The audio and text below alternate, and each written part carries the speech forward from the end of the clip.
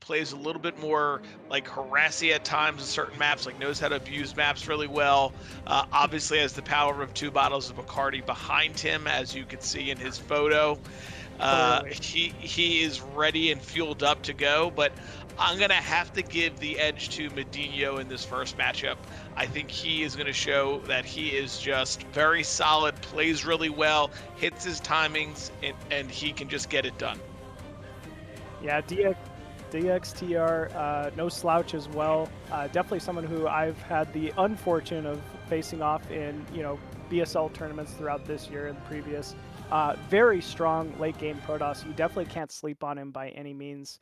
And map 1 going to be Metropolis here. Both our players are set to go. So let's go ahead and jump into game number 1 here.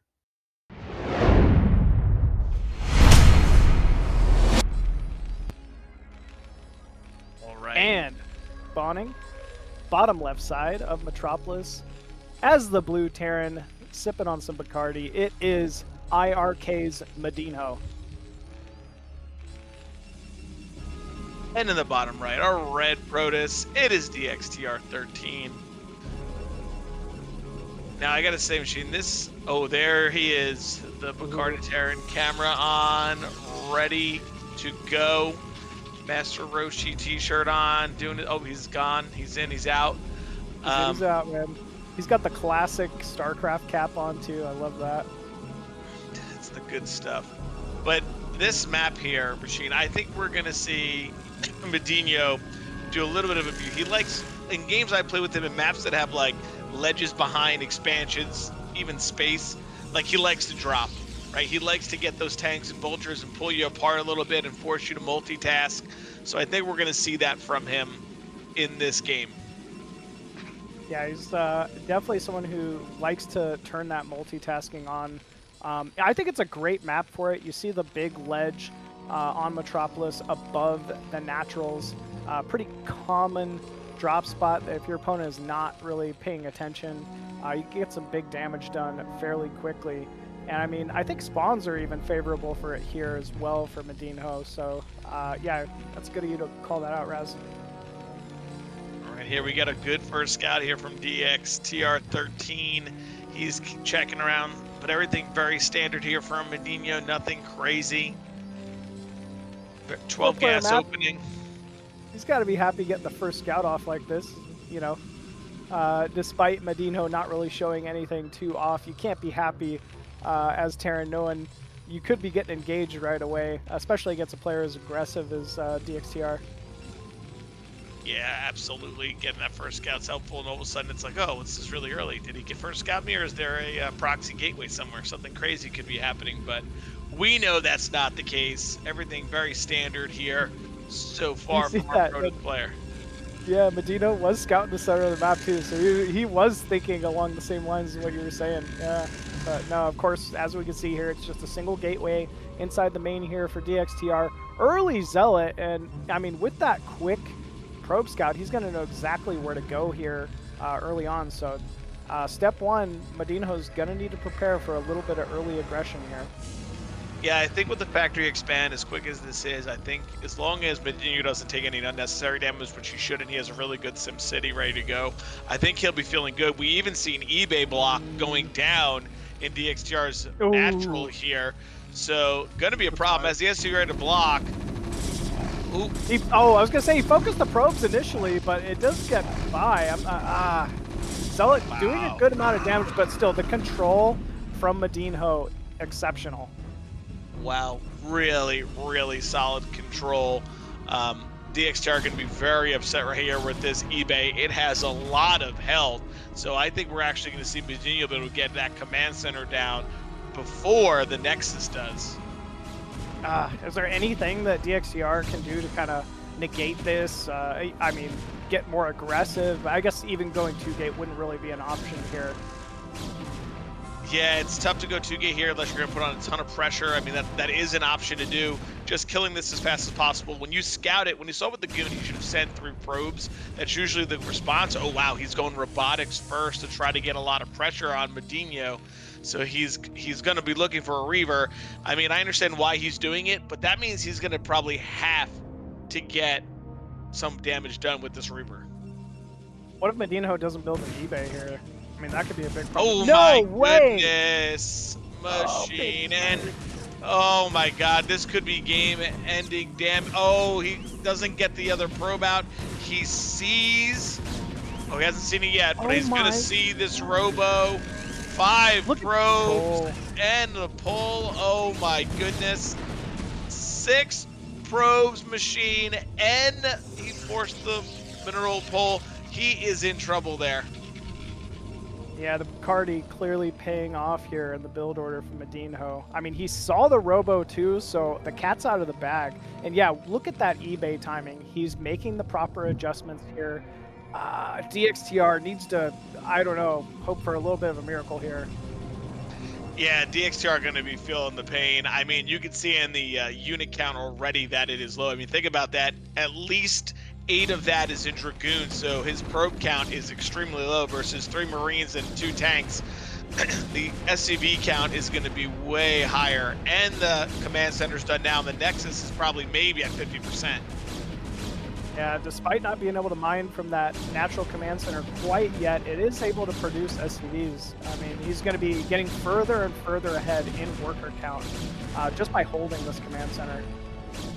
Yeah, I think we're going to see turret ring, siege mode. Wow, we didn't even go Reaper here. We're going 1 gate observer. Maybe he's going to try to do a second Nexus even earlier than the 630. I mean, we're going. I don't know, Machine. I'm not a fan of this right now. I think we got to take a risk. I think we're so behind from all the damage, it is almost not worth just going 2 gate observer here. I think we should be looking for a 3rd Nexus, maybe a Reaver to get some damage done, something. I mean, he knows how good MadiNho is. He's going to be able to scout out with this early observer that, in fact, there is that early turret ring that we anticipated. I don't know what damage could really be done with the Reaver here, but I definitely agree about the 3rd Nexus. I know you're kind of like hoping and praying for, you know, an answer here, but MadiNho's really shored up around his main and natural. Yeah, there's no way in right now for this observer. It might be able to sneak through the bunker in between those 2 turrets right there, but other than that, he's not going to see what MadiNho's doing, and I'm assuming we're going to see a 5-fact push from MadiNho, maybe even a 6-fact. Yeah, 5-fact seems to be kind of the flavor meta for TVP right now, especially, you know, as we know, this is close positions. We've known it from early on from the start of the game. Ooh, Templar Archives going down here for DXTR. Is that Stargate Arbiter? I guess we're going 2 gate ARB. Okay. Yeah. What do you think of this one? I don't think it's a bad idea. I mean, if he's really anticipating that MadiNho's going to do, we got the double observer here, Machine, so we can sneak in. We're going to get 1 in there. Ooh, I like it. He's got to know what he's up against. Oh, and he... Oh, I was going to say, I thought he was going to save that. That was great. Huh. Still sees the 2 factories. Machine shop's pumping. Oh, no. Oh, it missed. It missed. It missed. That was great. Wow. Missed shot from a turret. Unbelievable. Yeah. Good amount of tanks in the main. You can see that MadiNho was really anticipating some type of Reaver drop with such an early Robo, but obviously we know it's not underway. Unit moving to the 3rd here for DXTR, likely looking to take that 3rd Nexus that you called out earlier. Yeah, I mean, I think it's good now. I would really like to see him if he's going to actually... Looks like MadiNho just wants to take a 3rd of his own here, Machine.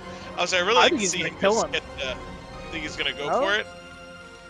I mean, that's a scary amount of tanks. I don't know. I'd be a little concerned if I was DXTR, but who knows? Maybe you're right. Maybe he could just be going for a 3rd base here. Oh, how did DXTR know to move out over here, man? That's crazy. That was good timing. I guess he saw it with the observer. He moved down. I was like, oh my God, they're just going to run into each other by random chance.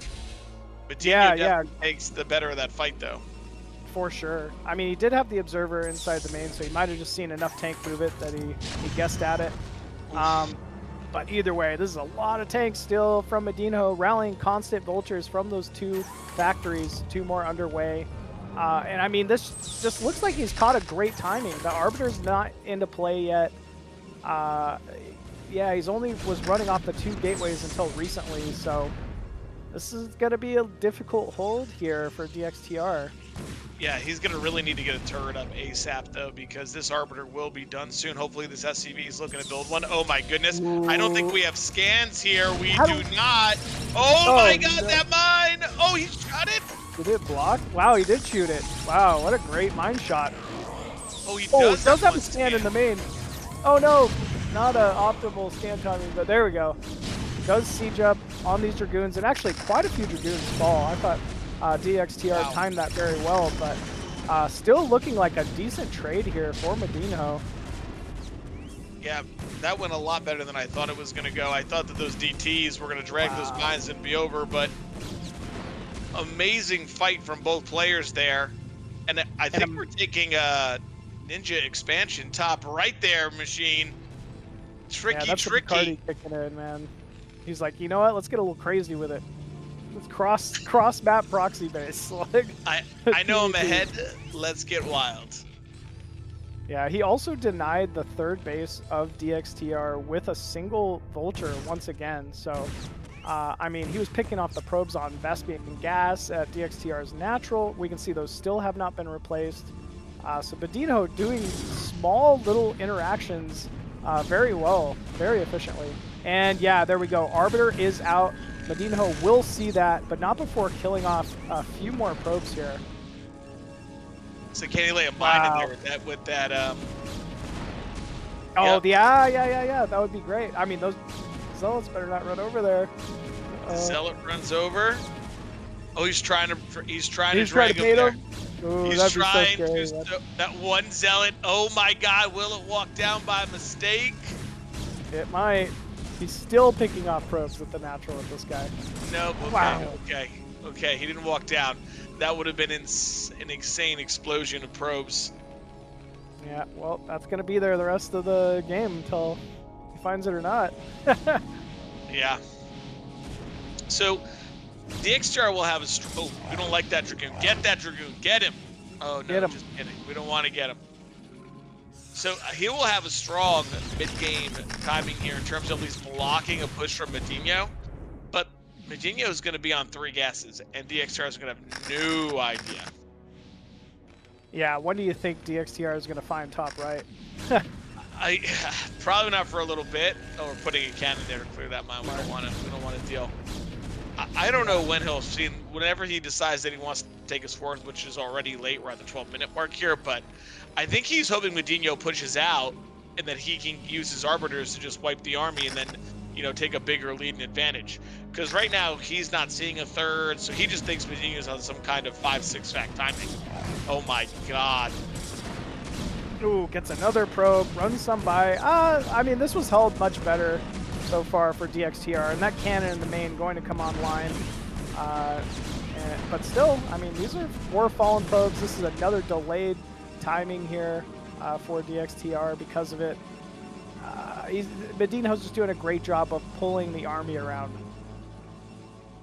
Yeah. I'd like to see some drops that we were talking about, man. Oh, look at that. Dropship at the natural here.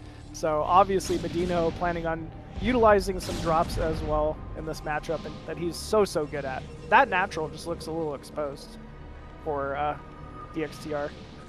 Yeah, DXTR is probably a little like, oh, this is weird. Like, he doesn't have a 3rd. He must be powering up to attack. Little does he know that he's powering up more than he would like. And you're right. I think the drops here on the natural are so good because of how far the army's got to walk back.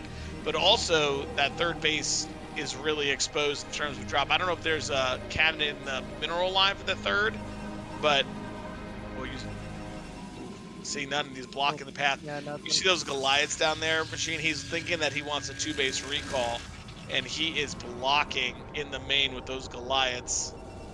Smart. You hate really dedicating so much supply to just preventing something, but you kind of have to do it. Look at this. And that drop we've been talking about going in here, but great arbiter timing from DXTR. Oh shoot, they kept moving. Either way, scan goes down.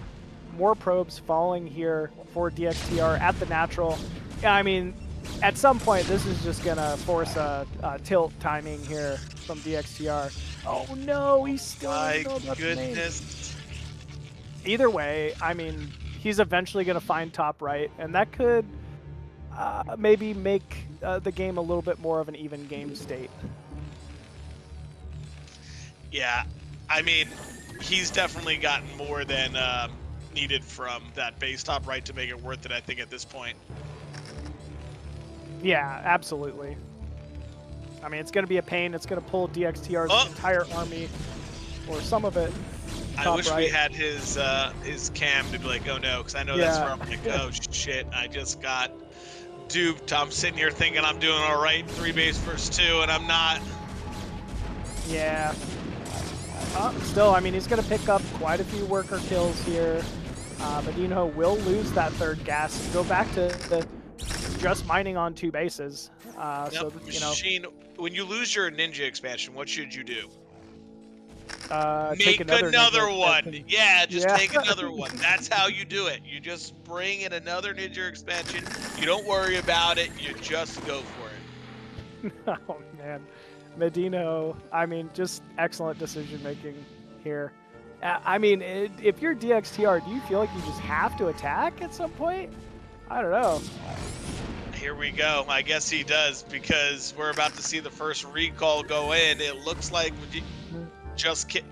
not kidding. Not kidding. Here comes the recall.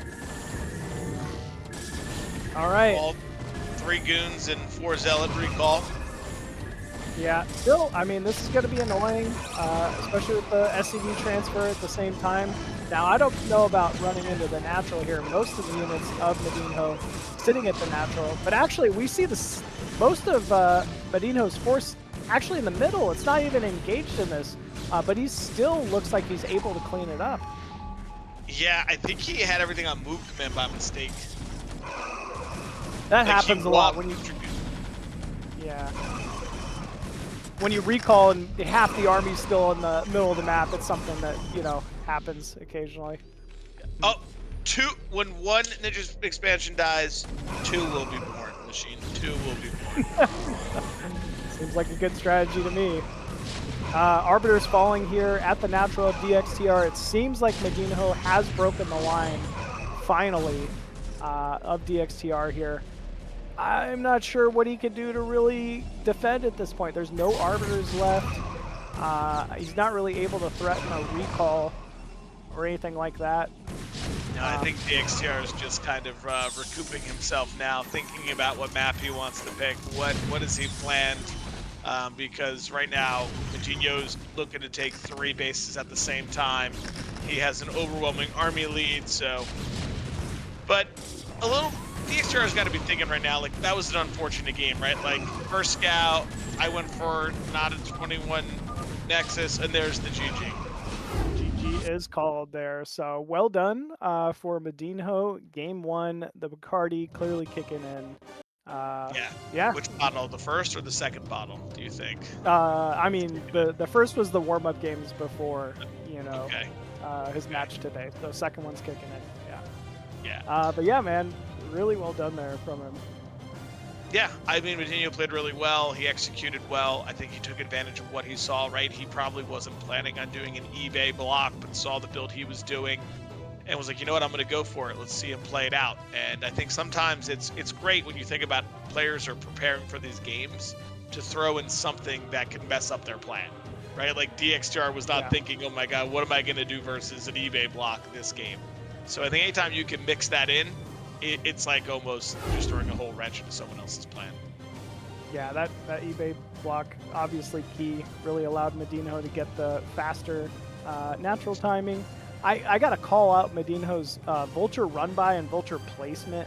I mean, there were quite a few times where, you know, in the middle of an engagement, he would run a couple Vultures off to block a third base, you know, kill probes at the natural Vespene Geyser, and it really gave him big edges here and there throughout the set. So, oh, 100%. I think, like I said, if you're DXTR, I think you got to say to yourself, okay, that went as bad as possible to start the game, right? That Vulture got in, the eBay block. Let's just get back into a game. We'll be sharp. and get it done. Map choices, being able to decide the map is also a big factor as well. I know I always feel much better going into a set if I'm able to pick, my favorite map for my favorite matchup in a series. So DXTR made it this far, man. He's got some plans, I'm sure, when he's facing off against MadiNho here.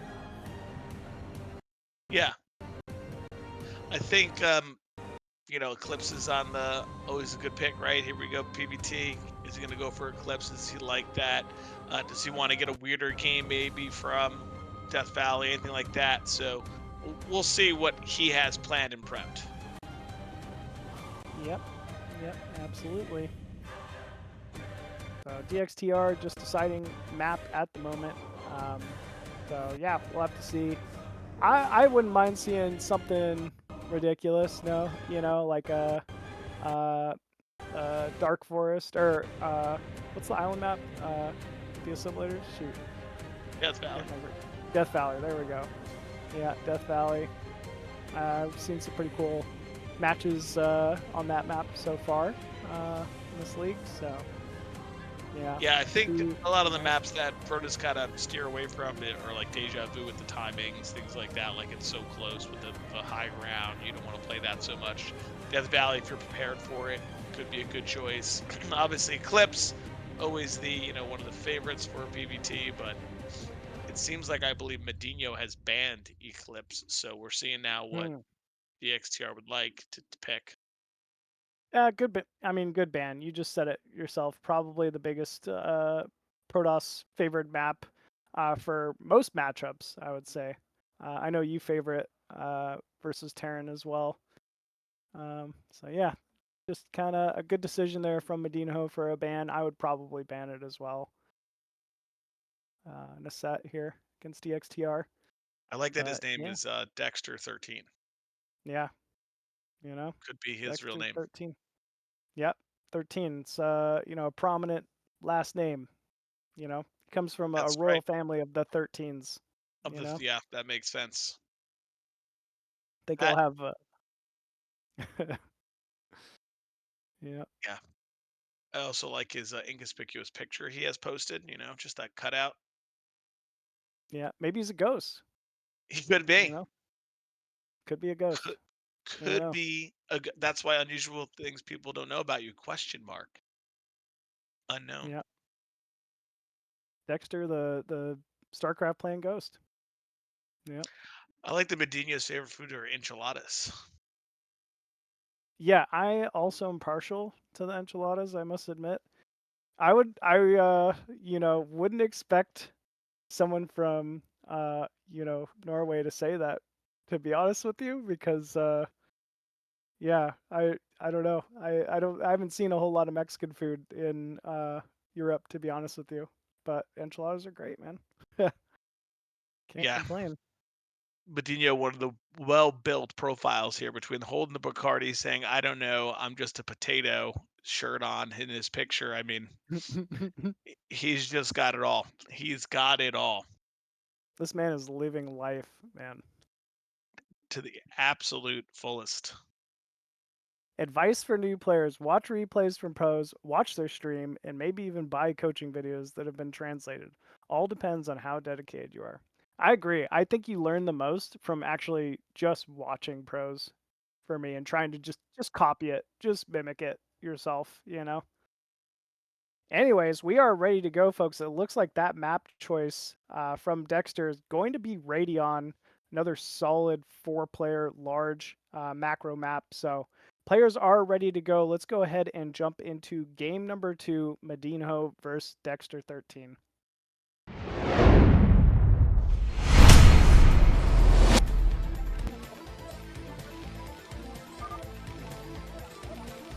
And spawning here, bottom left, as the blue Terran once again.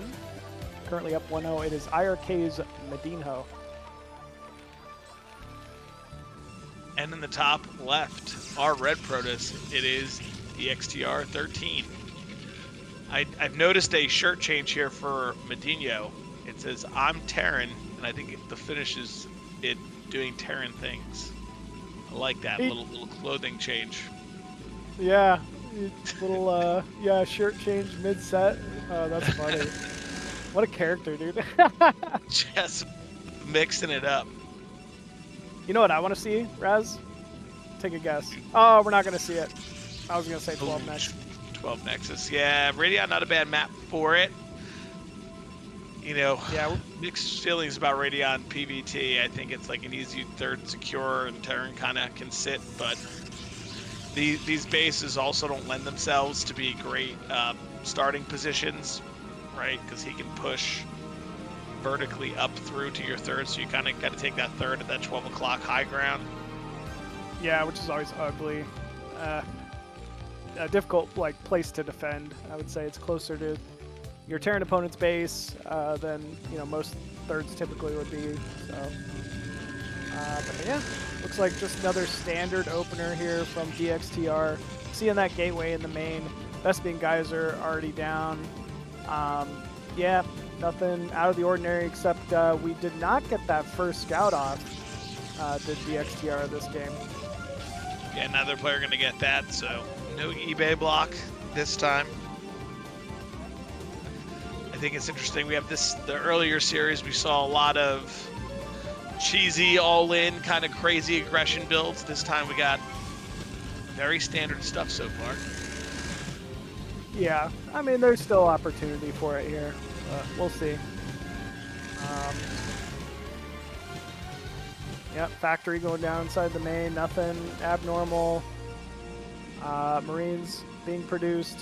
What dxtr showed last game that I liked that he adjusted. There's no Zealot this time. So MadiNho going to obviously produce those early Marines to defend, but will not be necessarily needing them other than to push off the probe here. That was pretty fast range out of dxtr, leaving open some options if he did choose to put down a second gateway, get a little aggressive, but that would be a little unusual as well. Yeah, it seems like we're going to have another just very standard game, third pylon. I mean, we really see a lot of professionals right now utilizing the 19 Nexus, right? Or right. At latest the 21 Nexus, trying to get that Nexus online as fast as possible. dxtr seem to be want to play a little safer here, going with the 23 Nexus. I think that's also fine. Very standard stuff. Here we go. MadiNho getting the SCV in. Going to see just a single Dragoon, but will actually see the Nexus timing at least with this SCV, and that should tell him, hey, I'm A-okay to go ahead and put my command center down. Yeah, I was curious if we were going to see like an FD from MadiNho, considering he did the add-on right away, and he's playing super safe bunker first with tank, it seems like.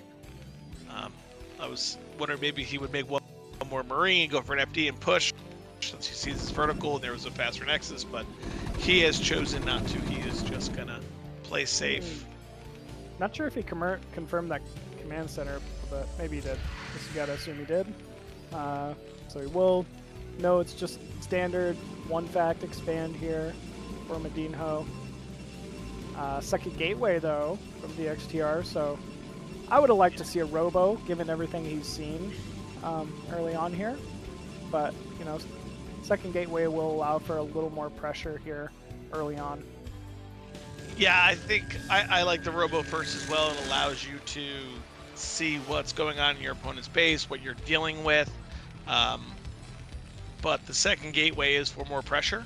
But we didn't see anything that we can really press here. We really can't press the bunker when there's a tank out already and two tanks. So sometimes it's good. Oh no, we did have a robo up there. Oh, it's already done. Nice. Okay. We're good. He's just ahead of it, man. He's way ahead. So Observer going to be produced here. I like seeing the Observer first. He might, if he's good, he might be able to start taking that third Nexus at 12 o'clock here very shortly if you want to get just a little greedy with it. Yeah, it looks like MadiNho is going to pressure, so the second gateway first might be helpful. Okay. I mean, he did last game, so I guess that makes sense. Yeah, I guess it was a later timing. Yeah, he did make the extra Marine, so we're going to see pressure build here from MadiNho incoming. Okay. Do you think with the second gateway so early, DXTR should be fine? He should be. He'll have 8 goons out by the time this gets here. Will they all be in the front? I don't know. I really like his observer pathing here. He's pathing Yes. down to see if MadiNho is pushing. So that'll be key because it would probably be good for him to bring the goons out, micro back, pick off some of the Marines, put some damage down. Oh, she's a He, mine and a vulture barely. yeah, he I may don't think not he think this knows. is pressure, man. He may think this is just vultures getting out there, and having those 4 goons there could be trouble. He thinks it may be a drop. See that? But Yeah, he does have 8, so he should be in pretty good shape. you have to back up a little bit, consolidate. But yeah, MadiNho is here and he is coming in. Great vulture movement again. Good mind. Focus down though from Dexter. I think he handled that really well. He did. MadiNho trying to put a mine, bunker though. down, but oh my goodness, we have seizure already. Oh my Oh goodness, my what a mine God. connect. Really good shots here from the tanks. Really good focus fire. Oh my goodness, MadiNho, you monster, takes out all 8 of these Dragoons. 2 tanks still up. We are repairing, that's OP. Oh my goodness, machine. Yeah, he just melted it. The 3 SCVs being the perfect number there. They tanked really well. And, I mean, I thought Dexter, the initial control was great. Targeting down those mines, didn't take any unnecessary damage, but 1 mine connects and did, you know, crippling damage to this force here of Dexter. Yeah, man. Tough matchup here, PvT. You know, these tanks fire from 3 screens away and do a lot of damage. Oh, there's a Dragoon in the main he forgot to pull as well. Looks like bottom left. Yeah, unfortunately, DXTR trying to just add gateways, but this is not something MadiNho went all in on, right? He has the natural, he is sitting, if this Nexus goes down, this is the game, and there is just no way that these 4 Dragoons, unless one's a Phoenix, is going to be able to clear these Terran army, and there it is. That should be the last push here, and there's the GG. MadiNho taking it down in style. Yeah, big win when he needed it most. I wasn't so sure he had that timing, but I mean, he just kind of went with his gut and it worked out.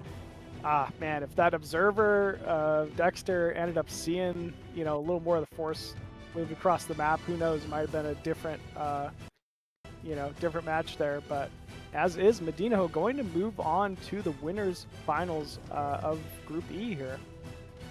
Yeah, well deserved, well played, executed both games really well. So he earns a spot in the winners to advance first. I think like we said, I think he was a little bit of the favorite there, and he comes through and shows us that. But big matchup now, machine. The substitute TT1 coming in, and I think we both know he is no joke. He is a serious player. He knows a ton. His game knowledge is incredible, and he can execute.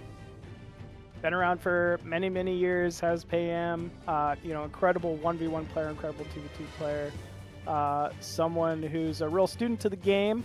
Yeah, I mean, definitely not the kind of last minute replacement you want to be running up against, but he's here. And I want to say I think he's a big threat to this group. Yeah, he definitely is. I know he'll be playing TVP and then PVT or PBZ, obviously those Zergs in this group, so he'll be doing those matchup and race picking. I've played him a number of times, PVT, and he is very good. His timings are sharp. His build orders are sharp. He reads the game really well. So I think OnlyDark is going to have his hands full. Yeah, no, OnlyDark, no slouch as well. Another student of the game, been playing for many years. Fellow Red Clan member as well. Shout out to Team Red. Uh, yeah, he's you know, definitely one who's known for his drop timings and Dark Templar timings. He really favors run DT run bys, and makes it work, man. When it's not always easy to do. So yeah, as you said, TT1 going to be pulling out the Terran for this matchup, and it's gonna be you know, a tough match for both these players here. Absolutely. Absolutely. There we go. Yeah, Ready to go. Look at that. That's all he didn't have to fill out the form. That's the only picture he needed to show who he is and what he's got to do. That's him, Uh, man. Yep. OnlyDark playing since 2006. Yeah. He plays Left 4 unusual Dead and Tekken. Oh, okay. unusual things people don't know about you. Nationality, interesting response. Yep, yep. Uh, but yeah, use the Logitech G Pro. Pretty standard mouse. Same with the Red Dragon keyboard there. So, Maybe he'll be on the yep. Tekken World Tour soon. All right, folks. And with this, both players are in the lobby and set to go. Map 1 going to be Metropolis. Let's jump into game number 1.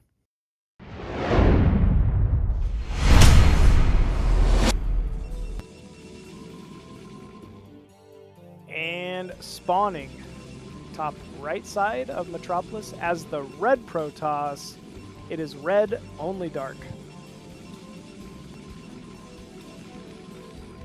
And in the bottom right, we have our Terran player. It's TT1 trying to fake us out by using the name Probe. We're not fooled by you. Yeah, we're definitely not fooled. He's going to be making siege tanks just like all the other Terrans. That's right. That is right. So we'll be interested to see what he starts with, what he decides to open with. Obviously, playing both sides of a matchup and knowing it really well always helps. So we'll see what he decides is going to be his opening here. Look at that, the 500 APM Mr. TT1's hovering at here. Just cruising, man. Speed Demon. Speed Demon. Speed kills, man. He's got great multitasking. He is sharp. Another Metropolis game. You know, we kind of pointed it out last game, but great map for drop style. You know, again, another close position spawn between these two. So let's see how that factors in. Yeah. You know, this map, I'm always interested in, like, the way the setup is. With the 12 for a 12 Nexus, I don't see many pros go over. I think the distance is just too close. I think it's too big of a risk. So I think you see a lot of players just playing standard. Zealot pressure is definitely favored here because of the same distance. So you see a lot of the pros do it. The problem is that the Terrans have gotten so good at these sim cities. It's hard to get some damage with Zealots, and you know I like to use my Zealots as much as I can. But in this distance, it would have helped because it looks like we're going for a gasless expand. Yeah, that's odd. That's you don't see that quite as often anymore, although some Terrans really do favor gasless expands, like Dandy.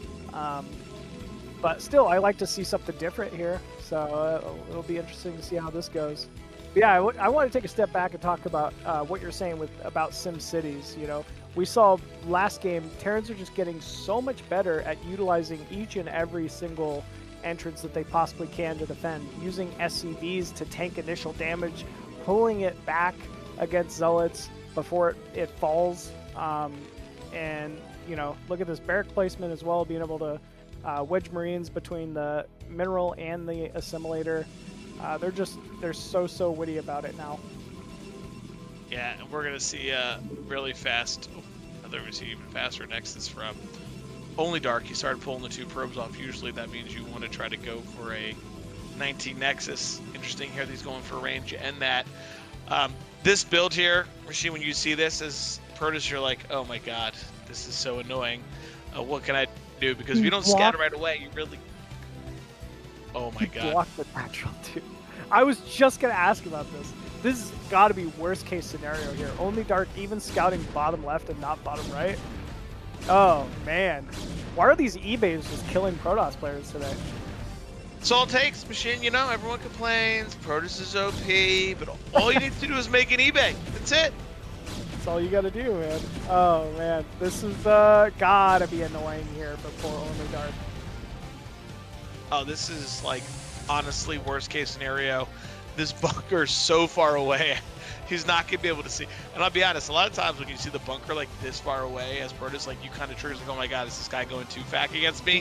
Which, you know, light I don't want to spoil ASL, but Light had used it a couple times, so it's like it's very possible that people are doing it. You know, I know I've Man, run into the ladder more often, so you know, it always gives you like oh no, what is he doing back there? And we see a second gateway from OnlyDark first, because he may be a little bit like, oh no, is this a 2-fac? But it is not. And with TT1, someone who's super sharp with just hitting all of his builds, he's probably going to end up being 8 to 10 workers up by the time this Nexus goes from all of the from the 2 command centers being done so fast. Yikes. Yeah, you never really like that. I mean, look how diligent he's being. He sees the Dragoons back at home and knows that he can move forward with the Marines, snipes yet another probe. Yeah, second factory timing is great. I mean, if you're doing this well, like, would this lead Terran to get a little more aggressive here early on? Yeah, I think when you go gasless and you get it done this well, oh my god, is he gonna sneak this in too? No, okay, there's the 3rd Dragoon, he's gonna block. I mean, he hasn't even transferred his probes over yet. Like, he is definitely behind. I think, yes, to your question, Machine, I think that 5-fac, 6-fac pushes become just so much more deadly in these scenarios. And if you see, OnlyDark already has a probe, I think, I don't know if it's a probe or Dragoon up there. Dragoon, he's looking to take an early 3rd, like really early and greedy. And if TT1 just goes 4 or 5-fac push here, he'll probably run him over. I think we're seeing that. There's already a 3rd factory underway. I don't know if there's an armory, but maybe you could just be going for like a +1 time. Yeah, no armory, which might even mean be more of a lead to think that he's getting aggressive here early on. Just not even going to wait for upgrades. He just wants to go. Yeah, I think that's exactly it. He's not going to wait for upgrades. He's not going to make the armory. He's going to be super aggressive and get after it. 3rd gateway going down, but I noticed that OnlyDark's Nexus not blinking. Very, very bad from him right now, because he's going to need some eco going into this mid game.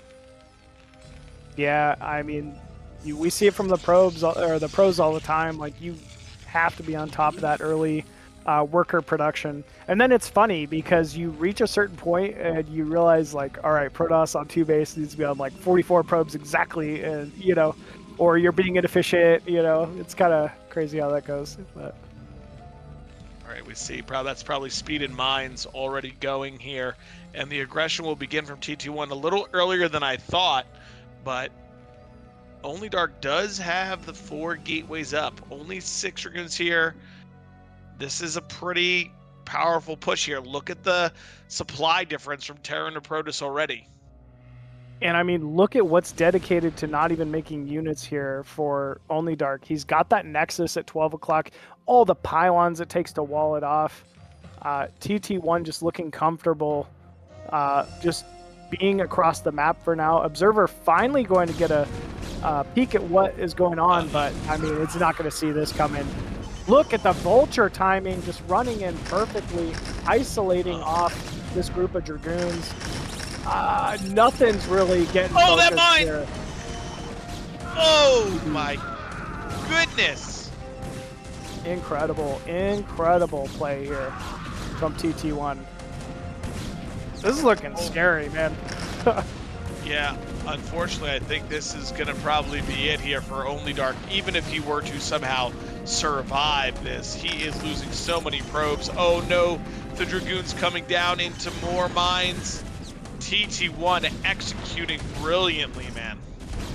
OnlyDark trying to probe drill, pick off a few of these isolated vultures, but I mean, there's still 3 tanks remaining, mines at the natural, and TT1 being relentless with the rallied vultures at the moment.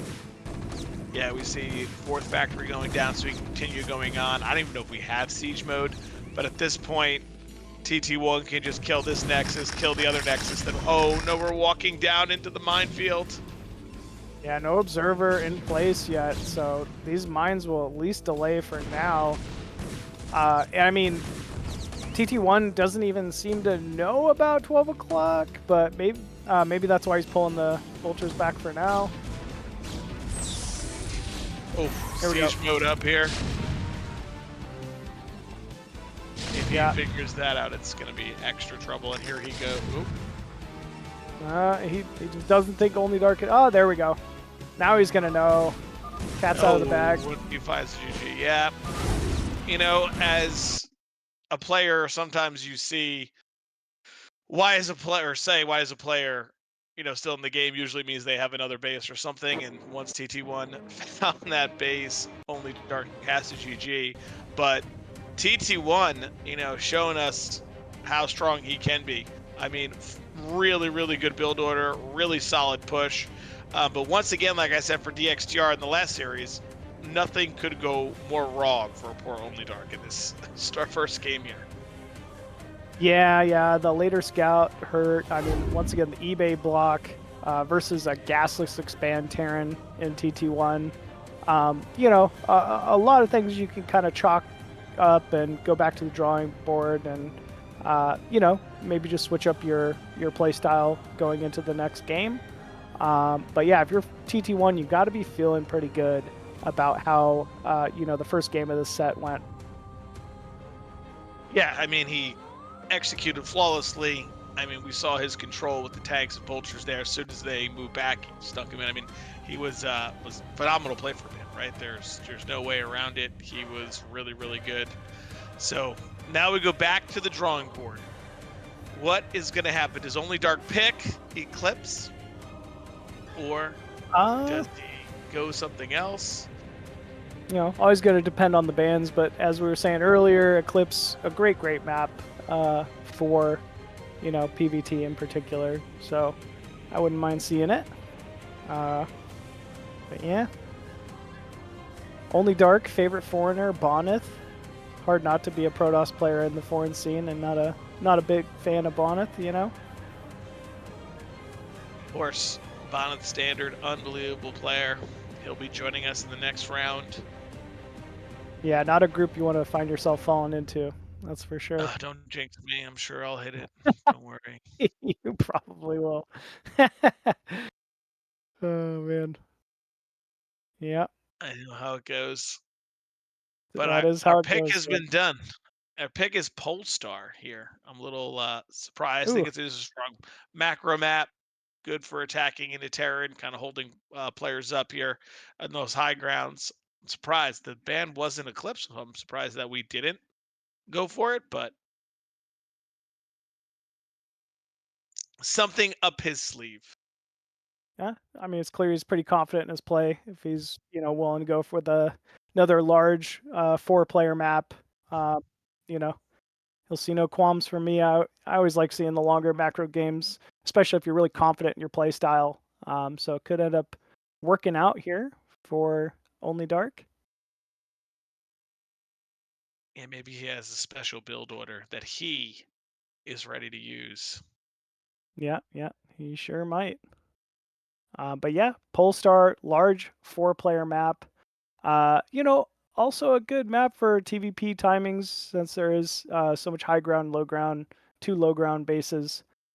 So not necessarily even a bad pick for PAM here either. But yeah, both of our players are ready to go. So let's go ahead and jump into game number 2 on Polestar.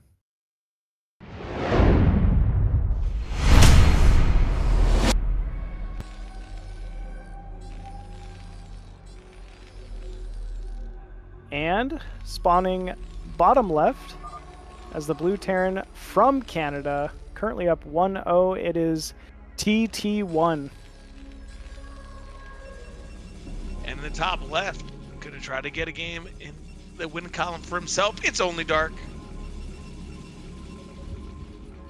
Another right, vertical positions. Yeah, I think vertical positions are a little better here compared to the horizontal. I don't know if there's really that much of a difference, but in my brain there is, just for like pushing purposes. But I think this is a good map to get those Reavers out there, put them on the high ground, and make sure we can, you know, hold on to those pushes. I know this is a map I don't like the style, but the double robo shuttle style, you really can fly around behind these thirds and drop on different bases with storms. I'm not sure if that's how OnlyDark likes to play, but we shall see. Given what we've seen out of TT1, the first game of this set. You know, you have to expect that TT1 likes to go for timings once he's recognized that he's in a favorable position. So if I'm DXTR, I'm thinking Reaver. I'm thinking stop. Yeah, I know what you're saying, Raz. He was listening to me. He was. He listened. I was gonna say that exactly. He heard you. Yeah. He What do you think about this? Hey, Nexus first. Always good. Yeah. I mean, it's no crazy barracks timing in the center of the map out of TT1 here. He already showed gasless the previous game. I think this is a great call. Here. Yeah, we're going to go gasless again here, Machine. So this is a great pick here from OnlyDark to go the 12 Nexus, right? Unless TT1 decides he's going to pull all the boys and he's going to scout it. Nope, never mind. I thought he was going to see the probe and try to go top right, but he's going to end scout. Now the question is, what variation and how many Marines will TT1 make, and will he decide just to go for it, or will he just play it out? What would Flash do here? I think Flash would probably just play it out. Maybe pressure with some Marines early to force a pull from some probes just to get some mining back, but I don't know if you go for it here with the gasless and no vulture. OnlyDark's probe going to get in here, scout the gasless once again. He's got to have a smile on his face. That's not in vision. I knew it. It's not in vision here until it's done. He's going to have to pull. Oh, my goodness. If wow, he it stays dark bunker, for long. Yep. This is trouble. Trouble here. He's going for it. Yep. He's going to just hop the bunker over. Big deal here because his command center has already started. He's going to need to pull more probes, Machine. We need more probes. We need to block these Marines from getting into that bunker. Good block so far. Oh, he did have a great block, but he let him by. Oh, no. Yeah, big damage going to go down here. Bunker range. It does. I think if he could build one more bunker and just keep pushing to it. He can, but he's just going to jump out. And look at Pam, so diligent, bringing the Marines in and out of the bunker, just slowly threatening this Nexus. Still OnlyDark doing what he can, pulled the probes into the main, defending with this single Zealot so far. You got to expect he's going to have more underway here shortly. Oh, he's going, gets a nice SCV pick off. Second bunker still not up. And actually another SCV going down here. But yeah, with that second bunker, he should be able to range the Dragoon. And yeah, it's not really looking like OnlyDark going to be able to hold this Nexus at the natural here so far. Yeah, he needs to save these SCVs so he can repair when the range comes and really delay this. OnlyDark didn't lose that many probes. I think he lost maybe 2 where, oh my goodness, he's like, you know, you have 1 Dragoon, you're not making more, I'm just going to go for it. I'm shocked that we're going up the ramp here, but we are. Here we go. Pull the probes. This might be perfect here from TT1, forcing out lost mining time from all these probes. Yeah, that's a lot of lost mining time. 12 probes being pulled out there. There's no, I feel like there's just almost no way he can hold this Nexus at this point. No, he didn't lose that many probes. He killed some SCVs. The problem here is this was a gasless, so we have already another command center going. Yeah, another command center completed. SCVs, wow, quite a few SCVs even already mining at that natural. We see an eBay as well in the main of TT1. You know, he's got to be just thinking, how do I lose this, right? DT, you know, some type of drop play. Let's just be safe and delay and go from there. Yeah, and he doesn't need to do. Yeah, he doesn't need to do anything too crazy at this point, right? He can just sit here, macro up, ton of workers. I mean, once again, think about it. What does he have? Maybe 6 supply in worker or in units, and the rest are in SCVs. So he's got a really solid number already of eco. He's going to keep going up. Next is just going down. No robo from OnlyDark. So whether he goes mines or siege, you know, it's going to be an uphill battle here. Yeah, absolutely. I mean, there's nothing TT1 really needs to do. He's just as long as he has a minimum tank count here, which, you know, first one just completed. I think there's at least 3 Dragoons moving towards, okay, it's 4. So he can two-shot that tank. It's not like it's not scary right here. Yeah, oh, in this bunker, okay. He'll be able to get some damage here. We have the magic number 4, right? Oh, we have siege. I would jump on this tank machine without even thinking about it. I'd lose all these Dragoons. I'd say, oh, that's too close. I gotta have it. Oh, you don't say. Yeah, Yep. Raz, I know that about you by now. You That's love just sending the voice, man. That's it. I would have been like, that tank is mine. How dare he take his own natural? Like, Can't have it. we can't have it. Can't have it out here. We got it. We got to go for it. Third Nexus up from OnlyDark here, definitely in recovery mode. Second Nexus going to complete as well. Supplies are pretty even for both players here, and you know, TT1 was forced to make quite a few turrets in case it was DT run by, in case it was some type of drop play. So, you know, good decision making here from OnlyDark to really start all out recovering that economy. Yeah, he's doing a really good job of recovering, right? He didn't take the Robo too fast. He got a third Nexus up. I am worried about another timing push here, like last game from TT1. We do have 4 gateways up again, but we really got to start making sure they're working and actually making Dragoons here so he doesn't die to a push. I'll tell you the big difference I see in TT1's play this game is definitely the armories. This is or single armory. You know, he's likely going for some type of +1 timing, which should give OnlyDark a little more breathing room. You know, in order to get probes up, in order to get this third base going.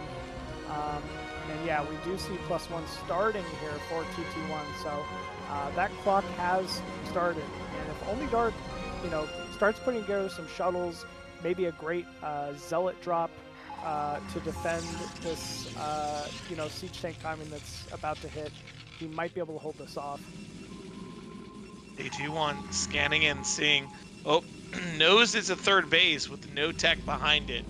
So I think that's going to probably trigger him to really get maybe another round of tanks out, get to like 8, maybe even 10 if the timing is right, and then just vultures from there and go. Right? Only 4 gateways from Protus. We can easily run that over. Yeah, he's macroing this very cleanly. We see pretty much constant SCV production out of TT1 at this point. Already accumulated quite a few tanks, and I'm hearing an unsiege. It may already be time here. He's trying to hide his unit count. Okay. Okay, against the observer? That's so smart. Yeah, he's hiding the unit count, so when he attacks out now, it's just going to be go. I wouldn't be surprised if he scanned this and then... Gets the observer? Yeah, got the observer, but now he's going to know. Here we go. Okay. Here we go. OnlyDark now really needs to try to take a stance somewhere, maybe at the high ground. He does not have 6 to 10 gateways at this point. Oh, we're bleeding off some units though. Yeah, he was hoping to grab just a few Dragoons there before they masked up, but actually, TT1 just in full unsiege, engaging against so many Dragoons, and coming out on top, it looks like. Yeah, I'm surprised that he just is not sieging and just going forward here. We're getting kind of low on tanks. OnlyDark doing a good job. Yeah, great control here from OnlyDark. The siege has been forced. Ooh, that's a lot of blue. Oof. Yeah, TT1 claiming the center of the map here on game 2. You know, the probes, probe count's looking pretty good for OnlyDark. I'll give him, you know, that much for sure. He's definitely recovered in economy. But yeah, he doesn't quite seem to have the gateway count, no tech yet either. So he's got a bit of an uphill battle. Yeah, he really needs to get the Zealot legs online here and get the Zealots out. Like, that's what's really going to help stop this push. Pure Dragoon will not do so. It will be in trouble. I was thinking a shuttle and some Zealots, right? Just Zealot bomb the siege tank line. Oh, looks like OnlyDark was thinking the same thing.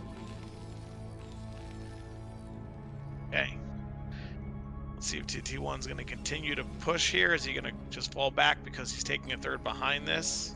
Yeah, he's giving himself options, for sure. He's scanning, and he's only seeing, you know, that many Dragoons there, right? Like, maybe with that, what, 2, 4, 6, 8, 10, 12 Dragoons, I mean, he might want to go. Yeah, you know, things have been going all right. He's got a gas bank. Like, I don't think he has to, but still, yeah, he might feel like he's just, this could be the OnlyDark point. may make the choice for him here. Yeah, he's pushing up into the center of the map here. Shuttle over the high ground. I don't know if we want to fight right here. Well, great Zealot bomb. I mean, you can't get Zealots more on top of these beach tanks. Big Mind Connect, though. Oh, man. Looks like TT1's done it. There's a few more tanks rallying in here. It was a close fight, but it looks to have gone TT1's way. Yeah, I don't know if fight. I think I like the engagement, but maybe let him come to the low ground.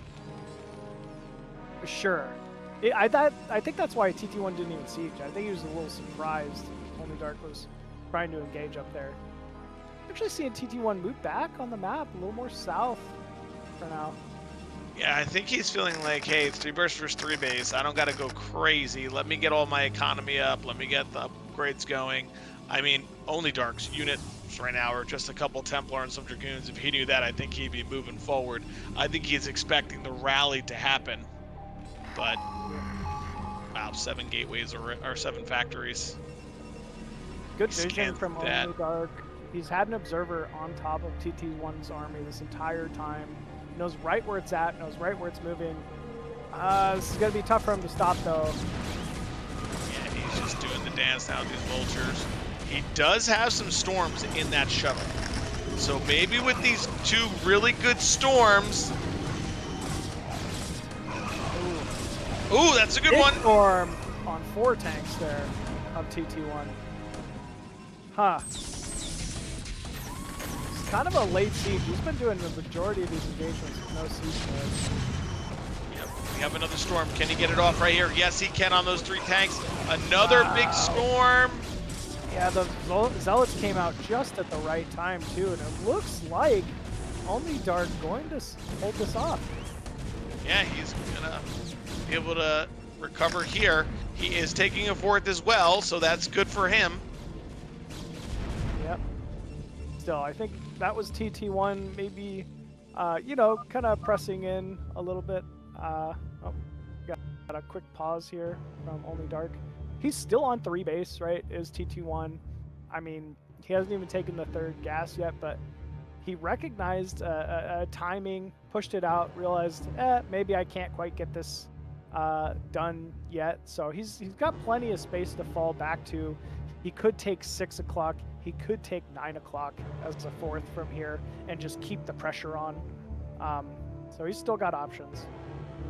Yeah, I think TT1's upgrades are going to be late now. I don't think he started his science facility. I think it's just about to start in the bottom right there. So we're at 14 minutes, and at best he's 1-1. So OnlyDark's still in this game for sure. He wiped the army.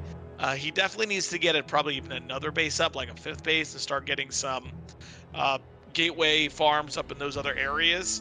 I don't know if we have Arbiter tech yet. I imagine that's where we're going. Yeah, so that we can continue to fight. Okay, no things so far. So just on Storm and Gateway Man, but that's okay. That's okay right now. Given the start of the game, this has been a good recovery here from OnlyDark. I mean, remember, he lost that natural nexus. He lost so many probes. That natural was delayed from TT1. So, yeah. Oh, and here we go. Ready to get back into it here. Here we go. Yeah, we see about a 40 supply lead here for OnlyDark, so that's solid as well, right? With a good amount of probes, too. I mean, he really recovered that economy from the early engagements. And actually, yeah, we're seeing TT1 back up a little bit. Yeah, I think that's smart for TT1. He is on 3 bases, right? He hasn't taken that 3rd gas yet, which is interesting. Yeah, he probably will momentarily. He's had a bank. He's waiting for the probe transfer. Oh. Well, good mine placement here from TT1. That mine from downtown machine, my goodness. Yeah, playing so much PvT, you know he knows all the little tricks that Terran's used in this matchup, and mine placement This definitely being the biggest one. Gonna be a storm drop. Oh man, that could be huge here if this is a storm drop. Oh, good.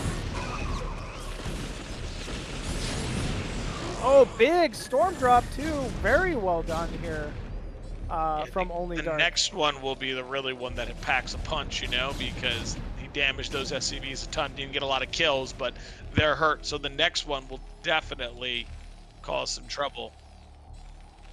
It's Triple armory from TT1. Interesting. That triple armory, man. He's going BCs. Yeah, he thinks that maybe if he upgrades 2 attacks at the same time, he can get right to 3-2. What if he's going for air armor for his science vessels? He could. Hey, innovative guy. Yeah. Changing the meta. I don't know about this move out here. Machine, we're down 40 supply. Yeah, this is. We only have like 8 siege tanks. I think if this gets run over, this could be the game here for TT1. If he doesn't move any further, I'm okay with it. Like if he just wants to take 9 o'clock, right? Probably a good option to hold the top of this ramp. And it looks like, no, does he want to go? He does. Come on, you see the same units we do, TT1. Back up. There's just so many, dude. Yeah, I think holding this spot can be okay if he rallies here. But, he knows how powerful tanks are, man. He's like, you know, 30 supply, what's the difference? Yeah, I mean, not wrong there, man. They are so strong in this matchup. But they particularly get their potency once you hit +2 attack, and we haven't seen that yet out of TT1. We're only 1-1 for now. It's probably coming up here real soon, though. TT1 just kind of watching this army, right? Watching it move, seeing where it's going, so that he can make sure that he can just move his army to match it. I think he doesn't really want to attack. I think he's okay with sitting right now. Triple shuttle. Is he going to do another unsiege timing attack? Yeah, with the sieges have been a little crazy when he moves forward. Yeah, a little delayed, I would say. OnlyDark's on the clock, though, machine. You and I have had this conversation many times where once you're on Gateway Man and you're 200, you have to attack. Your army value's not getting any higher. Yeah, you're not wrong. That's why we see so many of the greats switch into that carrier tech late game. I mean, it's got to be carriers or it's got to be mass dropships. And at least we're seeing multiple dropships here out of OnlyDark. Oh, is he gonna go now? Wow, this might be the play. Yeah, OnlyDark feeling a little caught out of position. Yep. Oh, he caught this out of position so well with TT1. Big scans going down. Oh, we got a storm. We got a storm. Oh, we didn't have enough energy. Oh my goodness. And all of a sudden, the supply is plummeting for OnlyDark. 1, 2, 3, 4 storms go down, but he was up 30 and now he's down 10. Not good. Here comes Zealots running through on move command. They're not even on attack move. 2-1. TT1 taking this fight convincingly here, machine. Yeah, that +2 range attack kicking in there for TT1 in a big way. This is, man, this might be it here for OnlyDark. Yeah, OnlyDark in trouble now. TT1 is now breaching the natural. We see he's got about 10, 11 factories. OnlyDark checking to see if he has 6 o'clock, and the answer is yes. We are not all in here on 3 base. We have more eco behind this. Oh my goodness, almost sniped that one shuttle. Yeah, it was very close. And now we're fighting out of a choke. Yeah, never what you want to be doing against siege tanks. But OnlyDark is fighting back, hoping to wait for another rally of units here. Has top right as well. He could maybe just transfer probes to it. You know, he could get something to go here. But at this point, I mean, OnlyDark's just got to pick a moment and go. Yeah, this doesn't get any better once again. There's going to be more. Oh, he's going to snipe that shuttle. This is the shuttle. Okay. It looks like he might want to counter with those shuttles to this natural. Oh nope, Oh, he's gonna he's come from the other looping side. around. Oh Oh no. no. Goliath did a great job focusing at first. And Zealots are getting on top of those siege tanks. OnlyDark really doing the best he can here with what he's got to Yeah, try to he's break fighting out. really well. And I two just tanks don't know. fall. Still fighting. Ah, man. Looks like just not enough there. GG is called from OnlyDark. And yeah, TT1 going to get the 2-0 victory and move on also to the winners finals. It's saddened for these Protoss players, man. I gotta, hang my head for them. See them Yeah. going down to all these siege tanks that can shoot from so far away. Then everyone tells us how broken Protoss is. It's like, oh, is it? Is it broke? Oh, seems not. Yeah. In a way, a Protoss one, TT1 In a being way. the Look at him PvP. changing over like he's gonna honor that he's a pro. Look at him switch over for the Yeah. second matchup. How could he? What a traitor. What a traitor. Unbelievable. Oh man, but yeah, that's gonna line up our winners finals match here for Group E. Death Valley going to be game one between MadiNho and TT1. I can't wait to get this one started, man. This is gonna be great. This is gonna be a good one. This is gonna be a very close series between these two players. Both super solid, play really well. So I think it's gonna be very interesting to see what happens here. I had a feeling this would end up being our winners finals match, to be honest with you. MadiNho has been so strong in previous series of BSL. Also a fellow commentator. Got to go for our commentator fellas here that also compete in the BSL. So yeah, man, he's made it this far.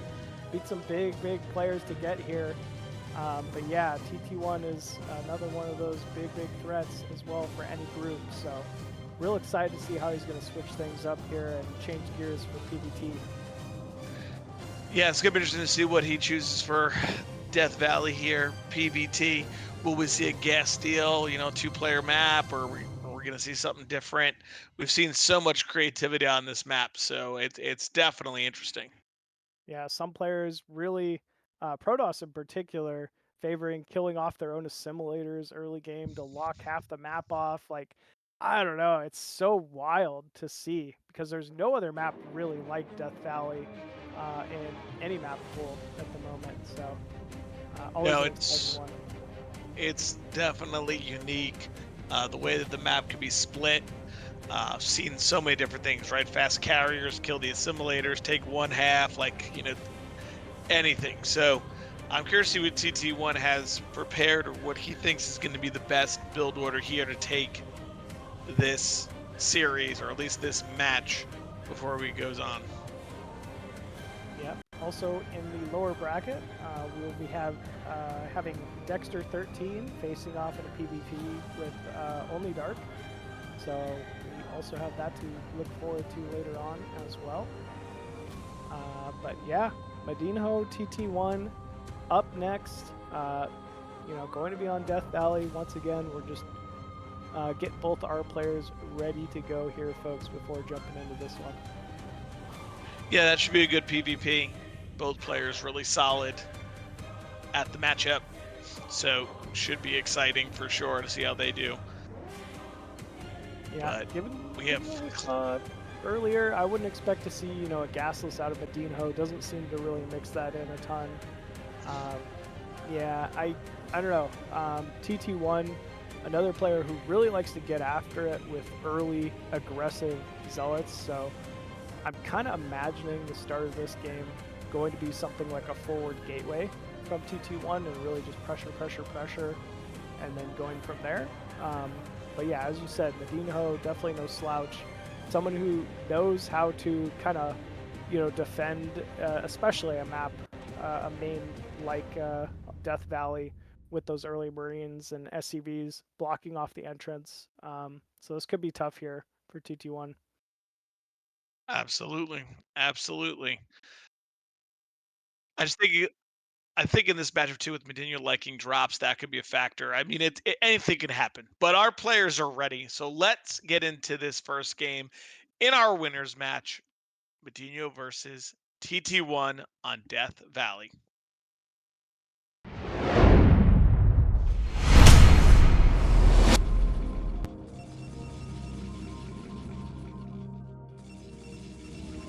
And spawning bottom right side of Death Valley. Now as a red Protoss player, it is TT1. And in the top left, the Bacardi man himself, it's MadiNho. Do you think the set that he had to wait for between TT1 and OnlyDark actually favors Pam, because MadiNho has been forced to consume yet more Bacardi? Oh, I don't know. The Bacardi makes him strong, man. Yeah, that's true. It just puts him in like power up. Yeah, it's like that neck. It's like Super Saiyan level like 2 or 3 for him at this point, you know? I see. I mean, listen, he also had another wardrobe change in the middle of the break here too. Now we have a stim shirt. You're right. We do have the stim shirt on.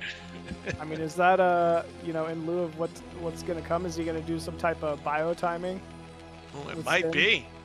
Wow, he goes gas first here to avoid the gas steal. Does not want to lose that early Vespian gas. Whereas, you know, what we just saw from TT1 himself likely would be just happy to go gasless, you know? Kind of crazy. Yeah, look at this. So I'm surprised. We're going with a Forge and a gas. I thought he was just going to go 12 Nexus, knowing that his barracks and factory would be so delayed. But pretty crazy. Well, I just want to call out that I did call that it was going to be a forward gateway TT1. See, I still know what I'm talking about sometimes. You got this. We believed in you. We believed. Not going to be easy to get much PvT knowledge through the roof. Yeah. We know it. Yeah, through the roof, man. Just know everything. But I don't know. Like I was saying earlier, it's gonna be a tough map to get any damage done, especially with MadiNho's barracks and you know, supply placement. Yeah, I mean, this is where this map gets interesting and tricky, right? Like, do you just go with a rangeless? Do you? Oh, he's trying to jump his probe out. That's funny. He wants to keep him. Yeah, that's his buddy. Oh, he's gonna go for it. Oh man, he's so close. Wanted to jump him out, but he said no. It was close, very close. But I would say, like, it gets weird now. Like, you have your gateway on the low ground to the top of the map. So do you just play for the top of the map? I think you have to. Right? I think you feel like you've kind of put yourself in a place where you have to. You have no choice. Now, MadiNho has another 100 gas saved up. Well, he still has. I mean, he had a probe in his base that whole time, seeing the additional gas. I don't think it's a 2-fact. Okay. I know how much you love it, but yeah. Dude, I got cursed last week. That's for sure. I was like, why would he go 2-fact here? And then they do it, and then it works. Is that block? I guess it blocks. Wow. Yep. Oh, that's annoying. Yeah, it's the day of the eBay. It's the day of the eBay. He's so right, dude. It's definitely been the day of the eBay. These eBays are crushing poor Protoss. This is the weakness. Everyone thought they had to make all these siege tanks. Everything. Nope. You don't. Make an eBay. See, he sends a double probe. Usually just want to send out double, triple probe. Kill it. That way it's not so long. Did lose the SCV for it, but not before he sees range underway. Whoa! That was the biggest Dragoon freeze of all time, man. They shot up. Good unit. Man, that was, yeah. Good unit. They sat there and just stared at him like, what are you going to do? Oh, shoot. I mean, that's You guys are on this ramp too? Oh, that's nice. man. He's I mean, that kind of stuff's all early pressure that TT1 wanted to get done. I'm surprised he's even poking in with these. He's got to be. If it was 2-fact, he might die. Now, Yeah. with all the damage on those 2 Dragoons. Damn it, man. MadiNho, why did we just do the 2-fact? What are you doing, man? I don't get this poke the high ground.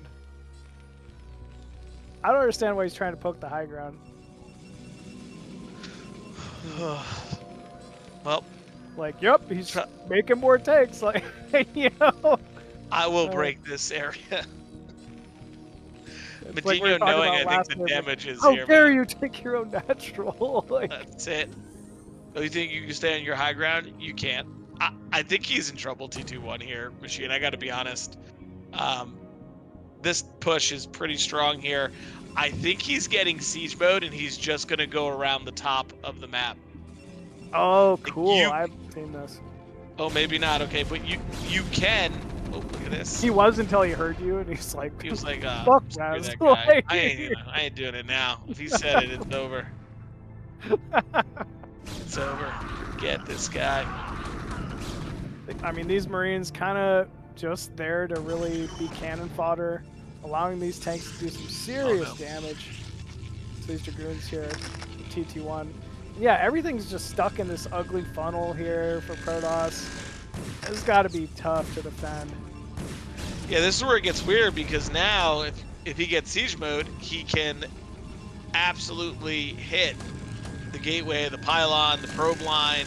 So I think he can reach the Nexus as long as there's a mine in vision. Okay. So like everything gets really weird. You're pretty much fighting high ground tanks in your NAT. Yeah, this is weird. We're seeing the immediate bunker build. There's going to be a turret likely as well. And yeah, MadiNho just needs to continue rallying all these Bacardi Terran units across the map. But actually, this is a lot of Dragoons. Looks like now is the time here. TT1. Dragoons firing on that tank on the low ground. The bunker completes, though. Oh, that mine. Big mine. Oh, no. Wow. Big damage coming down here from MadiNho, and there's no clearing this efficiently anymore. Even going to make a turret, it won't be able to get scouted by an early observer. Something like a shuttle drop is going to be traded, you know, pretty effectively here. And it's not like MadiNho's all in, right? He's been building his own natural behind this. I mean, supply count just starting to skyrocket here for MadiNho, and it doesn't really look like TT1 has a plan for this. Ooh. No, this is a really difficult spot. I mean, I like that he's trying to counter here, but we're going to have siege tanks all set up there already. These Dragoons are damaged. He definitely cannot break through. Seems like MadiNho is now just covering his bases, making sure that he cannot get hit by Reaver. See, this is where it gets weird. You need to be able to get some vision, I think, of the Nexus. You can't just leave it there. Like these tanks you'd think would be in range, but they cannot see it. I'm surprised he didn't float his barracks or something. Yeah, if he just gets down there and gets a mine, oh, he's gonna run the SCVV. Okay, that works, right? There you go. Let's see. He could make a turret on the low ground even or something. It might be worth taking a couple shots from these tanks to clear this SCV. Yeah, I'll just have to send another one down here. Oof. Still, this is looking like dire straits here. Definitely TT1. difficult for TT1. I mean, we haven't lost the Nexus, which is massive, but we did lose some probes. We lost a gateway. MadiNho powering up. Here he goes. Unsieged. Yeah, he's I don't know blocking. Yeah, he was trying to block with that SCV there. It looks like TT1 finally going to be able to clear this out, but not before losing a shuttle, not before losing quite a few Dragoons, so many probes, mining. This is a big uphill battle now here for TT1. Yeah, TT1 did take his third Nexus already, so he is going to be powering up. Ooh, can he sneak through? Can he sneak Ooh. through? But I would imagine MadiNho's got to have added a couple factories, or he's doing it now. It seems like. So he's all right. He is on 3, going up to 5. I think we're just going to see a timing push from him, hoping that he can break through TT1 here. That's a pretty TT1. wise decision, right? Like when you have an advantage like this, don't let it get to anything out of control. Like just keep your advantage and win. Yeah. Yeah, I think that's fine. I mean, wow, that's a lot of tanks already there, Machine. Yeah, it seriously is. Huh. Vultures This high look to ground be is running so around as interesting, well. man. This high ground is so crazy on this map. This is what makes it so awkward and weird. Like, you're covering the high ground, but you got to watch because they can just run behind you over here. And if he gets these vultures like all in the main, it could be just devastation. I mean, you could block it off with like a pylon or two, right? Yeah. Man, the Bacardi Vultures again coming in here for a party. He's just doing such a great job splitting them off. Good mines as well. I mean, he's getting a Dragoon count. There's just so much information as well as killing probes that MadiNho gets out of each one of those run-bys. Yeah, at the same time, just building up the tank count at home, right? And just continuing to hurt the Protoss economy, so.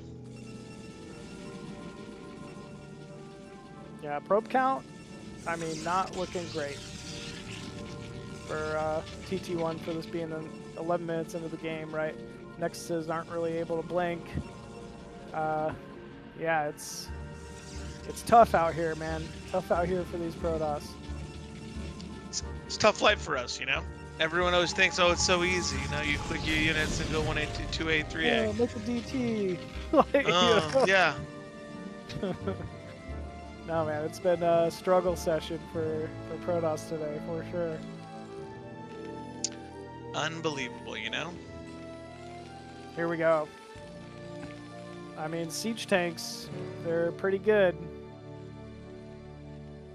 This is a big push here, Machine.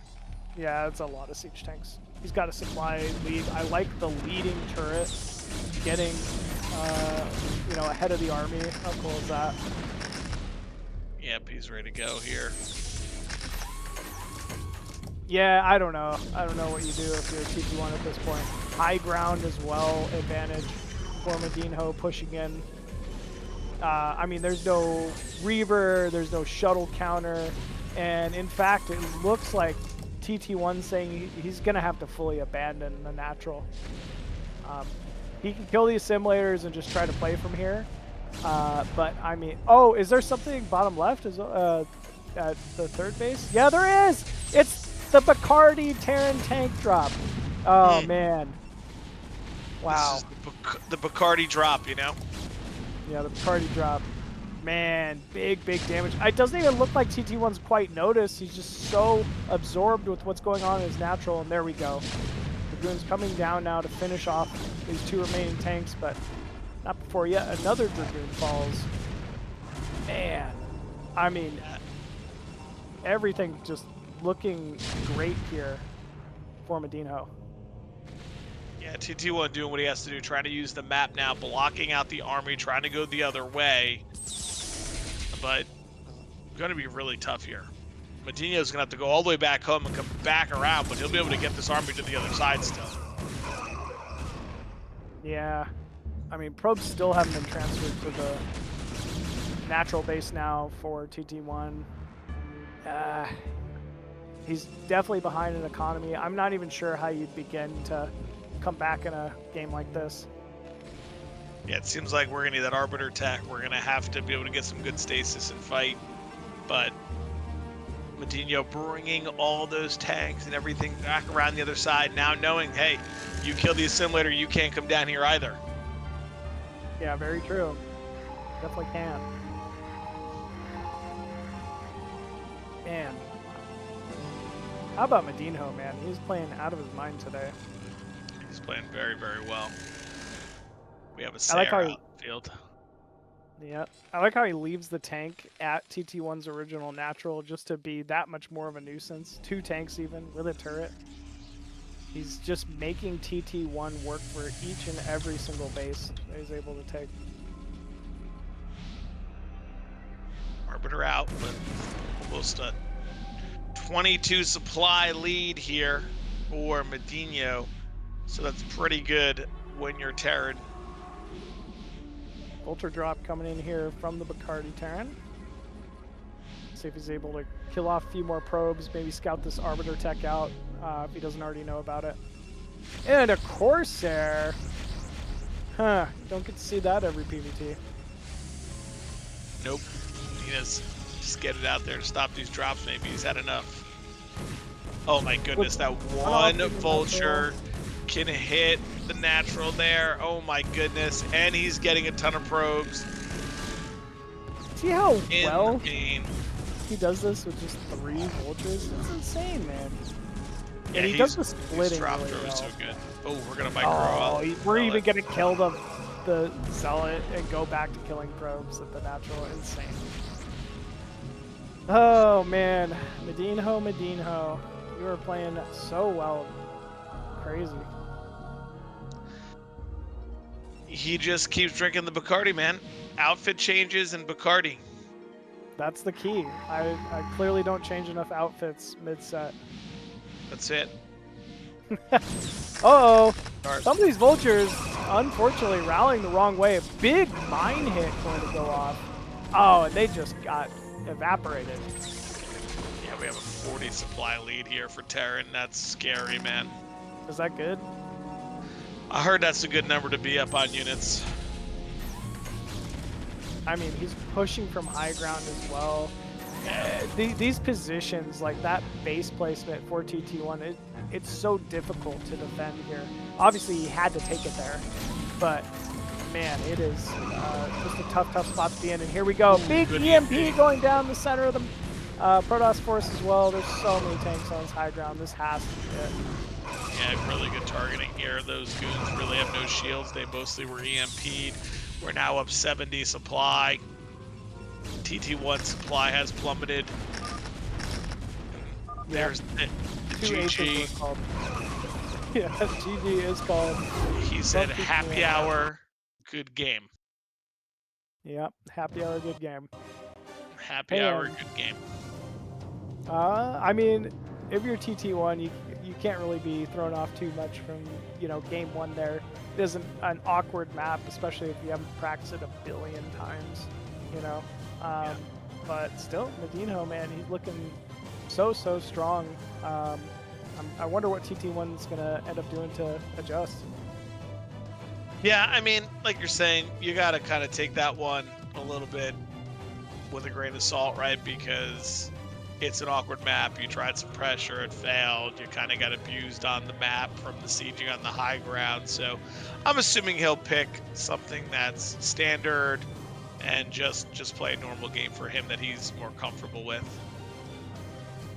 Clips, maybe? Well, Clips was a ban for MadiNho, so. Oh, smart. Yeah. That makes sense. Yeah. Well, we'll have to wait and see.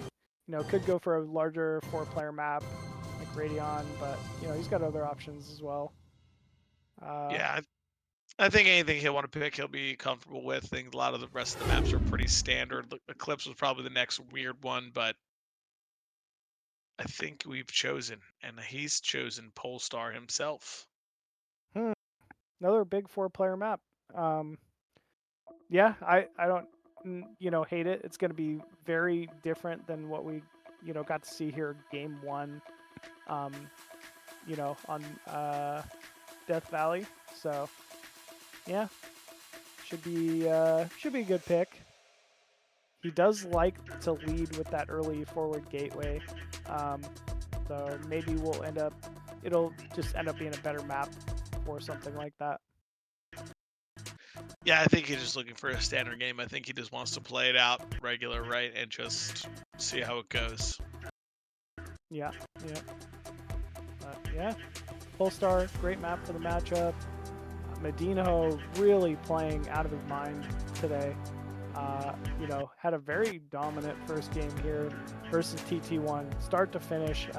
You can tell he's someone who's clearly practiced on Death Valley, but making just the correct reads and adjustments here.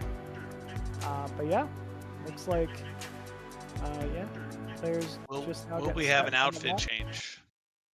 You know we will. I don't know how many outfits do you think he's got prepared?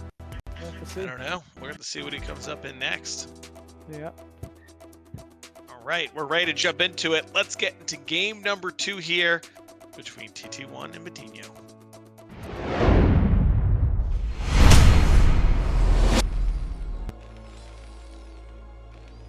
And spawning bottom left side as the blue Terran once again currently up 1-0. It is IRK's MadiNho.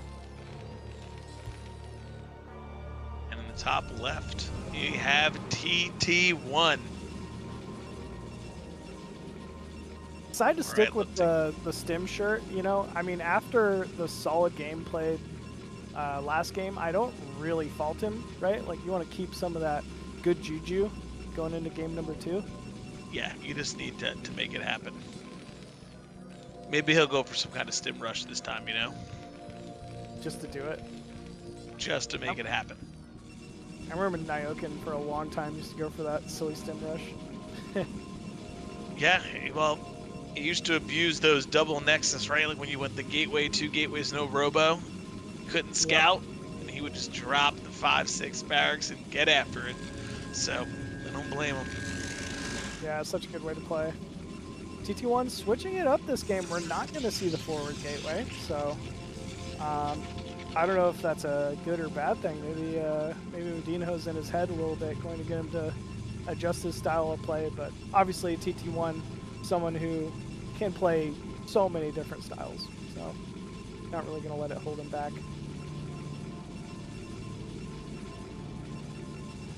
Delayed gas here from TT1.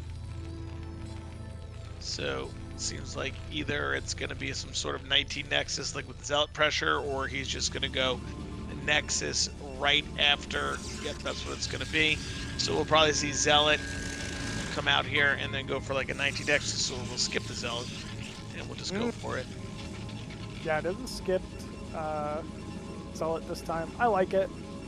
He's completely changing up his play from game 1. Always a benefit, you know.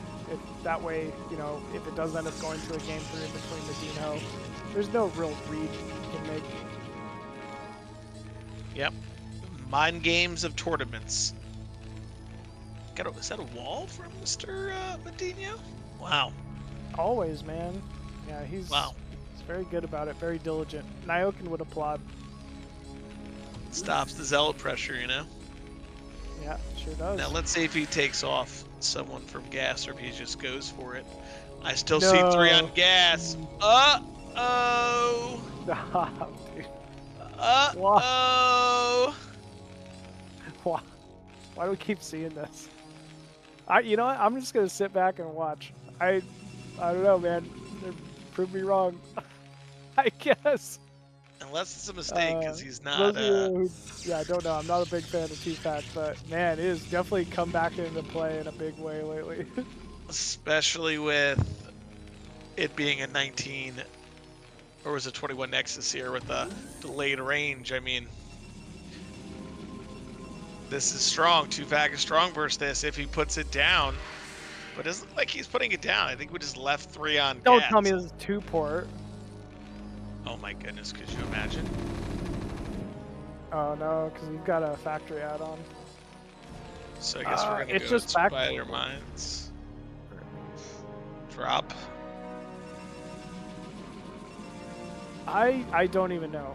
You would know better than me, dude. I know what I'm looking at right now.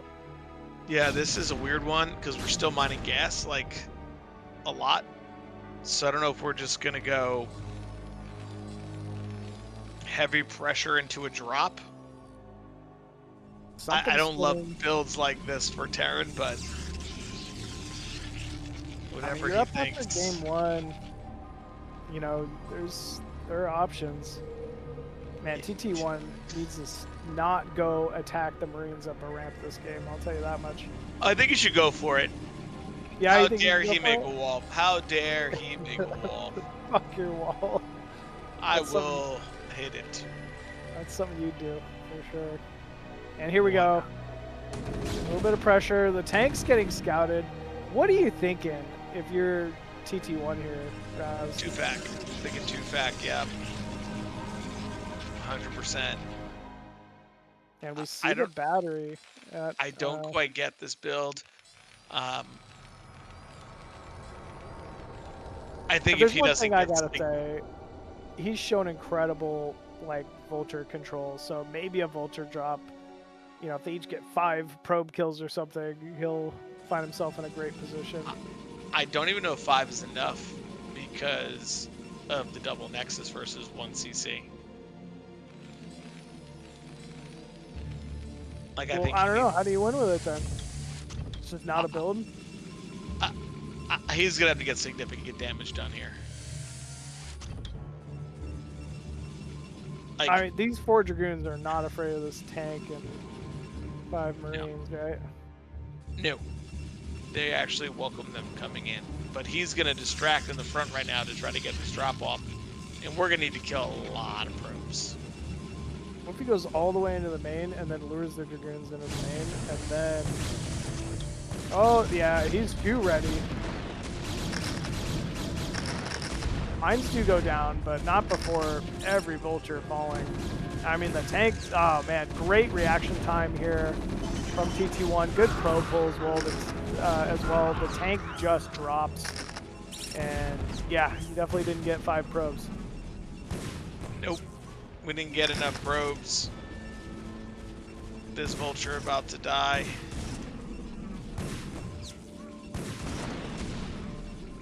Yeah. Yeah, this right here, struggle town now for MadiNho. Gonna have to really play from behind here. I mean, yeah, I don't know. He just has to play from behind. Maybe he's able to continue the drops in a way and get more damage done. But it almost looks like Pam knows he's got a big timing here. Yeah, there's no Marines. Bunker's not done. He's got Observer to clear the mines. This is not good. Nope. Yeah, the bunker's going to fall instantaneously. It looks like the dropship's looping around for some type of harass in the main, but it just might be too late.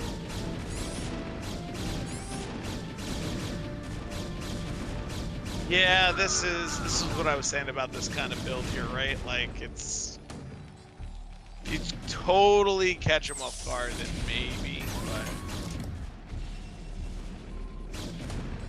Yeah, well, it did not catch TT1 off guard here. Even this additional vulture in the main, trying to move into position to do a little damage here with probes, moving into surround. Oh, sees the mine as well. I think he just wanted him to try to hit the mine. I think he's got a vulture in there. Is there one vulture? Yeah, but yeah, he's not even gonna drop it. Look at the supply count right now. Yeah, it's not looking good if you're a Terran player. Actually, it's just not looking good for any race. 38 to 72. Yeah, no. This is, sometimes you just get caught with your pants down, you know? Hey, sometimes you get creative, you go for a build, and it is what it is. And even here now, at this point, trading, even if it's inefficient, getting a couple of siege tanks for a couple of goons is a big deal. I don't even know if it was inefficient. He was just clearing tanks. Now it's getting inefficient, I'll say that much. Oof. Yeah.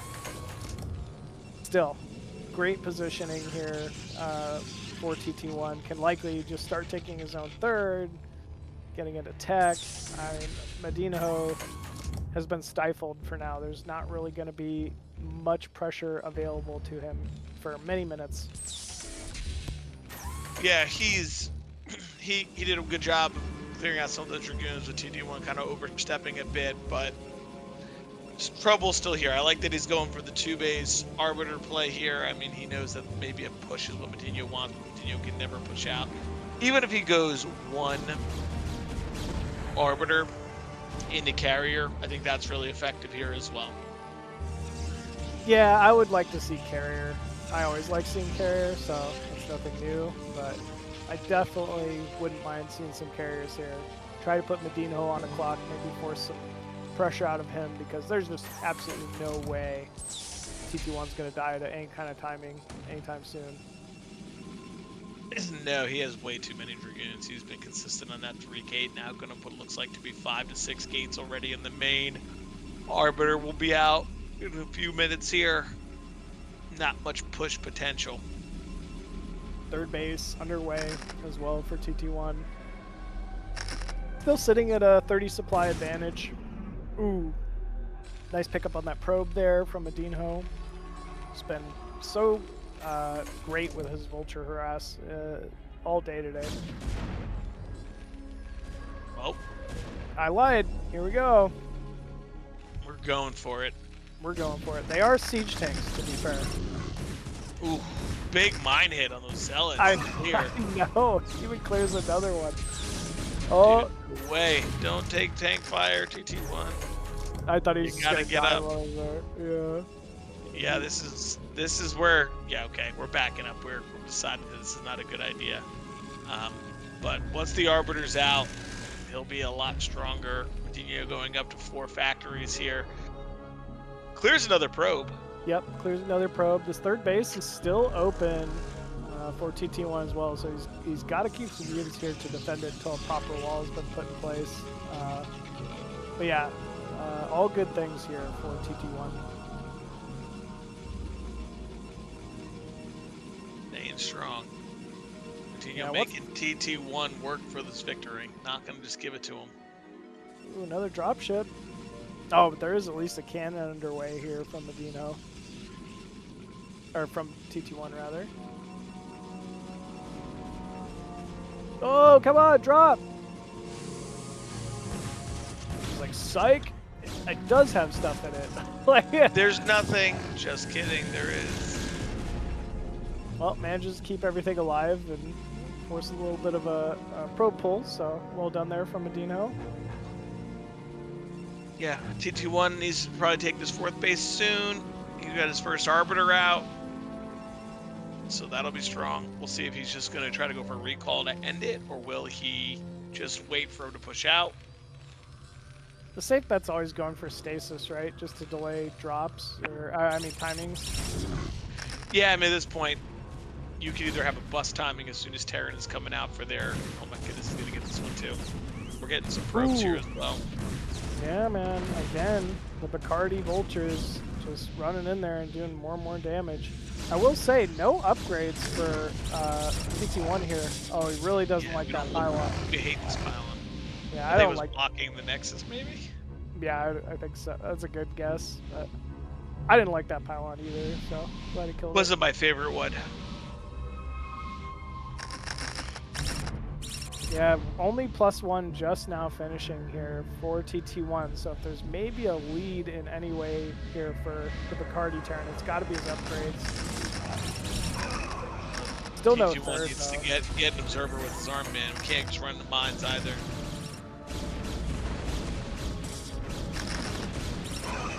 He's Ooh. wow, big mine connect there. Well done. Still, I mean, he's losing vultures for these, and he doesn't have the supply to give up.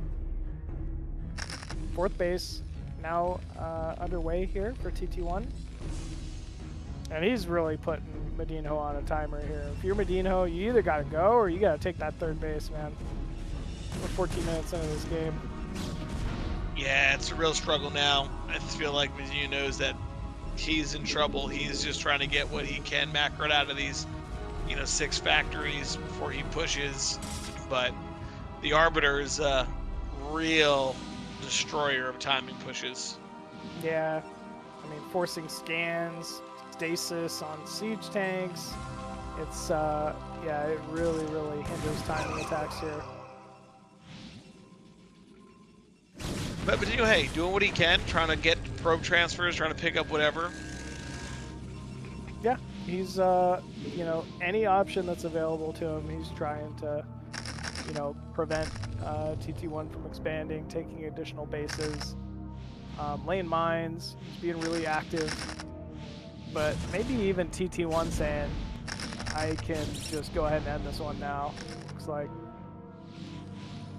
Well, like you said, you keep setting out these vulture raids, which is great, but that means they're not at home. And TT1 has had enough. Yeah, looks like actually Vulture Zealots just disintegrated there. That did not look like it went super well for TT1 to start things off. The supply was up 40, and now we're down. How did that happen? We ran all of our Zealots into a field of like 20 mines. These Zealots look like they may get picked up here from MadiNho if he wants them. Yeah, and that helps put him back in the game a little bit there. Still no third though. I mean, he's on a timer, right? This is basically as strong as MadiNho's gonna get on 2 bases here. He's probably just waiting for the stasis to wear off and it's time to go, is my guess. But either way, I feel like he's put himself in a position where he needs to hit a timing. Maybe I'm wrong. Maybe he can just take his third and go from here. But I don't know. Yeah, I mean, Arbiter play does allow the Terran to try and like do split map if they want, right? Like you just defend. I think if it were more carrier, you'd want to go, but the Arbiter allows you to take it. Yeah, so the Arbiter can allow you as Terran to sit here and play upgrade style and just not move. MadiNho's doing a great job luring the army around with these vultures. Actually, psych, I lied. They got caught really hard. Oh, big EMP! Oh, huge EMP though. Oh my wow. God. Yeah, there's no recall coming anytime soon. So for as far behind as MadiNho was, he is doing a great job in playing this game out right now. He is making it difficult for TT1. Yeah, how's he doing this, man? This is crazy.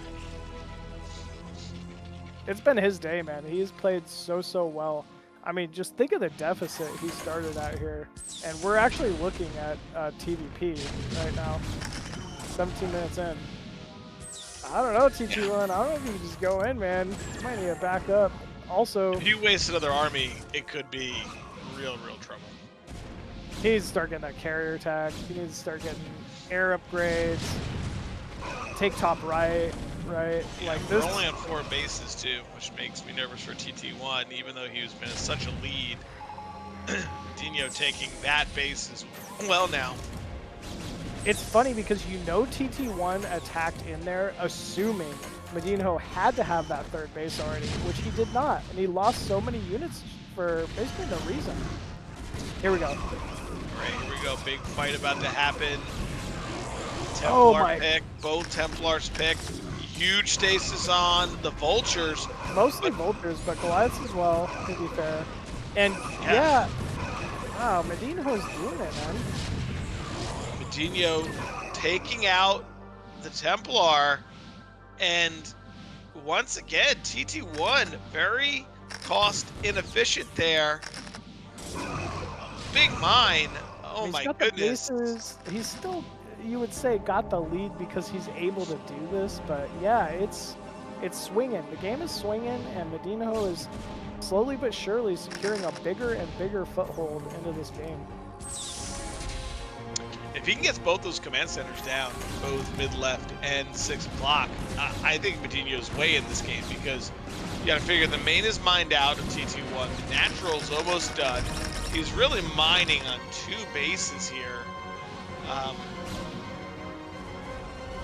MadiNho can really. Oh, there's a vulture. Now there. TT1. Oh, no, we're messing around.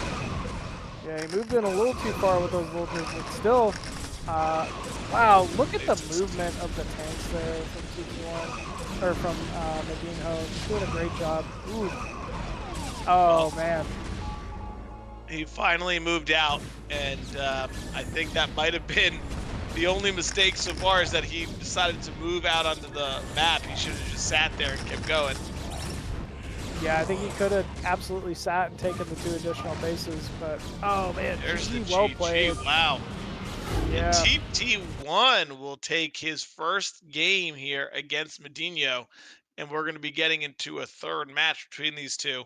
I mean, incredible play. MadiNho making some game out of being so far behind so early, but TT1 able to close it out.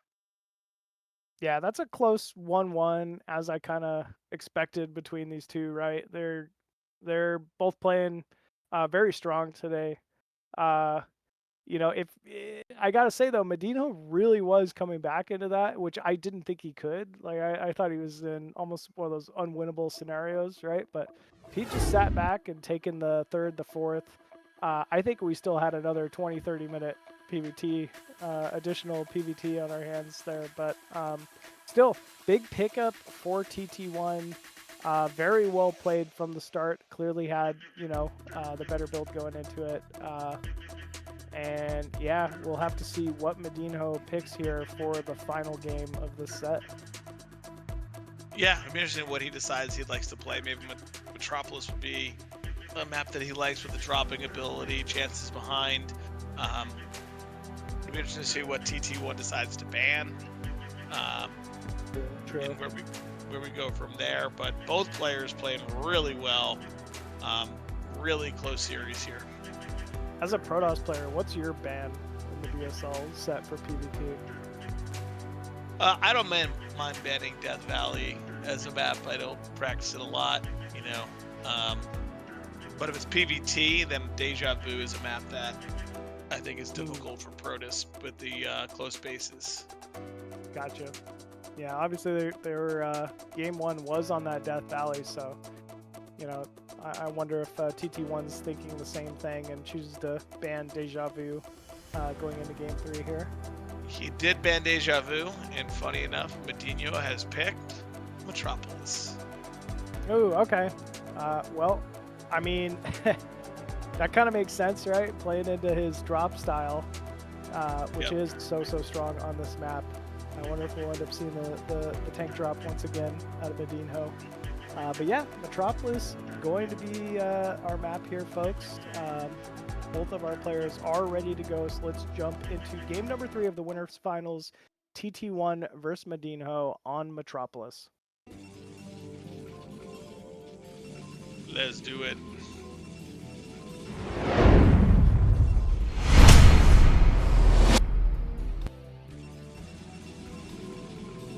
And spawning top left side as the red Protoss from Canada, it is TT1. And in the bottom right, who elected not to have another shirt change and then lost a game. Suspicious. It's MadiNho. Yeah, you think it's the wardrobe shirt juju that lost him the game that game? Did he had it? He had the juju, T-shirt switching out. Unbelievable. Well, it's cross map. First time we've got to actually see a proper cross map PvT today. So kind of excited to see how this one's going to play out. We haven't seen anything super unusual out of TT1. Game 1 was the forward gate on Death Valley, which I think is a little more in line with how he normally likes to play. Game 2 being just a standard 1 gate gas inside the main into core before Zealot, quick range. And that ended up obviously going fairly well for him, so be interested to see what he ends up getting up to game 3 here. Yeah, it seems like TT1 is very okay with just playing out the standard game here and doing his thing. MadiNho liked to mix it up last game. Let's see if he's going to mix it up this game, maybe with the, I don't know if he plays, might be a gasless here. We have the barracks outside. Oh, yeah, we do have the barracks outside. Oh, man. I mean, it's great for walling off on this map. It's such a, a fairly wide entrance. It's not so standard, you could say.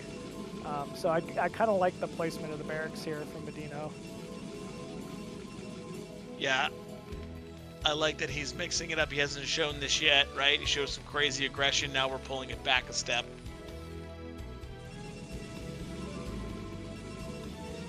Well, that core once again underway here for TT1. Such a fast command center, and I think he's going to be happy with his choice once he recognizes that this is in fact a cross-map game.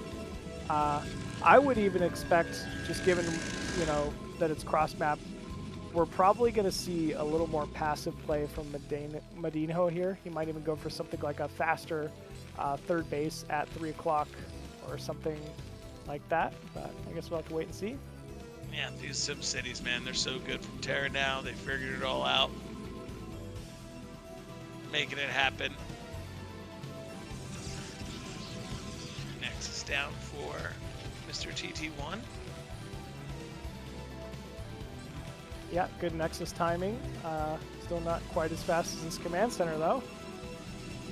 Nope. And such a late scout from both players this game, which we hadn't seen prior. Yeah, you kind of have to with the early Nexus like this, just so you can really get your optimization on your minerals. But going to be interesting. He's going to see this, and I'm telling you, it's like, oh man, I didn't scout it. Yeah, like this is way up. I mean, look how much longer this command center is up compared to this Nexus. Yeah, that's quite a ways, and it's not really like Protoss could just pull the boys when they see it and go, just send 10 probes across the map. Here we go. Pull the boys. Yeah. Man, that'd be funny. Just Protoss players just tearing down bunkers with probes. That's how you do it now. That's what we're gonna have to do. Yeah, First Dragoon does see that bunker, burns little shields, and then decides to back off wisely. 2 factories underway here for MadiNho. All in great timing. He's playing very well, man. Yeah, both these guys are just hitting their builds, doing their thing. Extremely well done. Easier said than done, right? Especially in the middle of such a big tournament. Your nerves are going. You've been playing all day already, right? We're in the final game of their final set. Well, for one of them, they're definitely a little fatigued, I'd say.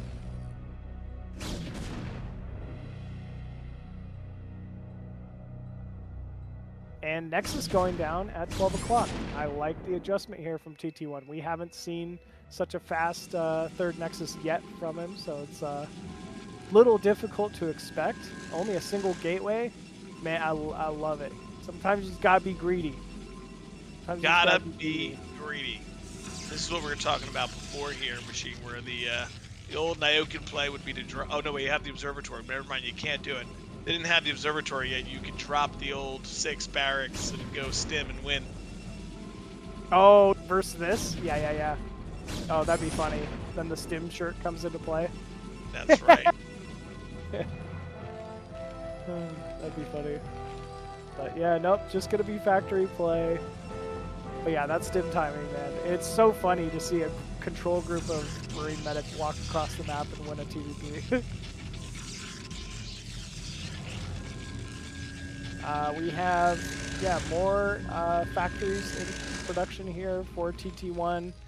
Third base not quite up yet, but it has been underway. Until then, MadiNho's going to continue to hang in there with that worker count. He's gotten quite a few SCVs. Main and natural look to be fully stocked for the moment here. But yeah, of course, TT1 looking good as well. I like the approach TT1's having here. You see he's really quickly getting up to these 4 gateways since he created on this other Nexus. His economy will kick in, but this is the fear, right? When you do this double Nexus, you get the fear of the push timing, and MadiNho is going to try to take advantage of that, but TT1 scouts it immediately with this observer, and I think he has a pretty sizable amount of Dragoons. He might be able to just handle this in the middle of the map. Still, wouldn't you want to wait till it gets a little further and you're closer to your rally? But yeah, either way, he's going for that engagement in the center. That's a lot of tanks, man. 4 tanks this early. 5 Yeah, takes? Oh. I think this is what exactly you have to do though, is just Oh, try to wow. wean out as much of the army, and MadiNho trying to get behind the late mine so he can't micro this out. TT1 Oh, getting no. pulled apart a little bit here. He cannot have this happen. Oh, he uses the probes to block. Great block, but yeah, he lost 3 Dragoons in the back to not much. It's looking a little hairy here for TT1. Still, Ooh. big committal here from MadiNho. And yeah, probes being pulled off the line. I think this is the right call from TT1, man. He knows he's just got to hang on here. Yeah, this is a really good pull. MadiNho doing a really good job microing backwards, picking off probes, these tanks. Oh, siege mode. Can he get on top before they get a volley off? I think he can. Doesn't hit the weak one. Oh, okay, he got one, but that's not enough there, Machine. We've cleared this, and look at MadiNho's supply. Yeah, I mean, it's only 52 to 66, so not unplayable by any means. But yeah, that was a very good hold. If, you know, not quite a clean hold, I'd say, from TT1, but still, he came out on top here. Will get the advantage of that faster third Nexus. And yeah, he's got to be just feeling pretty good. Oh, Dragoon trapped. Unfortunate. That's a defensive Dragoon. That's going to stop the MadiNho drops. That was planned. Well done, TT1. Well done. Yeah, this is going to be hard now, I think, for MadiNho, though, Machine. I think he's going up to 5 factories for more aggression, or 6 pack for more aggression. 7 pack for more aggression. 7 pack. Let's just keep adding them. 8 factories. 8 factories. Come on. Let's do that 8th one. Come on, let's go. We can do it. There's an opening at the third base here for TT1. I don't know why he moved those Dragoons, but he sure did. And wow, is this what the Bacardi Terran needed? This is what this is like a straight shot of Bacardi right into his mouth from the bottle. He's just feeling the energy go. Wow. Yeah, I mean, you got to take every advantage you can get, and that was a very big pickup there. That was a from massive MadiNho. swing. Ooh, your TT1, you're kicking yourself a little bit right now. You are, because now with that eco being hurt like that, MadiNho is going to be able to just power up now on these 6 factories, and your now economy's hurt. You're only on 5 gateways versus 7 factories. Imagine if it was 8, the aggression would win. Yeah. Another. You're trying to get sneaky, but TT1's getting wise here. Yeah, good attempt at a run by though. He's constantly poking, constantly prodding, and we've seen it so many times. No. Lucky Dragoons. Yep. I mean, oh, okay, good block this time. Yeah. Just not gonna allow that to happen. So well done here from TT1. Just doing a great job holding. Long range Zealot. Arbiter tech already completed, already producing the first Arbiter, so he's expecting a timing yet again here from MadiNho. Will MadiNho maybe make the same mistake he did last game and get a little too aggressive when he could just, you know, take another expansion? Yeah, I think he's feeling a little committed to... Man, these Dragoons are getting, incredible. My Dragoons seriously. don't do this, Machine. No, My not at all. Dragoons just explode. Yeah, no, they try to hug the mine. Welcome, friend. You're now part of the Protoss army. Remember, I race switched before, so I was Terran, so you must treat me well. Now, if MadiNho can get into this right side of this third, this could spell some trouble. That looks like exactly what he's going for here, too. And plan to fall back and take a third base, and I think he's fine. Even if he's not able to kill his base on it, which that's a lot of siege tanks, Raz. I think he can do it. Yeah, his base is dead. And it's going to be so hard to fight up here. Because you have a wall of your own, you have spider mines from the bottom. This is a really good tactical move here from MadiNho. I mean, remember, we got the Arbiter tech underway. Yeah, he's got to abandon this base. There's no holding it. But Yeah, his base. doesn't have another Nexus producing either. See, like, this base is dead, right? Why send the units up there now? I don't get it. He may try to hold this Nexus here out of nowhere, which I think is a huge mistake. It's just too late. I mean, he should just back up just because, yeah, there's just nothing to hold anymore. He will start trying to take mid left, and at least, I mean, he hasn't lost any units, but still, not a position you want to be in if you're TT1. No, you're TT1, you're angry right now yourself for not seeing this army come out, right? But it's too late. We've already done this. We can't run ourselves into the minefields, though. We can't do this. No. See, I wish you would have repositioned to make sure that this army could not get home. Like, at least wipe this army. I mean, that kind of looks like what he's trying to do here, but MadiNho's prepared. Rallying from both sides, great scan timings, and so many of these zealots fell. Oh my goodness, has he done it? Oh, he went sieged. Are we out of scans? He doesn't feel like he's done it. Oh, we are out of scans. Okay. Now, if he just was able to retreat to that high ground mid-right, I think he would have run a little better, but still. He's here. He's next to a turret now. The Reach siege begins. Great mine. Great siege as well. And yeah, Bacardi Terran getting back out onto the map with these vultures. He knows TT1 has to be going for a third base here, and correctly assumes it's mid left. Tank there again. Just a single Dragoon trying to block the way here. Not quite able to defend, but there are cannons in time. Well done from TT1 here. Oh, those are Raz Dragoons right there. Those are mine. That's what I'm used to seeing. Just blue. Blue goo. Oh, look at the supply though, man. Things not looking great here for TT1 suddenly.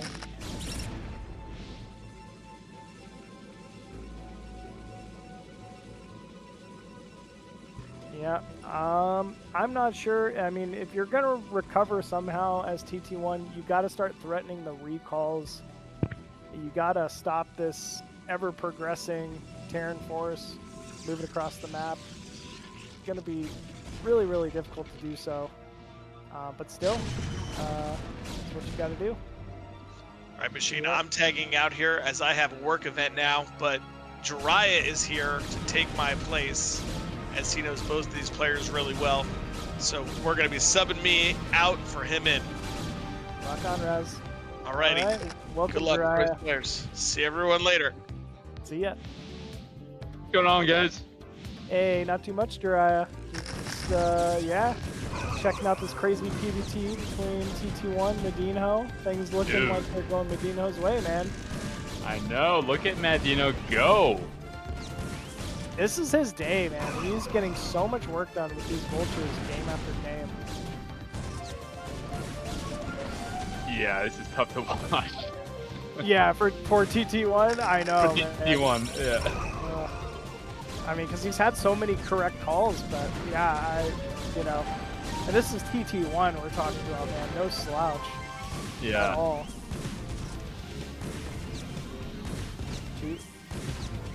Looks like, yeah, yet another vulture run by doing more and more damage here, trying to kill off those probes, mining gas inside the main here for TT1. Arbiter's starting to posture around the map here for TT1 as well. But there's just no holes, man. There's nowhere to really threaten here against MadiNho.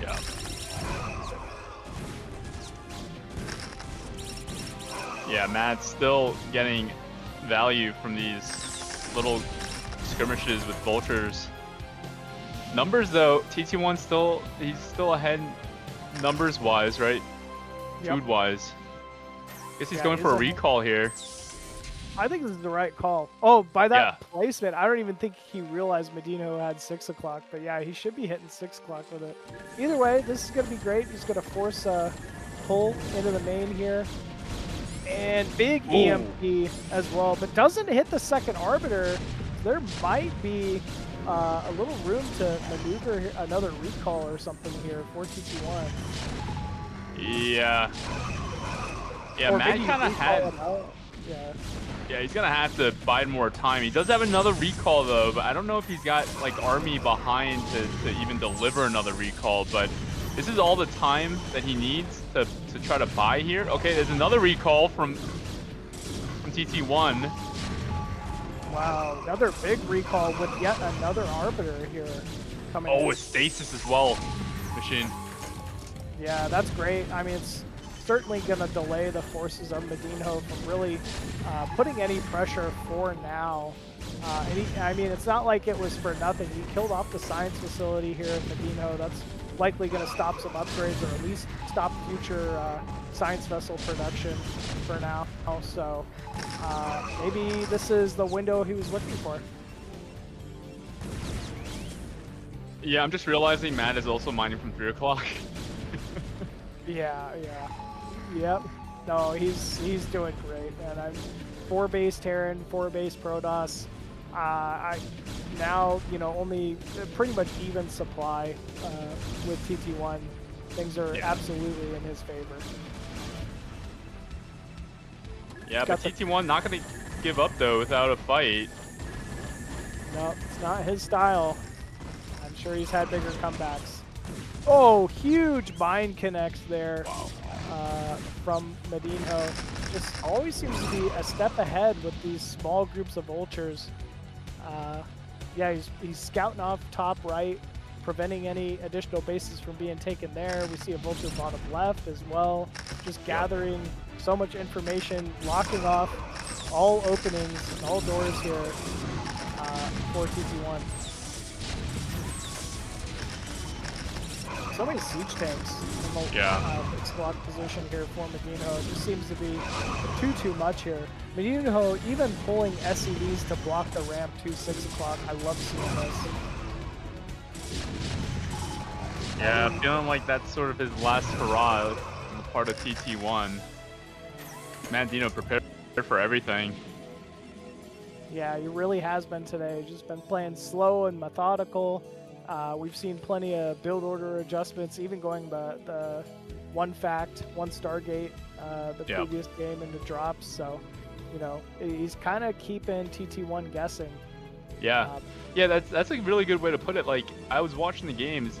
There's not a single thing that Mad did that was like standard. No, he's got all these different.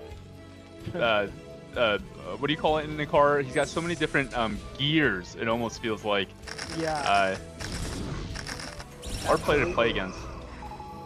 Yeah, I mean, starting off with that Death Valley game, he clearly had practiced that. Oh yeah. And it went so well for him. Getting the high ground above TT1's natural. I mean, he's definitely a threat and someone who takes the BSL very seriously. Yeah, and here's Matt again taking that same deadly like chokehold of a position that he had earlier this game when he sniped the third. In that same sort of position, now TT1's 4th base at the 12 o'clock position really knows his map, terrain. That's a hard spot, I would imagine, for Protoss to try to loop around and defend against. Here comes TT1. He's going to go for it. Yeah, he does see it this time, though. He is trying to engage here. At least shaves off the first couple of tanks to prevent the Nexus from taking additional damage. But the stasis actually working against him here. Forcing all of these units to get stuck on the high ground ramp. They can't really go down to engage. But still, he's got enough stasises that there's only a couple of siege tanks left remaining here for MadiNho. Ooh, MadiNho taking the top right as well. Finding some additional Vespia gas there. He's been real aggressive about expanding late game. Yeah.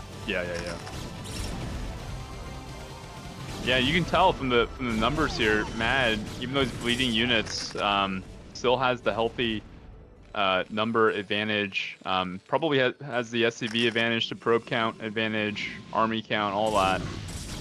Upgrades.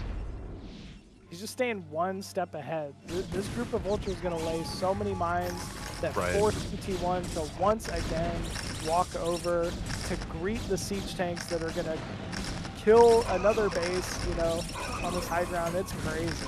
Here we go. Oh, big mine connect. But big huge stasis. Oh man, it's just not quite enough though for TT1. Yeah. Yeah, I don't think he has any arbiters remaining, fortunately. Oh, big mind connects again here from MadiNho. And yeah, here we go. That's those stasis units once again just kind of acting as a wall. Right.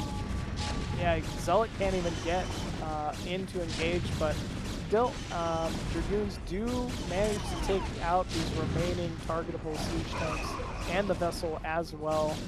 So he's just barely, again, hanging on and cleaning it up. I didn't hear no bell. Whoa. TT is called here from TT1.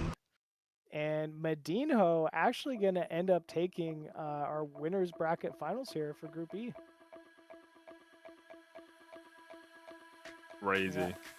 What was that about from Mad at the end there? And a bell. Did I miss something? What was that? I know it's a South Park reference. Okay. It's there's this episode where Jerry, Stan's dad, basically goes to all of his Little League games and starts trying to fight all the other dads at the Little League games. And he says that after he's getting like shit-faced at a Little League game. Like, yeah. So, well, then we know where Mad got it from, because he's a dad and he drinks Bacardi. So yeah, he's definitely the Stan Marth of the StarCraft scene for sure. Oh, Man, great play. Well done there from the Bacardi Terran, man. He just looked so strong, and I mean, definitely deserved to take the win today. Yeah, really impressive performance from Mad, just mixing it up and really just not letting TT1 ever feel comfortable, right? Like even in some of those, not just in game, what was that, game 3, but in game 2, like all the games, Mad just never let up. And so TT1, really big credit to him for stepping in here for Gypsy, but he's not eliminated though, right? Right. Machine, he's still in losers bracket, so he's gonna have a shot still to make it out of here. Absolutely, man. He's got losers bracket finals still, so still has a good shot of making it out of this group. But you know, by no means is his fate certain here. We still have Dexter, 13, and OnlyDark to compete against here for the next match. So yeah, next match going to be a PvP between these two. We got to see them each PvT prior, but obviously both players put a ton of time into PvP. I feel like if you're a Protoss player and you queue ladder, you know, you're playing more PvP than anything else. So I'm kind of interested to see how this one's gonna work out between these two. Yeah, definitely. Have you played many matches against Dexter or OnlyDark? Yep. I played against both of them, and they both thoroughly whipped my butt. So from my vantage point, Machine, that I put them in, like, you know, they're pro leaguers. So Dragon, and some others that constantly whip my butt in the ladders. Definitely know these two and know that they're very strong Protosses. So we'll see who takes it here. Let the best Protoss prevail. Yeah, Dexter definitely someone I don't like running up against late game ZVP. I'll say that much for sure. Really knows how to take bases on high ground with Cannon Storm Reaver and just hold. It's yeah, tough to play against, man. But yeah, OnlyDark, also a great Protoss versus Protoss competitor. I'll say he leans towards DT usage more than the average for sure. So always a scary thing, especially if you're also a fellow Protoss player. So we'll have to see how. Oh, is that where his name came from? Is he a DT user, OnlyDark, like a Dark Templar? Maybe that's I how it wonder. originated. But I mean, it's clear. Like he uses a lot of DTs. If you're facing off against OnlyDark on ladder, you know, keep an overlord at all your bases and cross your fingers for sure. Yeah. Yeah, Dexter, the most intimidating thing about his profile for me is that his favorite food is banana. I noticed that earlier. Yeah. And so yeah, that's definitely terrifying. his favorite food is banana. So I Yeah. can't imagine just like Zero saying his daughter the same thing. Yeah. I mean, bananas are pretty good, but yeah, if it's your birthday, right? You go out and have some banana.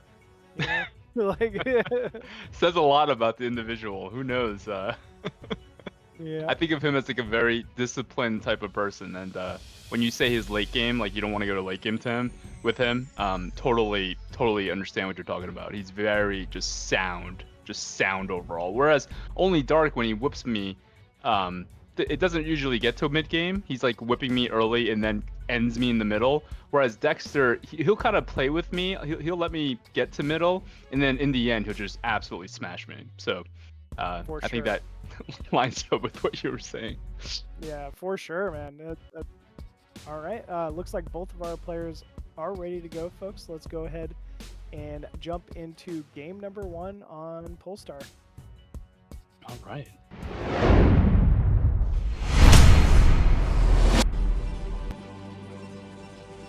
Alrighty. Spawning top right side of Polestar as the blue Protoss, we have Dexter13.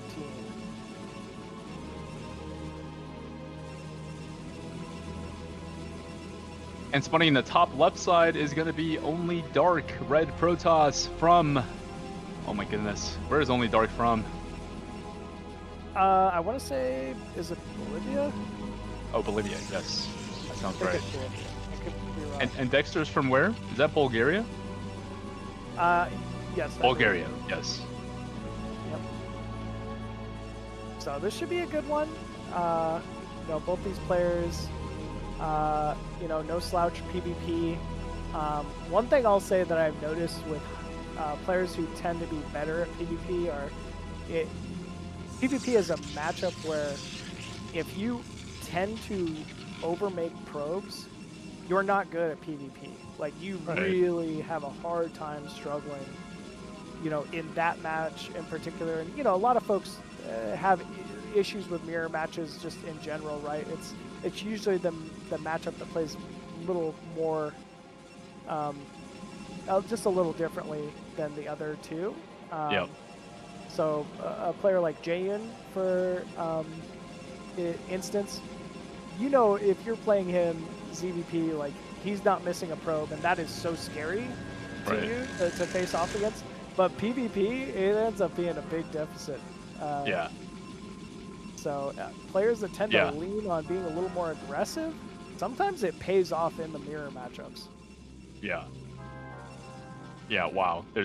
He's making his second. So OnlyDark going for 2-gate here. He's got 2 probes scouting. He's making 2-gate in his main. Made the second pylon at 3 o'clock machine. Looks like he's going to commit to doing some sort of cheese here.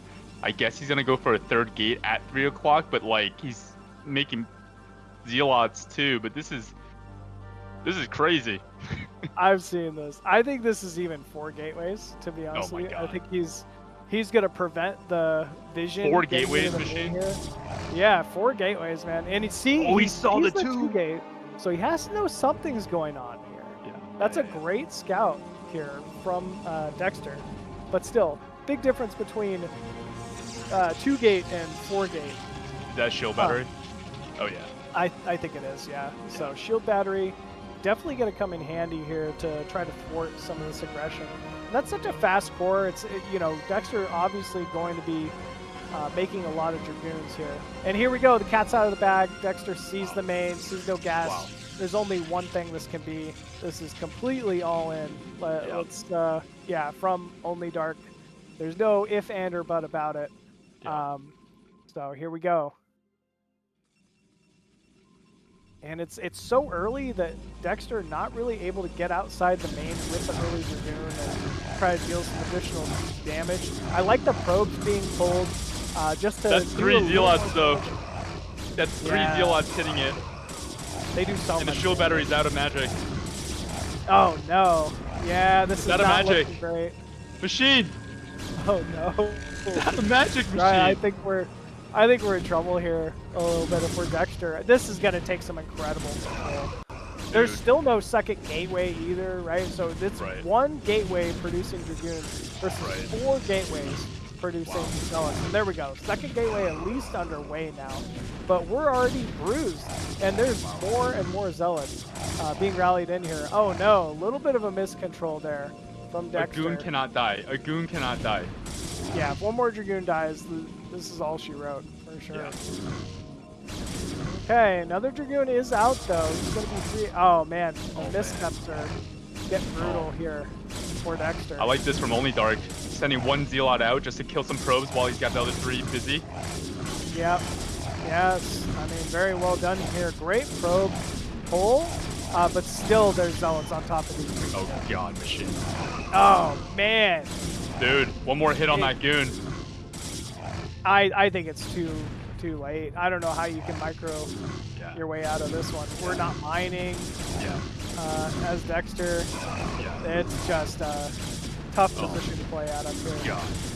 Doing what he can with the probe pull here, but yeah, as you said, that last Red Hull Dragoon will fall, and GG is not called. So looks like OnlyDark gonna take the big quick win here with the 2-gate into proxy 4-gate versus Dexter13, man.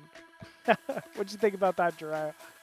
Dude, that was nuts. That was nuts. I mean, Dexter scouted 1 pylon.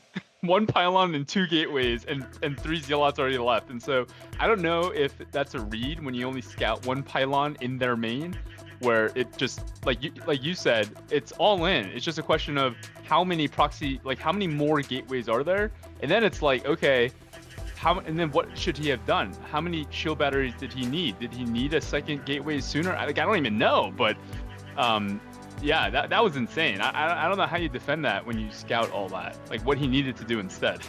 I thought he was doing well with the shield battery initially, and then it just kind of rolled into just bad for him, for Dexter. Same. I don't really know what I'm assuming faster second gateway is a good call or something. Yeah. But, I don't know, even Forge there, right? If you just hold somehow, I'm sure that'd probably be fine, but you don't really see that build get pulled out very often. So yeah, ended up working out there for OnlyDark, though. Will take the first win of the set. But yeah, looks like both of our players are ready to go, folks. Let's go ahead and see how Dexter changes it up here for game number 2.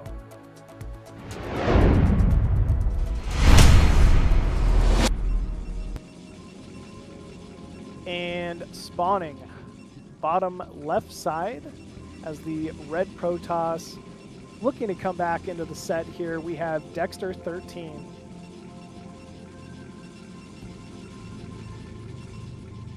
Spawning in our top left position here is going to be OnlyDark blue Protoss from Bolivia. So yeah, I don't know.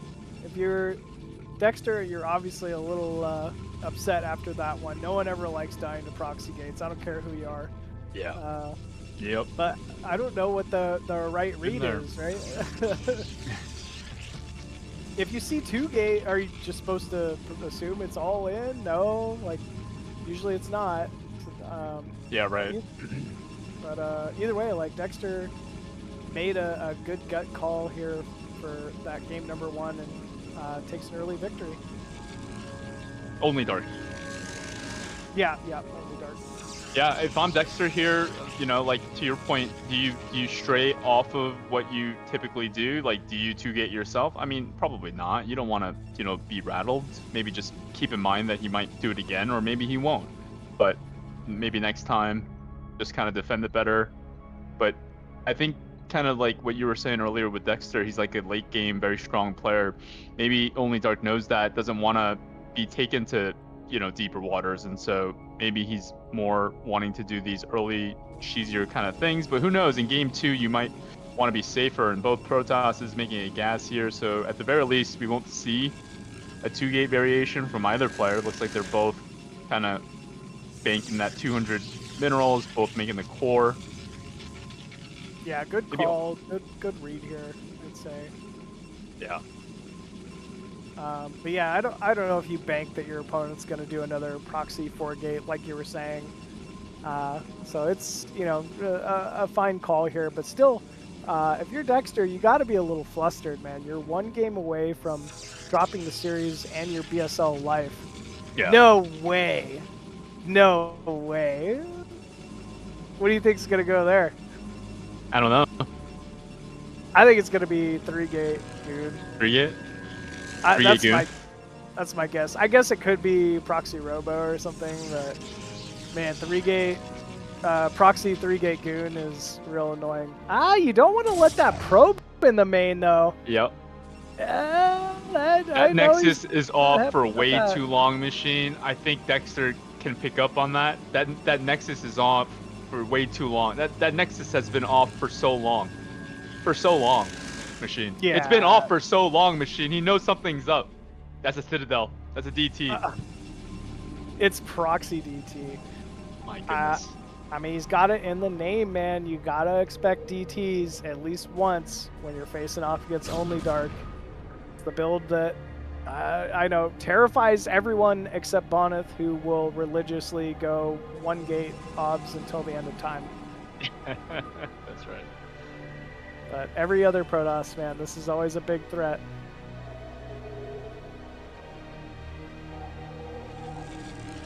There we go. Really, second gateway underway. Still not making probes, by the way.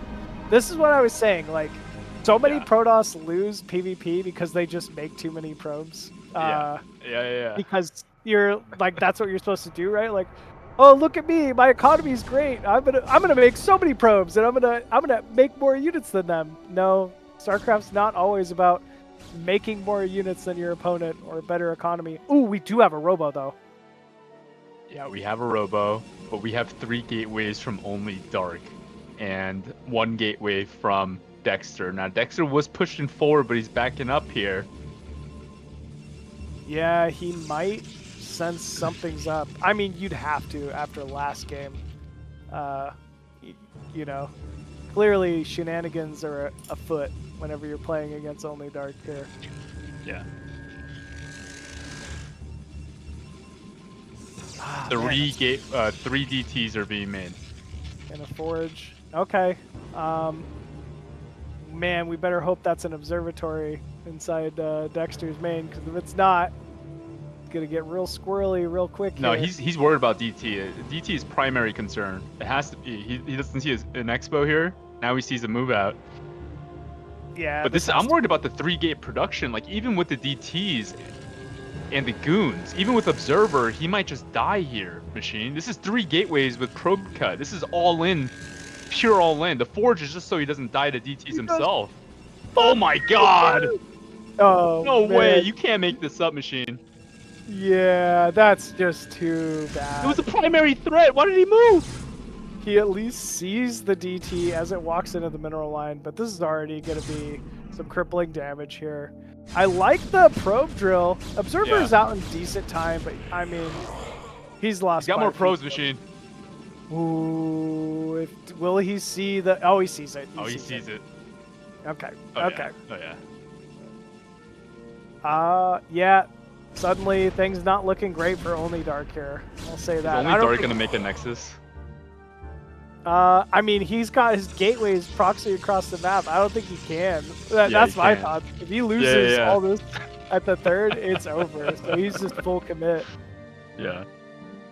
As soon as Dexter gets a shuttle, he'll find these gateways, and that's got to be game. 2 gateways and all the tech. Yeah. Right. But until then, we'll see what OnlyDark can get done here. Adding a 4th gateway even. That's, yeah, I mean, he's committing to probably just pure Dragoon, I'm guessing, at this point. So we'll see how this goes. Ooh, okay. Picks off a probe with that DT, but yeah. If you're Dexter, you're feeling a little more confident now about moving out. I can't believe he still left his base with his only observer and all of his units, though. This is just asking for trouble, but that's what he did.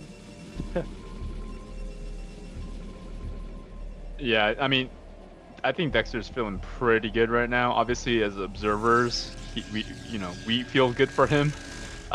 This is definitely his game to lose, I would think, because he's in the defensive posture. Now he can, I guess one way that Dexter can lose in this spot is to attack and not, anticipate that this is 4-gate all-in with almost every tech imaginable. Yeah. But yeah, if he snipes the shuttle immediately starting a fight, yeah, easy way to lose the game still. yeah. And it looks like, he's going even second Reaver and Observer before shuttle, so there's still a little time before Dexter's going to be able to get out on the map. If you're OnlyDark, though, I don't know what you're thinking. He's producing Dragoon range.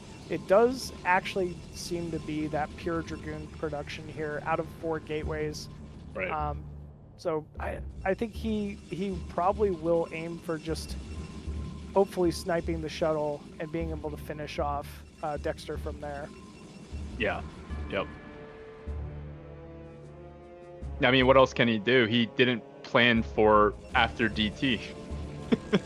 Yeah, I mean, that's what happens when you take a big risk like that, right? Sometimes there is no answer.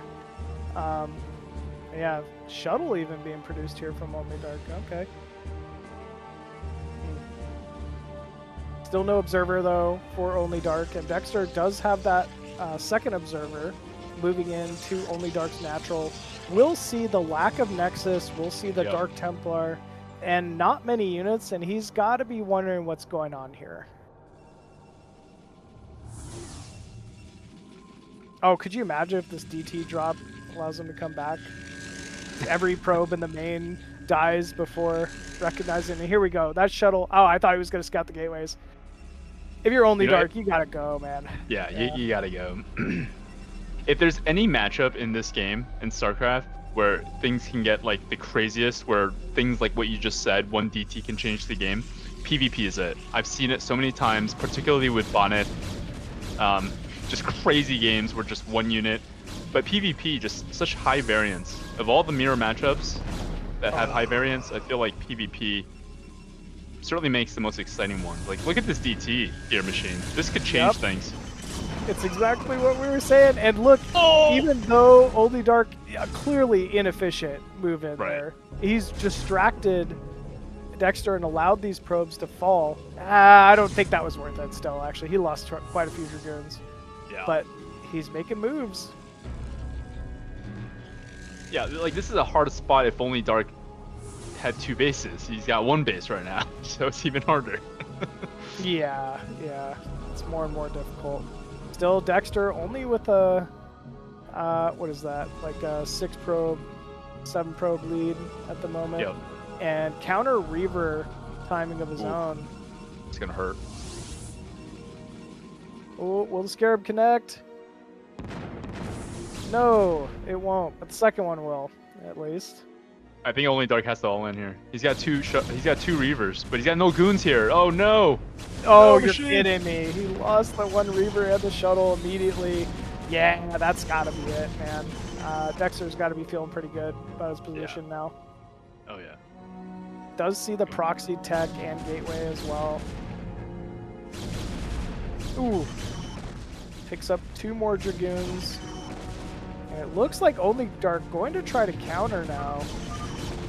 Still a Reaver shuttle alive in the main, but yeah, GG is called there. And now we have a tied up series here between Dexter and OnlyDark. Yeah, 1-1. OnlyDark. Yeah, that's now back to back. Him being aggressive, right? Like kind of being cheesy. We'll see if he does that the same thing game 3. But Dexter really showing his form there, being prepared this time around in game 2. Nice response there from Dexter. Yeah, absolutely, man. Like I was saying, OnlyDark likes to bring it. He's known for his aggression. He's known for his high DT usage. Paid off game 1. Game 2 was close. There was definitely some risk involved there, and it looked like Dexter could fall for a moment, but no, Dexter held strong, went with that early robo play, had Observer on time, and yeah, was able to take it away with a win there. But yeah, at least now it's going to be OnlyDark's map choice going into the third set here. So yeah, let's see what he chooses. Both players. Dexter's been playing since 1999. OnlyDark's been playing since 2006. Seems like most of people in Pro League have been playing for a very long time, like at least 20 years. It feels like. Yeah, you're hooked at that point, right? If you're still playing the same game 20 years later, you're not. When did you start? Anytime soon. 2000. Yeah, I started playing in 2000. Nice. So not right off launch or anything, but yeah, pretty early still. But yeah, looks like map going to be Metropolis here for game 3. Both our players are ready to go. So let's go ahead and jump into the third game.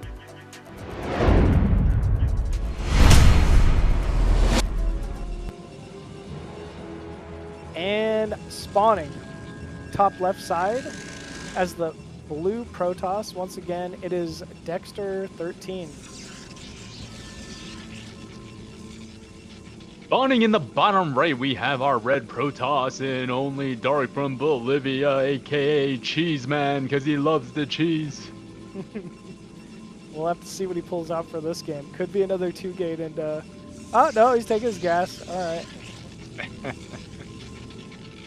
But he did last game too, and he's still cheese. So it doesn't mean that he's not cheesing when he gases. It just means he's not going to zealot cheese. True. I like the early cross map scout here from Dexter. That's going to pay off. He's going to see exactly where OnlyDark is, what he's up to right at the start of the game. Always a bonus against a volatile player like OnlyDark. Oh yeah. Yeah, when you're Dexter here, you're feeling really good. You're feeling really good. You feel like the stars are aligned. It's a 4-player map. So when he scouts first like this is like, hey, I'm gonna go buy a lotto ticket later. Yeah, no, seriously. Especially when it's cross map like this. Mm-hmm. You know, there's less likelihood of early aggression being available.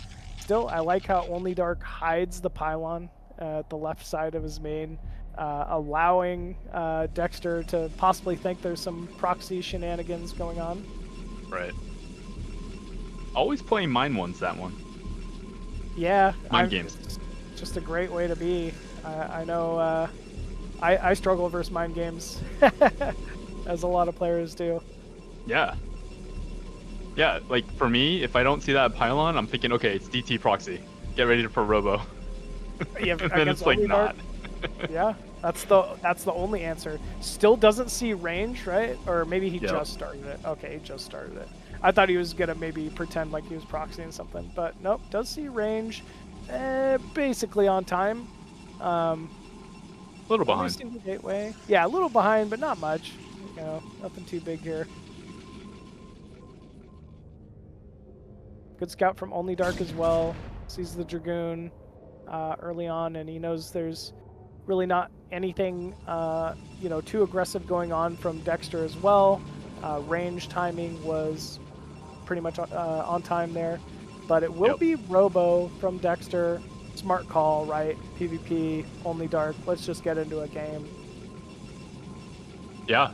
I'd like to see what OnlyDark does. Like, I'd like for him to assume what Dexter's gonna do in a cross-map situation against a player like himself, and do something that's a counter to this. Now, I don't know what that counter is, Machine, but okay, it looks like he's kind of just following.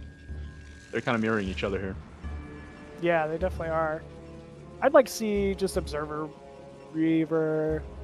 I mean, it is cross map, so there is a big advantage to just getting the faster Nexus as well. Yes. So I think that's really the play here, but do you go for the faster Nexus versus OnlyDark? And it looks like the answer is no.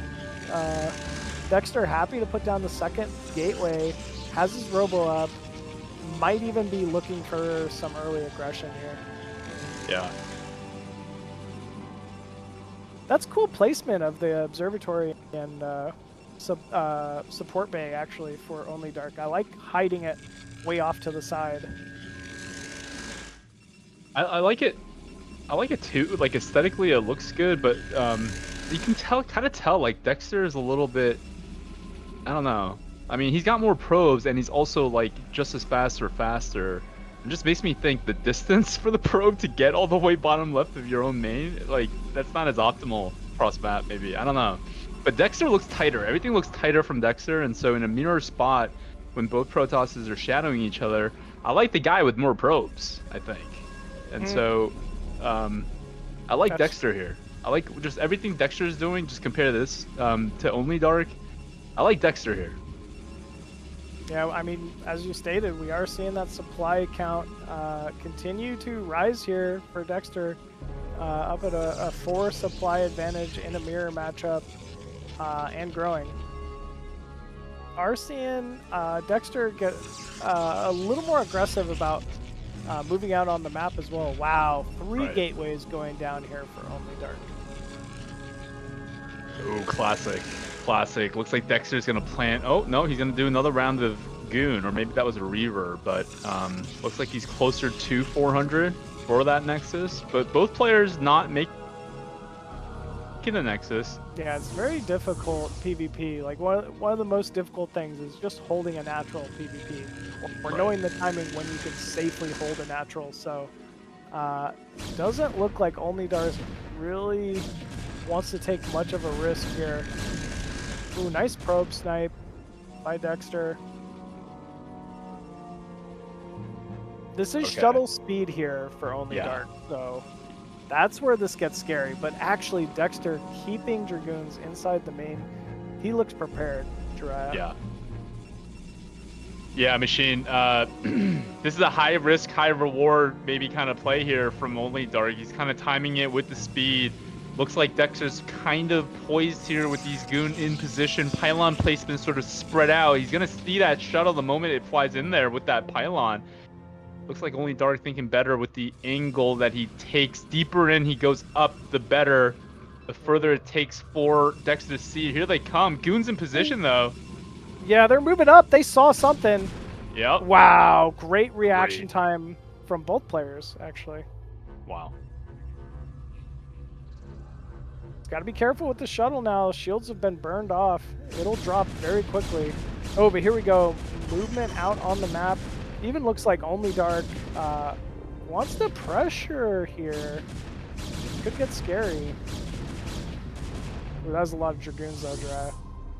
Yeah, I mean, I think what we're seeing from Dexter is a product of 2-gate constant production, and what we have from OnlyDark is 3-gate now.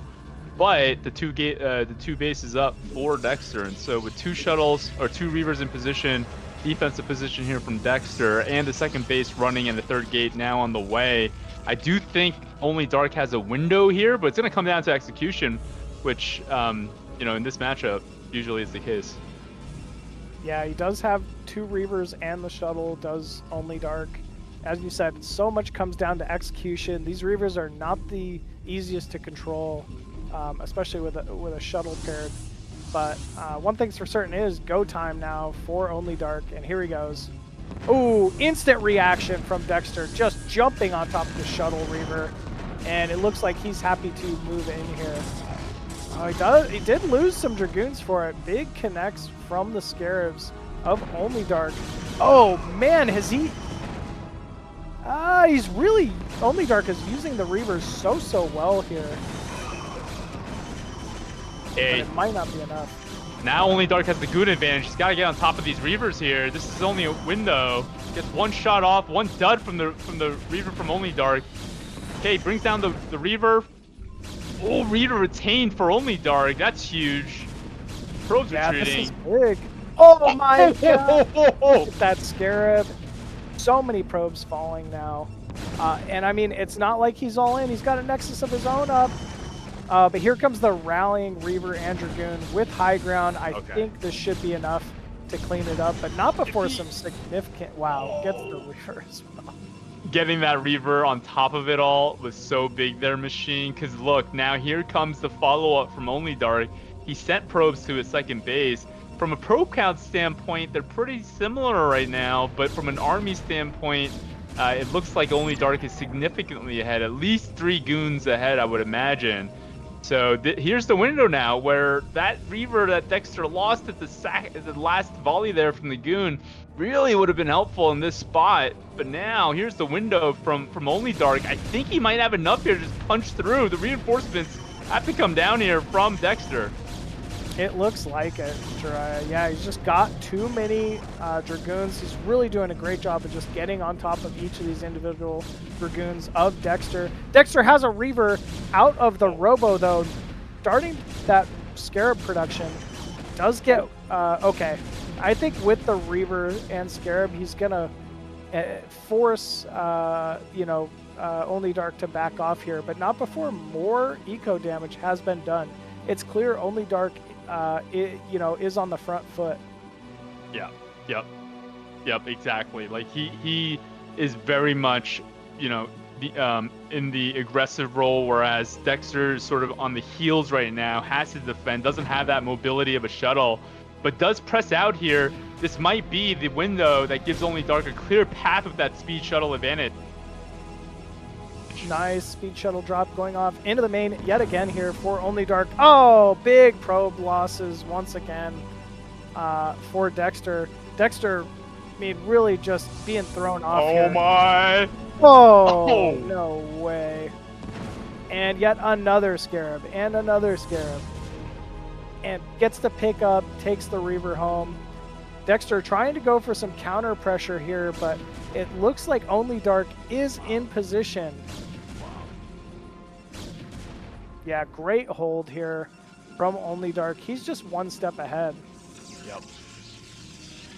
Did he move probes? It looks like he moved probes. I was like, there's not many probes at that natural, but I think he just moved to the main. Yeah, he did. Yeah. Yeah, OnlyDark commanding lead here from a peon standpoint. 10 peons ahead of Dexter. Dexter doing everything that he can here. Has that second Reaver now, so at the very least he will have at least one shot. But the question is he even going to move out? He doesn't really have that much goons either, and so he really needs to just kind of sit and make probes, I guess, and then hope to maybe kill a shuttle here. Okay, here he comes with the speed shuttle as a response, but not a lot of spots here, not a lot of entry points for that shuttle with these goons in really good position. Pylon placements as well, really well positioned here for OnlyDark. Yeah, OnlyDark doing a great job kind of just spreading out his Dragoons, trying to close all potential lanes of aggression here from Dexter. Yeah, I mean, he's ahead on worker count. He's had that natural for quite some time now. If you're Dexter, I think you just kind of have to sit back and hope that OnlyDark loses some shuttles, like you said, loses some Reavers, and engage from there. Huge Scarabs, though. Insane. Oh, wow, another massive grab. Another massive Scarabs wow. there. Yeah, if Dexter gets a few more of those off, I think he'll be just fine here. Yeah. Yeah, that whole army. Oh, man. Uh-oh, here we go. Double Reaver drop again at the natural. No probe hold on time. At least he's gathering Dragoons for, his efforts here. But yeah, OnlyDark just, he feels so comfortable with this speed shuttle Reaver drop. Yeah, I mean, each time he goes in for these drops with that speed mobility, with that shuttle OnlyDark, it just looks worse and worse with all these Scarab hits. But then Dexter now, it's going to prompt him to do an all-in attack, I would imagine. I mean, he kind of has to go for it. While OnlyDark is out of position with those two Reavers, he needs to send everything down there. But it looks like OnlyDark's going to pull it back. Dexter sending everything that he can here, but this is it. This is kind of Dexter's moment because he got up to 34 probes and now he's back down to 27. But that speed shuttle needs to be careful. I think he knows about it. Okay. Yeah, I thought he was going to end up walking over Dexter's army as well, but no, he's being careful about it. He's got to back up. Dexter's got to back up. This is not a fight he's going to win. Too much. There's 4 Reavers here. There's too many Dragoons. He's going to have to conjure. I mean, those are some good Ravs, Machine. Again, insane Scarabs here from Dexter. It's just, what? What am I watching, dude? What am I watching? Shit. This is insane. This is one more insane, Rav. Dexter. Oh my, he got it. Dude, what is going on right now? How did he come out ahead I don't there? know. We're gonna have to watch the replay. I don't know. I don't know. It's like so much damage from those grabs. It was the angle too. Like he was definitely using that angle to maximize the scarab range. And Oh but I no, mean, he's supply blocked. Dexter's supply blocked right now, which is massive because he's got money to make units, but he wants to push as well because he knows that OnlyDark doesn't have a shuttle. he should just back up and take a third. I don't know, man. Oh, he's got a shuttle. Okay. All right, got that shuttle in time. Here comes the shuttle though of Dexter, and I mean his scarabs have proven to be so potent. He's going. I thought he was gonna jump in there, but nope. Decided better of it. I think he could back up and take a third and just be fine from playing with a third here. But who knows? Dexter? Yeah, Dexter. I think he's. I don't think Dexter knows that he's got the probe count advantage right now. I don't think he knows. Maybe he does. It's hard to say. I mean, he was so down before, but he re-probed Machine. And OnlyDark didn't make a single probe. Oh no! Oh, he didn't transfer back from the main. He's only got Machine. one on gas on his natural. What's going? Oh no! There's so much going on. I don't blame him. Yeah, there is so much going on. That's very true. But yeah, Dexter. I mean, coming out ahead on economy suddenly. But still, this is a massive force here from OnlyDark, and he's caught Dexter without his own shuttle Reaver. So this could be it. Oh, good pickup on the shuttle. Oh, big scarabs of his own. He's got Reavers at 12. He picked off the Reavers. He killed the Reavers, Machine. Wow, yeah, he did kill off the Reavers. That's, I mean, big news here. And once again, OnlyDark going to be forced to back off here. Looks like Machine, he's got a around. shuttle. He's got a shuttle and 2 Reavers at 12 o'clock. Dexter. Oh wait, no, he lost the shuttle with 2 Reavers. He must have lost it then. Oh, he's got it. No. Okay. Okay. He's winning. Yeah, he's really coming back into this. It looks like OnlyDark has transferred the probes back to his natural though. So that economy at the natural starting to come back online. Needs to put 2 more probes on his natural gas though. But still, he's not out of it by any means. Supplies, again, pretty much even between these two. And I mean, given that start, this is a crazy comeback from Dexter. Yeah, dude. Both players just kind of poking. Dexter has the high ground here. 2 scarabs going to fire off. Big connects again. Dexter is so good at that. Wow. So good. And yeah, it looks like, again, OnlyDark going to be forced to back off here. Oh, but not before unloading some scarabs of his own. Got a few good shots off. Huh. This game's kind of stalemating once again. They're both players just kind of fighting for the center here.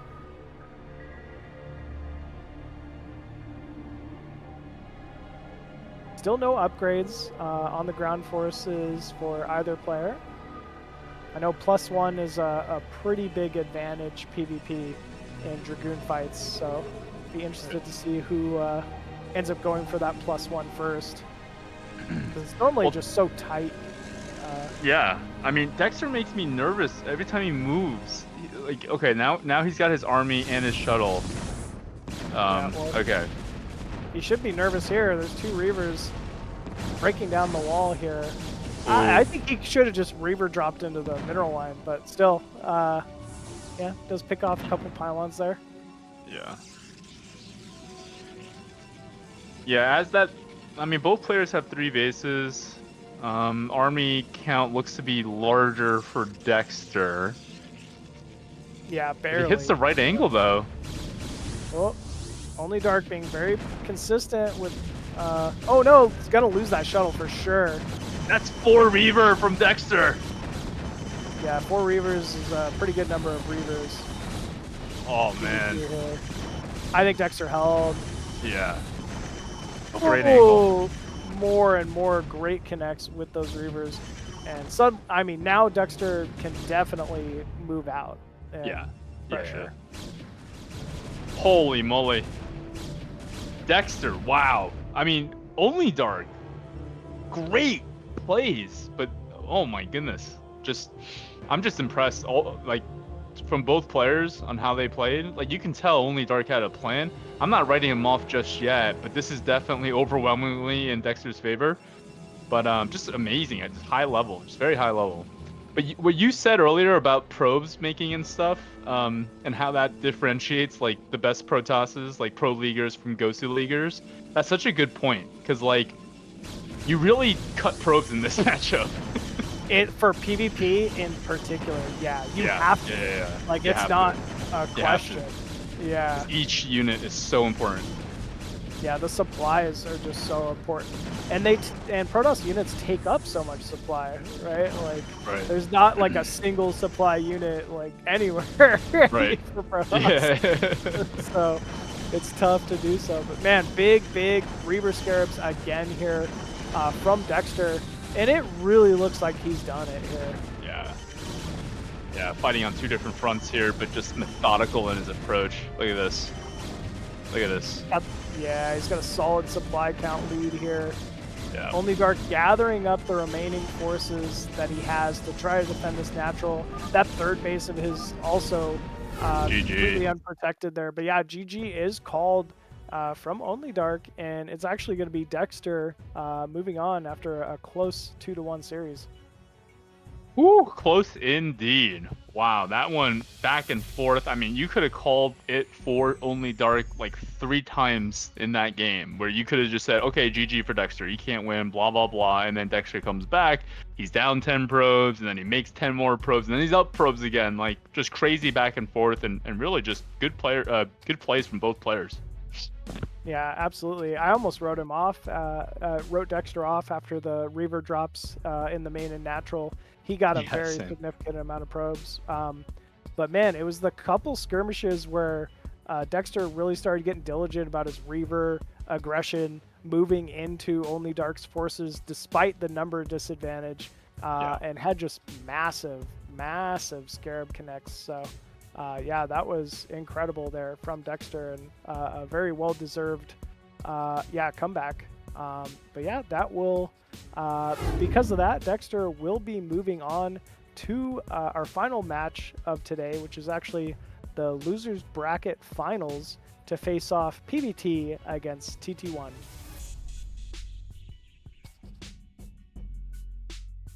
How are you expecting this next match to go, Jiraiya? Honestly, I missed the first TVP series between TT1 and OnlyDark. I had to run out for a second, but I don't know much about TT1's Terran. It's strong. I know it's strong. I know he makes a lot of factories, and he makes a lot of vultures, a lot of 75, a lot of 75. Yep. And so when you play against a player like Dexter, who's not like OnlyDark, who's more, like more standard, less cheesy, maybe that's not as favorable for TT1, because he, it's like playing mano y mano, like, just big brawly men TVP style, and maybe that's not as good for TT1 because Dexter is kind of like that. And so I'll be interested to see how this series goes for TT1's Terran, but Dexter just showing, how well he can do when he is behind. I think that PvP series against OnlyDark definitely should give him confidence in situations where you do lose a bunch of probes to Rabs. You can break down in those spots, but he came back and won, and so I'd be feeling pretty good if I was Dexter. Yeah, that's definitely a series where, no, I think I'm good if you are. Yep, I think I'm good. But yeah, definitely a series where you got to be feeling pretty good given the position you were in if you're Dexter. Yeah. But yeah, looks like both of our players getting ready to go here. I think TT1. So what we saw at a TT1 earlier today is that he really likes to favor gasless expand TVP. Yep. Which is also big brawly man style TVP too. So it's not like Pam's not cutting the corners or choosing to be a little aggressive or a little greedy towards that style of play as well. So could come out to be an advantage for TT1 as well. I guess we'll have to wait and see. Yeah. Yep. Did TT1 qualify? So like I understand he's filling in for Gypsy, but did he also qualify? Like, do we know the methodology behind him in filling in? Okay, got it. Got it. Got it. Well, if there's anyone deserving of it, it's definitely this player, and this player, you can argue he should have been in the first place. And so when I heard the news, I quickly ran over here and was like, "Hey, Zero, if you need me, I can catch these games for you." He's just always fun to commentate, man. I mean, Yeah, I'm a big fan of his. Yeah. Been around forever, right? He's just such a strong player. Yeah, he's like everyone's grandpa, you know. Yeah, yeah. He's always around. You can catch him playing and practicing with somebody on the weekends. So, yeah, I'm definitely deserving of this. Definitely not someone you want to see last minute switching in for anyone else. Oh yes, exactly. That's such a good. That's exactly what I thought too. Like if I was of someone like an incumbent pro leaguer, I would be like, "How did TT1 get in here? He shouldn't be in here." Oh, yeah. I mean, especially if I was Dexter. Not that Gypsy's any pushover either, right? That would be another big time Terran problem for anybody in BSL. You know, let alone someone like Dexter. So yeah. But still, I mean, he can pull it off. He made it here. Yeah, I'm not really sure who's gonna come out on top here. Yeah, me neither. Me neither. It's tough. It's tough to call it, especially because it's TT1's Terran. But yeah, we'll see. But 40 years of StarCraft between these two, I would imagine. At least 40 years. Looks like 50 years. Yeah, at least closer to 50. We're all getting there. But yeah, I don't know. We did get to see Dexter face off against MadiNho earlier, so we know a little bit of his tendencies as well. Does like the late game arbiter play. You know, will go first. I believe he was going more for like 23 Nexuses earlier, second gateway than is maybe normal, but other than that, fairly standard play. Yeah. So, but MadiNho.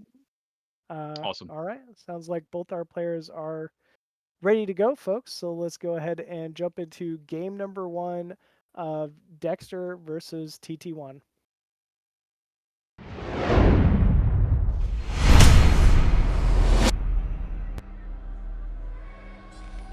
Alrighty. Spawning bottom right side as the red Terran hailing from Canada. It is TT1.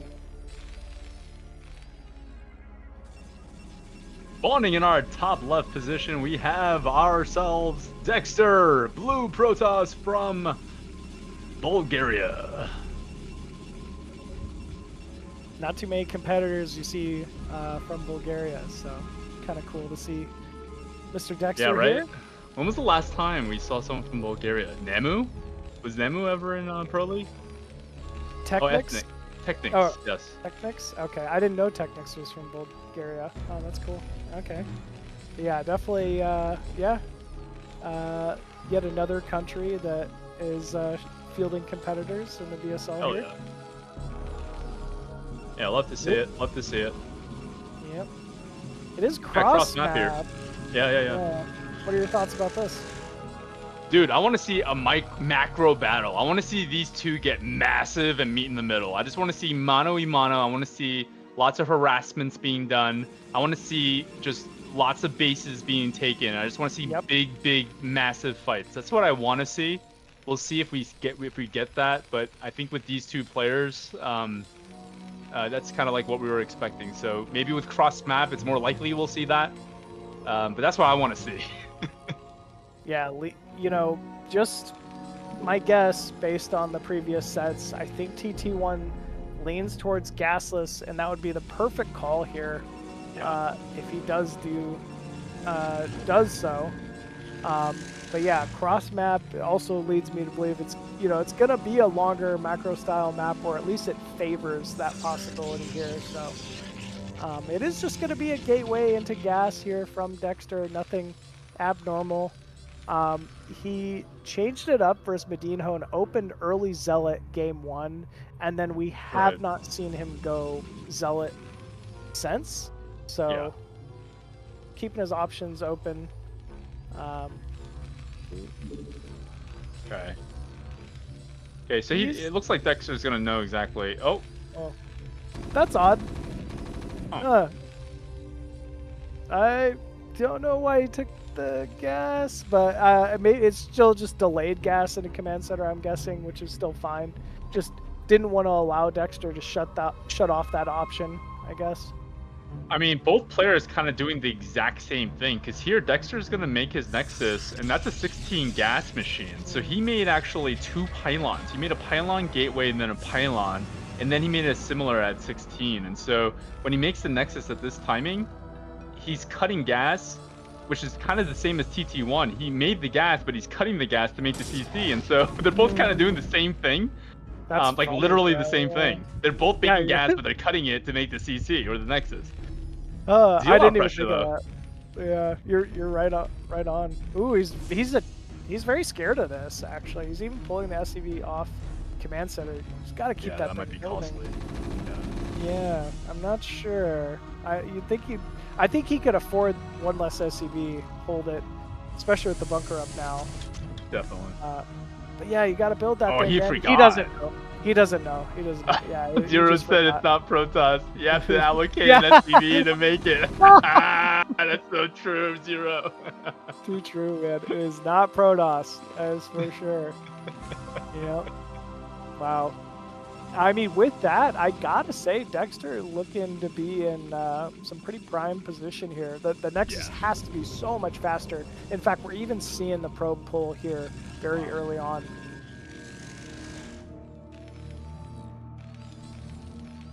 Yeah, like you said. This might as well be a factory expand.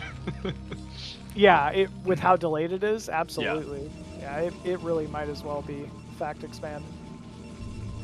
I was gonna say, like you were saying, like Dexter is someone who has no problem taking it to late game.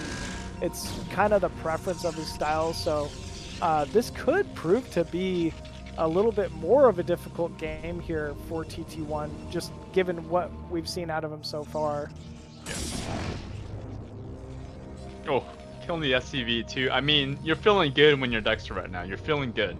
If you're TT1, you feel like you kind of have to, you're climbing up. So absolutely, absolutely.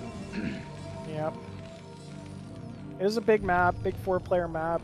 I'm kind of interested to see who's gonna end up trying to put on the early pressure on first here between these two. I guess more modern TVP has really been favoring large factory count timings, mid-game TVP. Right. But, you know, it is also cross-map, and actually we're seeing such a fast assimilator here, or refinery rather, from TT1 that I'm kind of leading to believe he's just going to go for a fast third. Yeah. Yep, get his upgrades, kind of hunker down, play out, try to get to mid-game intact without disturbance to your economy, upgrades, all that. Yep. SCV count looking great here for TT1 to start off. Getting a little bit of chip damage on that early Dragoon from Dexter. Ooh, very fast support bay out of Dexter as well. Will be that early Robotech.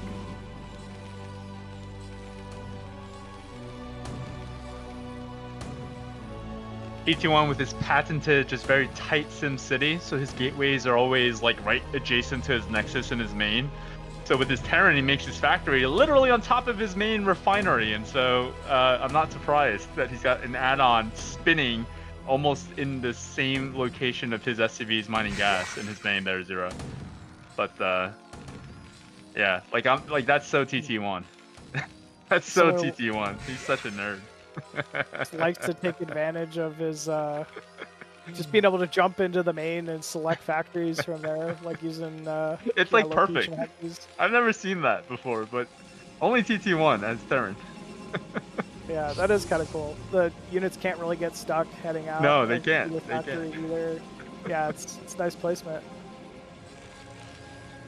quick Reaver on the way here from Dexter, and I mean, worth noting, there's no eBay completed yet, so that means there will be no turrets. Vulture's even running out, so that's less supply he's going to have to defend this early timing. Still, though, he's got 3 tanks, he's got 2 factories building, no mines yet, but a Reaver drop could be a little scary here for TT1. Right, does have tanks though. Reaver's gonna at least prevent a turret from moving in. Oh, he's moving everything though out of the natural. Could allow for some counter pressure here. Big Scarab going down. Oh my! Could you ask for a bigger Scarab? That was insane. Yeah. And yeah, natural under pressure as well. No, he's got to back up. Oh, nice SCV wall there. Yeah, Goon's that was going a down. great catch with the linebackers, man. Very well done there. Now, the vultures also that he sent out, he impeded this third from mining. Oh my god, and he's killing goons with mines. This is massive.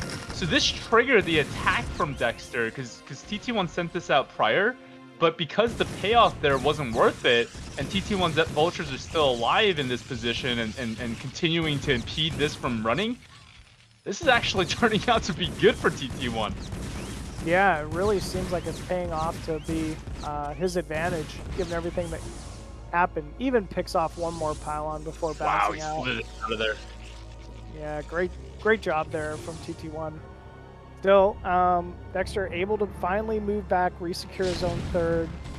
Likely we'll get that mining here shortly. And actually, we're seeing a little bit of a factory explosion. Wait, another vulture run by here from TT1. Ooh, nice Scarab though.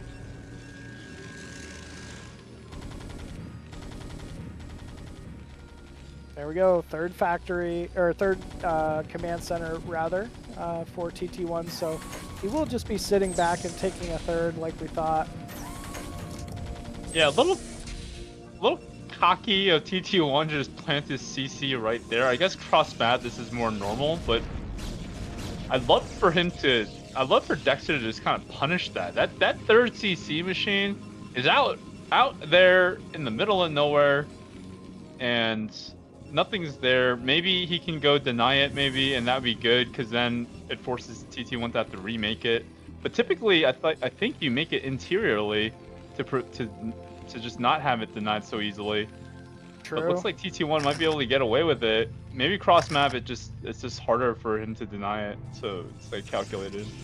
I think so, and the 4 vulture run by kind of scouted the unit and forced units to move back, so he knew he had a little time. Does he have enough time? I don't know, man. This shuttle should delay the third at least for now. Yep, gonna end up picking off this SCV. Start to do a little bit of work on this command center, but 2 siege tanks have joined the fray. Oh, 1 Reaver falls. Ooh. Shuttle is low here. You got to be real careful. Yeah, he's got range on those bad boys. Yeah. Does delay that third, though. So that's good for Dexter here.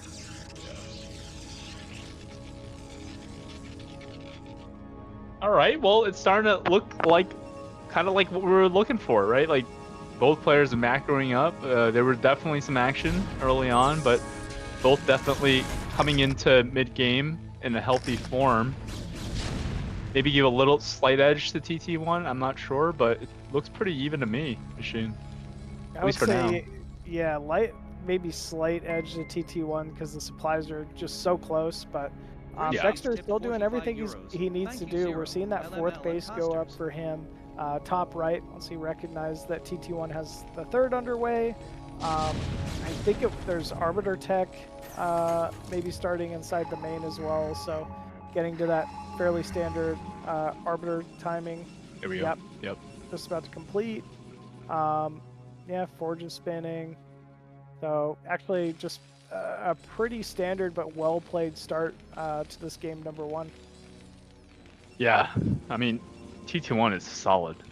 He is just solid, you know. I haven't watched too many of his Terrans, but what he's doing here is not like he deserves to be in Pro League. You know, he's replacing Gypsy. Gypsy's fantastic, but he's no slouch. This Terran this is not like Gosu League Terran.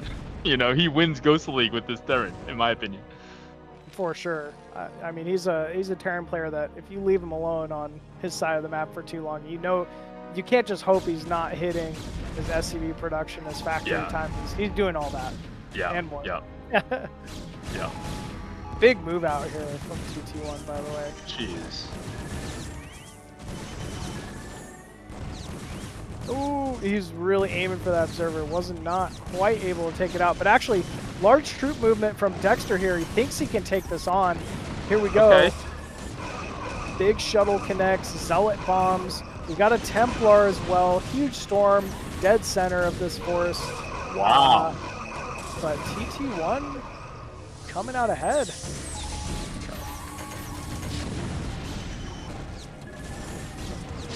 Wow, big siege timing here. And this is at least going to prevent any further expansion mid-left, but I get the feeling TT1's got to back up a little bit here. If there's another rally of speed zealots here with shuttle, Dexter might be able to clean up and reset the tank count, and that's never something you want to see as Terran. Right. Well, TT1 must have heard you, Machine, because he's not backing up, but he's definitely rerouting his stuff and reconsolidating his stuff, and here he comes. I mean, this is definitely the right type of units you want as Dexter. High gas, high gas units. Ooh, high Templar's getting killed. Yeah, that Templar getting clipped before it got a big storm off. Those tanks are so, you know, scrunched together. One storm could have been devastating. Yeah. Here we go. Sieging up, pushing into this third base here of Dexter. I don't even know if he knows about top right, but I don't even know if it matters. And it actually looks like Dexter gonna go for a counter here. Yeah, he's gonna have to do something to, at the very least, not let this Terran ball get bigger. And so this is kind of disrupting the reinforcement line, but looks like he's going for a counter, which I don't hate, because he doesn't have enough right now. He's supply blocked. He needs to be at 200, but he doesn't have enough pylons for it right now. TT1 looks to be falling back with the bulk of his forces.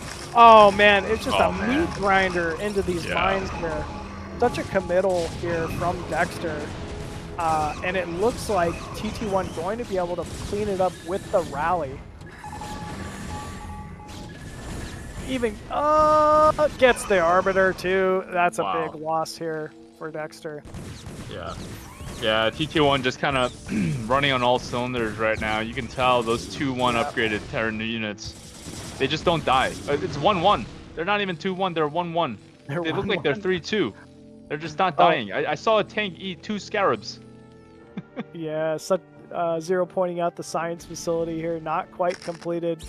I mean, maybe that's a reason to back up if you're TT1, but I don't know. He does have a 30 supply count advantage as well. Oh man, you hate to see the mines doing so much damage like this. Yeah, these units are already softened up. They're just gonna die to the first volley of tank fire. Wow. Mine's just so valuable this game. I feel like Dexter's cleared every mine with his own units. Yeah. I don't see any mines, Machine. I don't. He just cleared them all. Yeah, he cleared them all. Unfortunately, mines don't cost supply or really 75, man. Yeah, they're a good unit.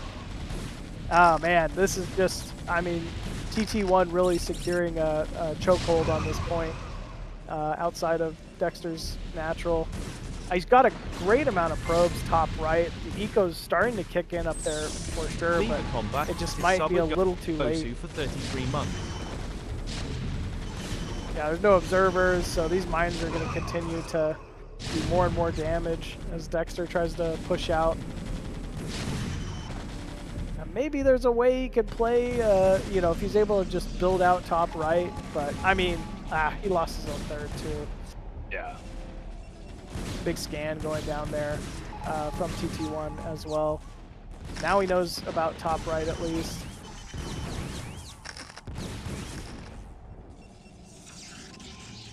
Looks like Dexter's going to continue to fight it out here.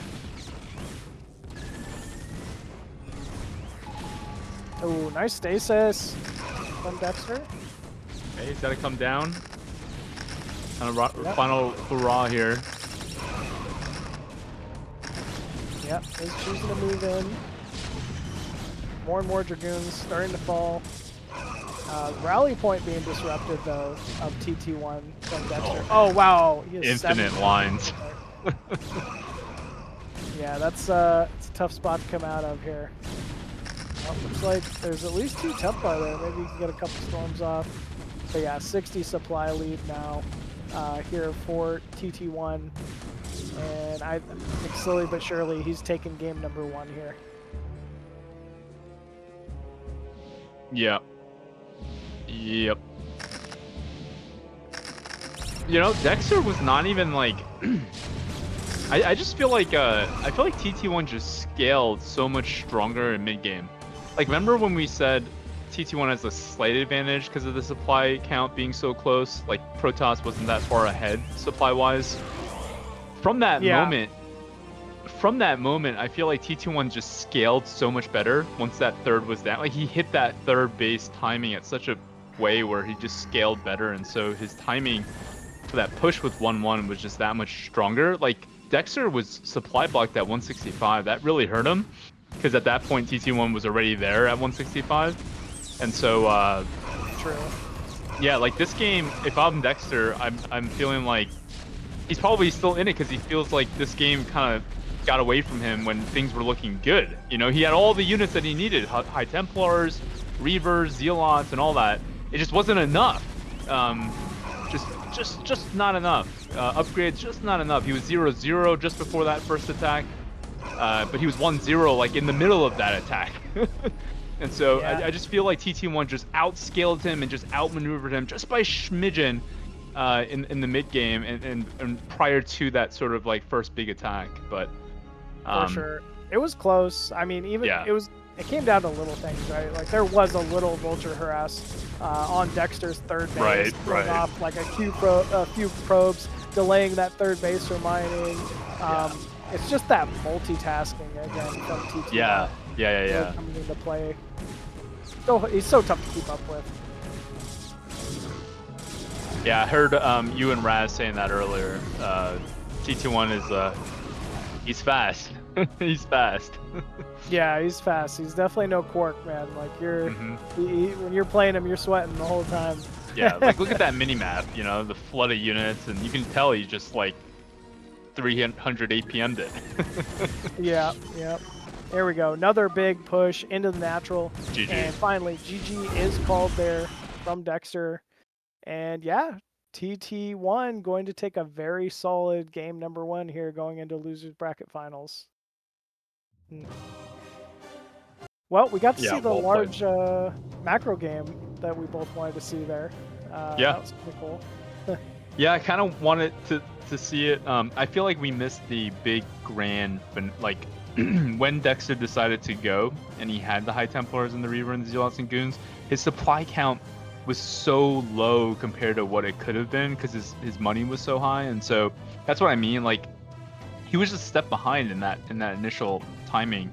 And I feel like had he hit his timing a little bit better, and to your point, those vultures early on and some of those other small things that TT1 did to get ahead in the mid game, that's the reason why. But I certainly feel like a little bit like we feel like Dexter didn't have his full shot at it. But if I'm Dexter here, I wouldn't feel down about it. Just kind of know that TT1's capable of this type of stuff and maybe just kind of tighten things up. But yeah, I mean, that was a great early game, mid game, and then into macro from both players. Yeah, it really was. By no means was it, very one-sided there. It looked like Dexter had it, particularly early on as well. Yeah. But yeah, both our players are ready to go yet again, folks. Let's go ahead and jump into game number 2 of the set on Eclipse.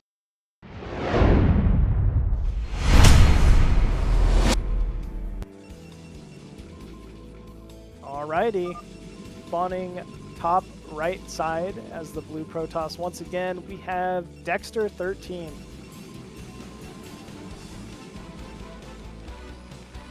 And at the bottom left position, we have ourselves TT1, aka the Godfather, aka TT1, aka Payam Punahi from Canada, our red Terran. Yeah, man. He's been around for so long. Such an incredible Protoss, such an incredible Terran, too. I wonder how good his TVZ is, actually. If you could just make the full swap. A lot of Marines and lots of medics. A lot of Marines and medics. I mean, yeah. Good enough, right? Sounds scary. Yeah.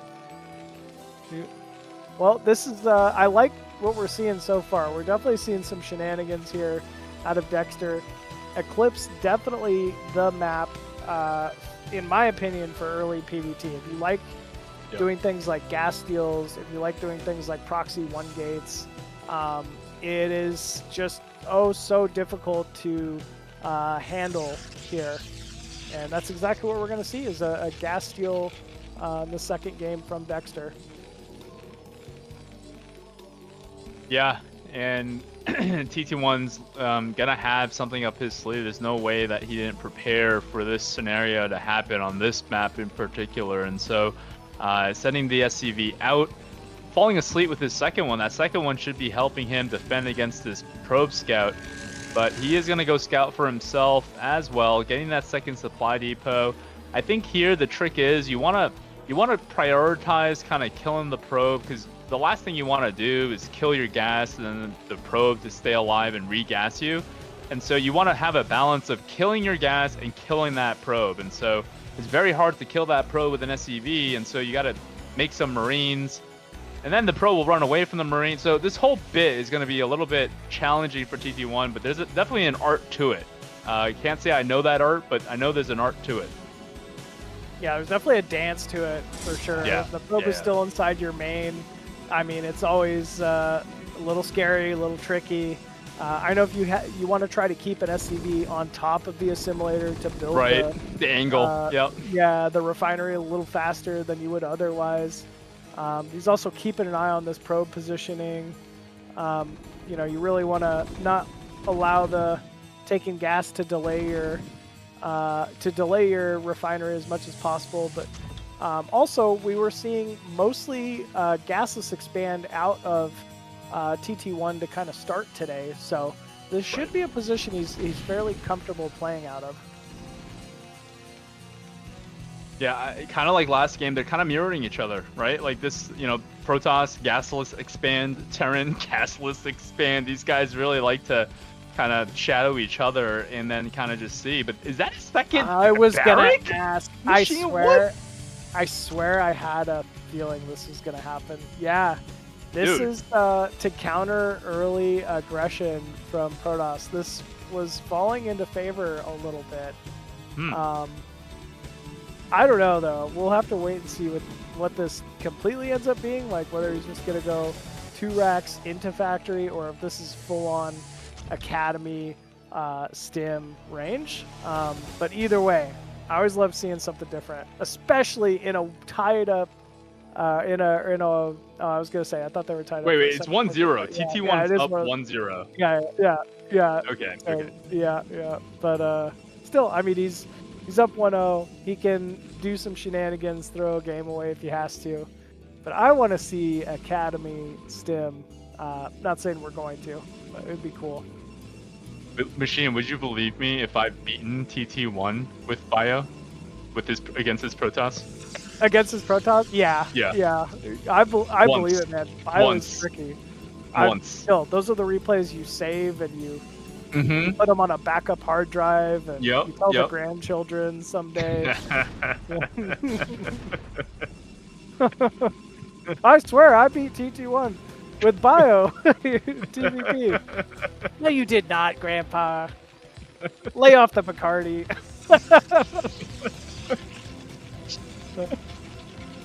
But that, I mean, it looks like that's what we're gonna see. I'm looking out for the Academy here.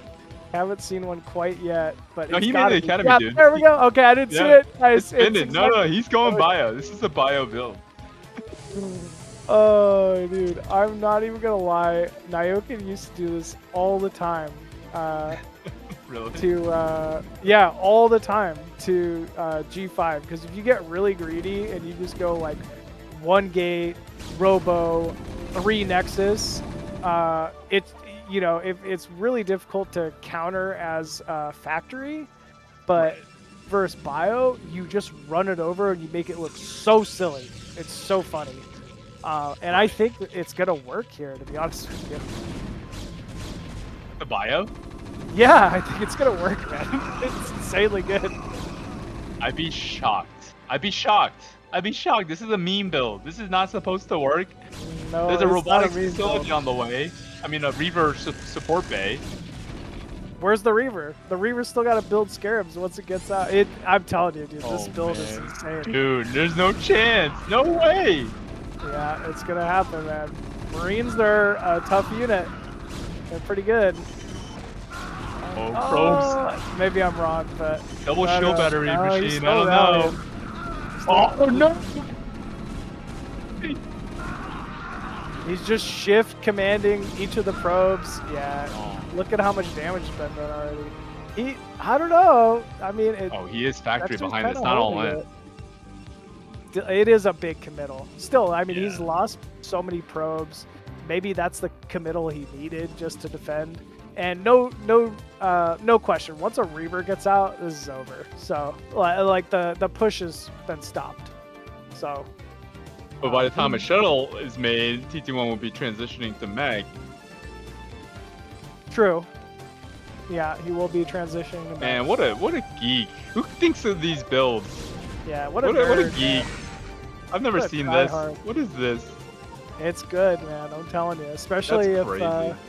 Dexter had gone third Nexus, it's just GG. Right. Oh man. Yeah. Then it's GG because then he wouldn't have the Reaver. Yeah. Yep. But no, Dexter makes the right call, gets that Reaver. He's held. He, still kept the probe count pretty high. No way. He's sharking here. He's sharking for these Marines. Oh. The insta stim and engage here from TT1. Oh, where's the Scarab? What? There we go. Is this Slayer Boxer? Is this Lim Yo Wan? This might be Lim Yo Wan himself in Pam's body.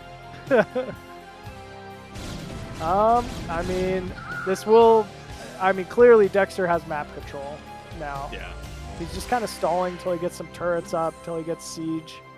But Dexter has a slight supply advantage as well. Right. I don't know how this one's gonna play out yet. Well, the turrets are done, and so that means the shuttle is gonna have a harder time getting harassment. If he goes for the front here without the siege mode, that might be his opportunity. Honestly, Machine, he's got no siege mode right now and no MMs. He lifted all of his barracks. He didn't repair either. Uh-oh.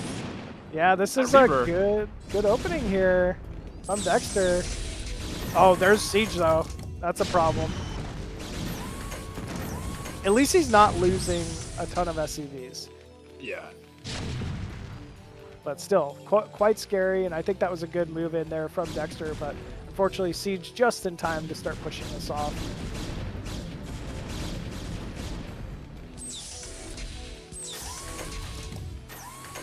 Still, the factories have been so delayed because of the academy timing. There's not really an opportunity for TT1 to get on the map with speed vultures yet.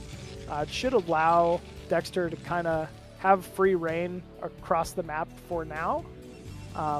Would love to see some observers though around the front and the top side of the map though. Yeah. Oh, that is a very fast Stargate as well. Yeah, he's got 2 going there. 3, oh, 2. Yep. Got to be carrier, right? Yeah. Good call. Yeah, I love that. I mean, I was gonna say, what if he goes back into bio to deal with carrier? That'd be wild. It'd be tough when he's got the barrack floating there and he's got more. So yeah, he's committed fully to mech. And unlike other games, TT1 is starting from a bio base opener, and so there's no like +1 coming anytime soon. that +1 that's going right now, like that's a fresh +1, probably like 30%, something like that. So his timings for all that stuff is just that much more like shifted.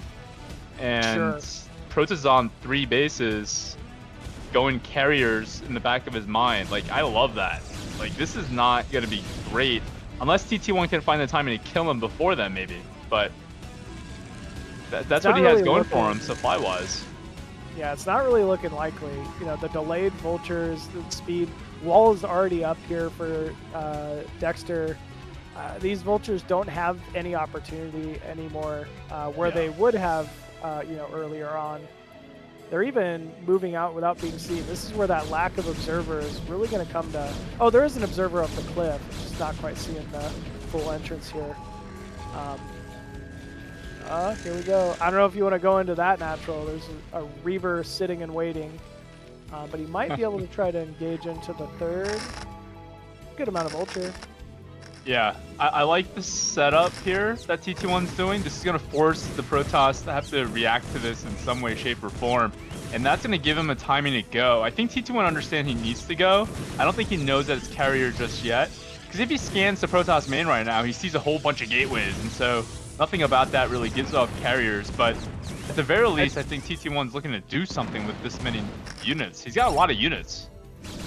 I think he actually did scan the Stargates. So did he? Okay. Yeah, I think he did. Yeah, he knows it's underway here. And the Stargates aren't spinning, by the way. So I don't know if this was a reaction. Oh, wow. Right, yeah, carriers are not underway, which could prove to be a big problem. Or maybe Dexter feels like he can't commit the resources to it. This time he's just gonna... Oh, no, man. Oh, no, man. Oh, you never like to see that. Ooh. He lost 15 in supply right there. Yeah, no way around that. That was pretty big. Oh my goodness. No siege though. There we go. TT1. Great Scarab connects, but there's just so much Terran now. Oh. I mean, TT1 with just some excellent control here, not allowing the vultures to get too far ahead. And yeah, just starting to get this tank spread going outside the natural of Dexter. Oh man, here we go. So many Reavers though, and we do have Templar. It doesn't look like Storm is quite completed yet though.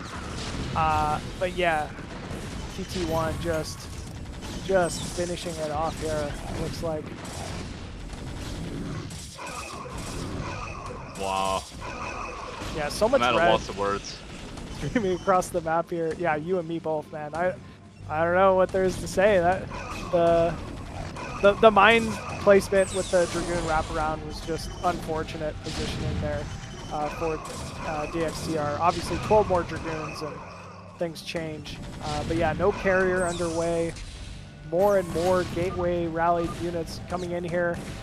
But the GG good luck comes in there from Dexter. And it's actually going to be TT1 walking out in second place, actually, from Group E here. Dude, I feel for Dexter, man. Feel for Dexter. That's a tough way to, you know, kind of end it. But, you know, he played well. He played really, really well. Sometimes it just gets down to one mine, literally, or in that case, a handful of mines. But that was an insane mine. Yeah. My God. We've all been there, man. It always seems to happen when, you know, you need it not to happen most. Yeah. Yeah, very well done there. Still from TT1, kind of flexing those Terran guns and walking out second in the group today. Both Terrans actually moving on. Well, yeah. But yeah, very, very well played there. Very well played, obviously, from Dexter and OnlyDark as well. Got to see some solid games out of those two. But yeah, yet more and more competitors here moving on to the round of 20. Gotta say, MadiNho looked so strong today. Very deserving of that first place placement here in Group E. Not an easy group to walk out of. Yeah, big congrats to MadiNho. I think he was kind of the favorite, honestly, in this group, but he showed up as the favorite and showed why today. He was dominant in every series. Played really well. And TT1, I mean, I think this puts people on notice. You know, this guy is playing Terran against Protoss, and he does it very well. I can't say I've seen anyone play against Dexter with that kind of Terran. Like, I don't know any other Terrans that does that to Dexter. You know what I'm saying? Like that Yep. wasn't a bio into mech transition into a push and then into a kill. Like that's not easy to do. And so at least for myself, he's like TT1's on notice now. Like he's on notice. This guy is the real deal. And he's playing 2 versus 2 BSL at the same time. So he's active. And that's I think it's helping him. It's helping him for sure. Yeah, super active. Like you said, who does that to Dexter, right? And to know to make a gut call like that, opening bio stim after gasless expand TVP, you know, when it matters, right? This is the middle Yeah. of a BSL. This is you know, Group E, round of 32 into round of 20. He needs to win the series, and he says, you know what? Let's pull something out of my repertoire here. So well done once again from TT1. Can't wait to see you know, more of him in the round of 20. And as you said, just another player to study now for all of these players continuing to move on to the round of 20. Yeah. That's for sure. Yeah, well, that does it for Jiraiya and I today, folks. But before we move on, we absolutely want to thank all of our sponsors and Patreon supporters here. So yeah, first and foremost, Liquid Nazgul, Liquid Steve, you know, making some big donations to once again keep the BSL this season of BSL moving. So two you know, two men who have been involved in the Broodwar scene since the dawn of time. Want to give a special shout out to those two. Thank you so much for continuing to support foreign Broodwar in 2025. Also want to thank our other sponsors. We got Big Russ Brain donating to BSL 25 extra events. We got Adun donating to those LAN parties, those, you know, LAN parties you've been seeing throughout the last couple of years pop up for the BSL. We got Dragon supporting BSL 2v2 Pro League, and LML, always a constant figure in the scene, supporting BSL 2025 weeklies. So thank you all so much for your contributions.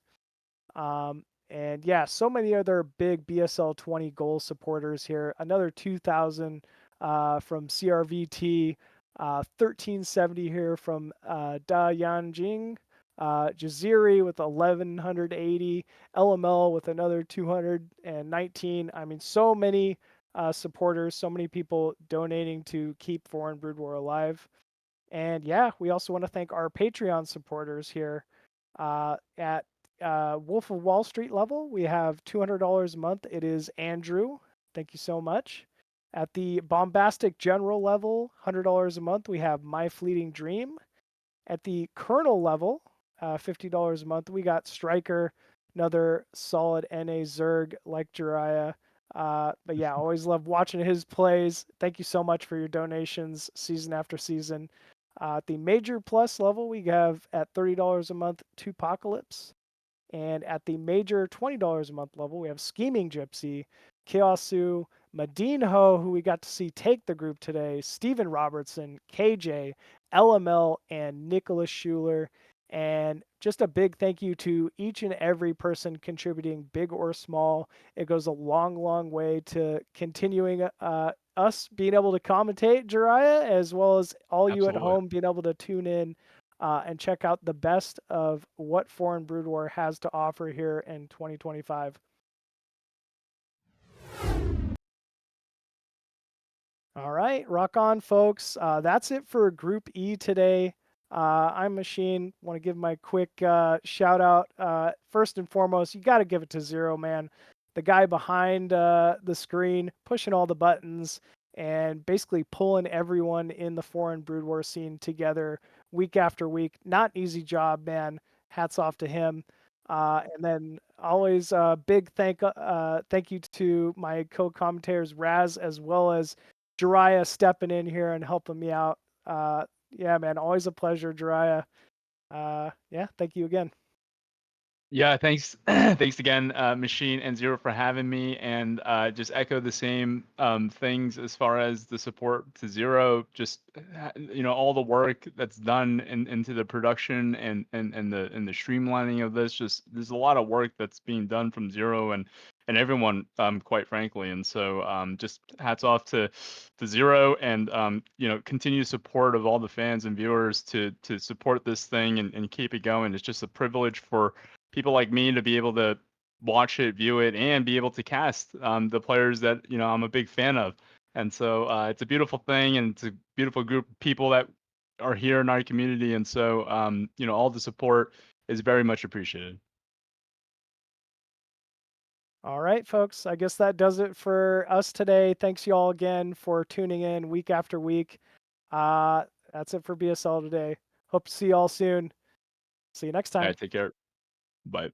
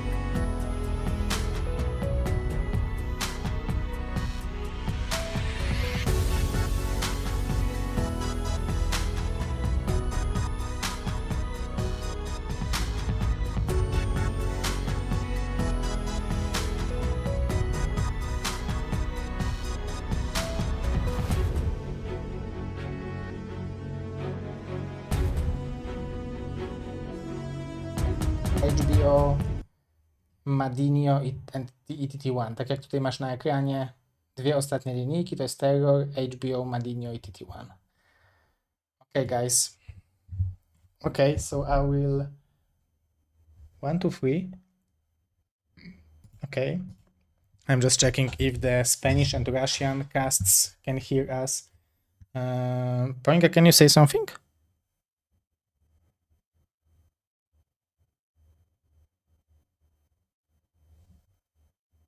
Can you do it again? I hope you guys can hear me. Yeah, they can hear you. Okay. I mean, the English guys can hear you, the Russian guys can hear you, the Spanish guys can hear you. So, I mean, everyone can hear you. Entire world is watching the BSL group draw. I am very happy.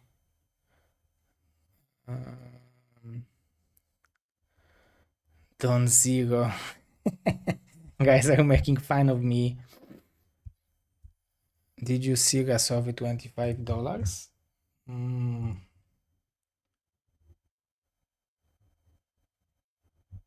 Huh.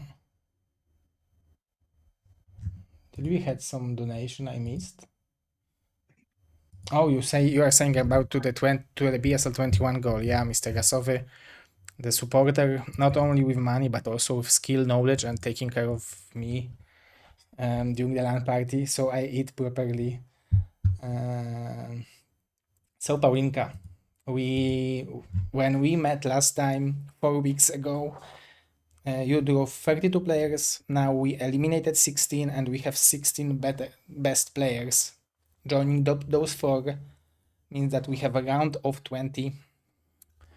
I am very excited despite sitting here for 7.5 hours already, and I really need to go to the toilet. I mean, not poop, just pee-pee. So nothing serious, but yeah. Strong. So we'll try to do it very quick. Yeah. Oh, I'm sitting here like that for an hour already, so half hour will not make a difference, but let's not extend it more than half hour. Okay. Okay, guys, so if you don't know, this is my wonderful sister, and she is an expert group drawer in BSL and also LAN party attender. So Paulinka, I know it's very late for you, so I will not extend it because I know that you are waking up tomorrow. I will just explain the rules very quickly. We have the 2 baskets, basket number 1 and basket number 2, and we will draw 2 players from each basket to each group. To each group, so we will have 5 players in each group. We will have best of 1, round robin, best of 1. Top 2 are going to the winner bracket, top 3, 4 are going to the loser bracket, 5th players will be eliminated. So it's best of 1, but 4 players are advancing, so I think it's going to be interesting. So, Paulinka, are you ready? I am ready, yeah. You was born ready. Born ready. Yeah, so let's start with introducing players, yeah? Yes, okay. So first, it's going to be Hawk. Yeah, Hawk, Super Gosu Zerg from United States of America, and he's going to basket number 1. He advanced first from... I will open myself a little bit of from Group D with DNMax and Pero Flaco and Jumper. So basket number 1. Yes. Mr. Dragon. Mr. Dragon, Super Gosu Protoss from Canada, also the captain of Team Canada, which they won the Nation Wars recently, so congratulations to him and them. And he's going to basket number 1. He advanced from the first spot from Group C with Doodle Doodle, Oktoberzek, and Artosis. So, good achievement. Mr. JD Conan. Yes, Mr. JD Conan, basket number 1, Super Gosuzek from Bolivia. He advanced from the very strong group, I believe it was called Group of Death, with Striker, Zeti, and Kamezek. He advanced from the first spot, so congratulations to him, going to basket number 1. Mr. Ras, Yes, Mr. Gas, Super Gosu, Protoss and Caster today, and Super Gosu guy from USA advancing from the second spot from the group with Wolfix, Zazu, and myself going to basket number 2.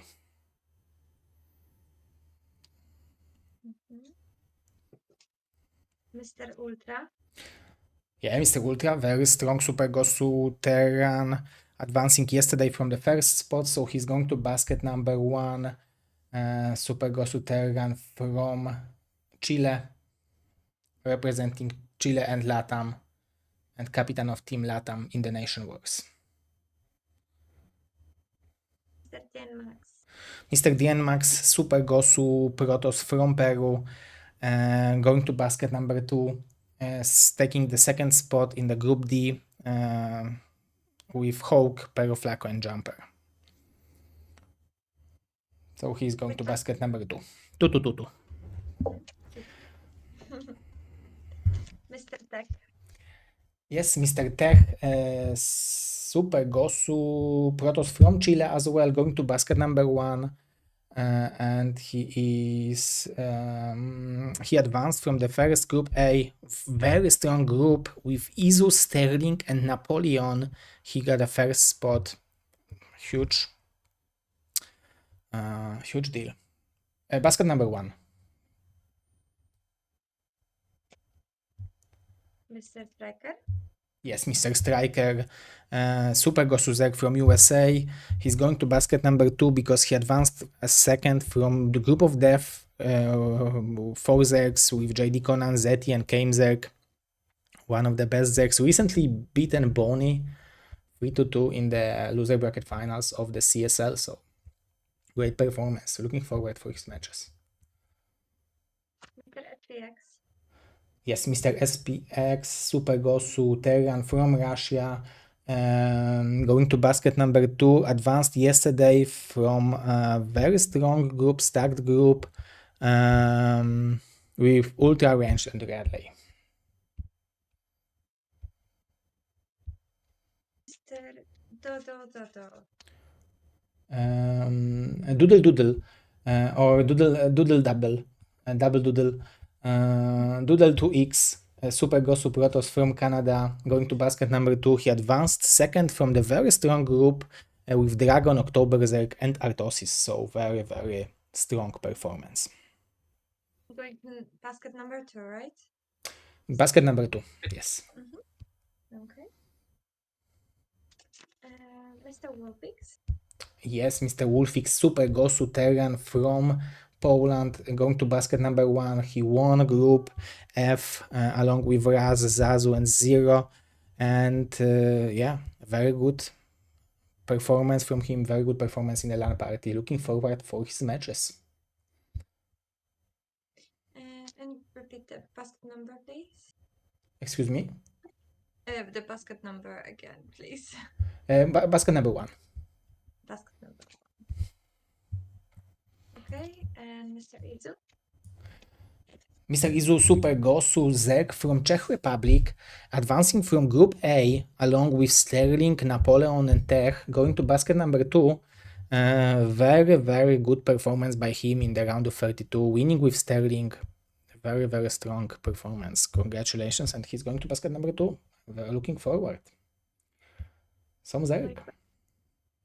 HBO, Yeah, HBO, the Super Gosu Zerg from Poland, advancing today from the second spot and winning with Tarson and Spine. Congratulations to him. Second basket. Very strong performance by HBO. Looking forward for his matches. Mr.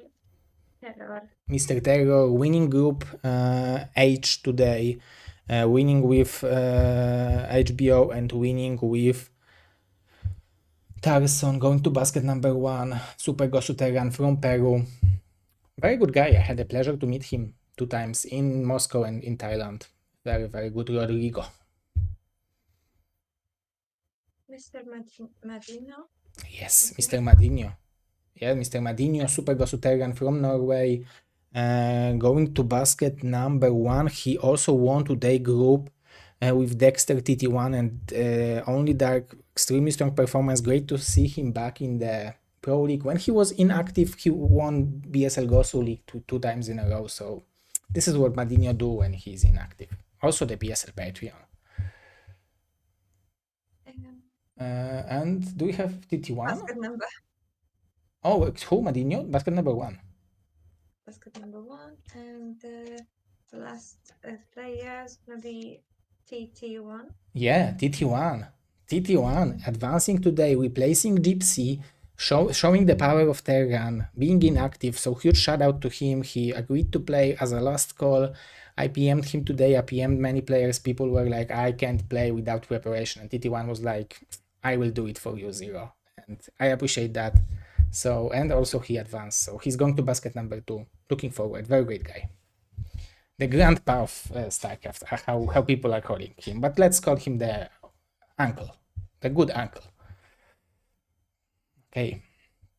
So, Paulinka, I will tell you that this is the first time in my entire life doing the 5 people group. Okay. So we can start from, I believe, any basket, but let's go with second one. But the question is, how do we draw it? Do we draw the... So maybe we will do it the way that you will do. We will do 1 player to group A, 1 player to group B, 1 player to group C, and 1 player to group D. Okay? Okay, so let's go. Player who will advance or who will land in group A along with Mr. Crossy. Who will be the lucky guy? Mr. Denmarks. Mr. Denmarks, very interesting. Okay, and now who will join group B along with Mr. Ziki? It's going to be Mr. Raz. Mr. Raz. Okay, and who will join group C along with Mr. DeWalt and 3 others? It's going to be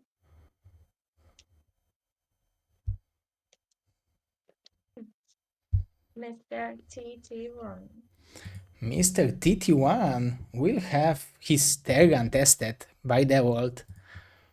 But it's going to be best of 1, so anything can happen. And who will join group D?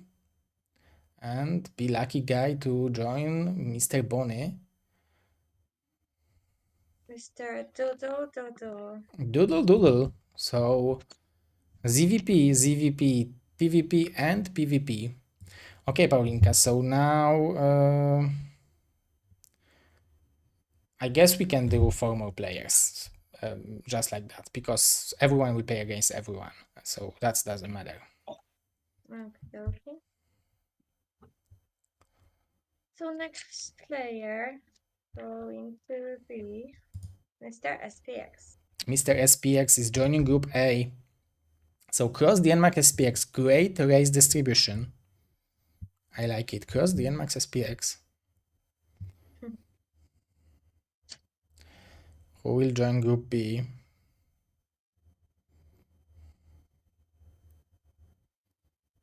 Mr. Striker.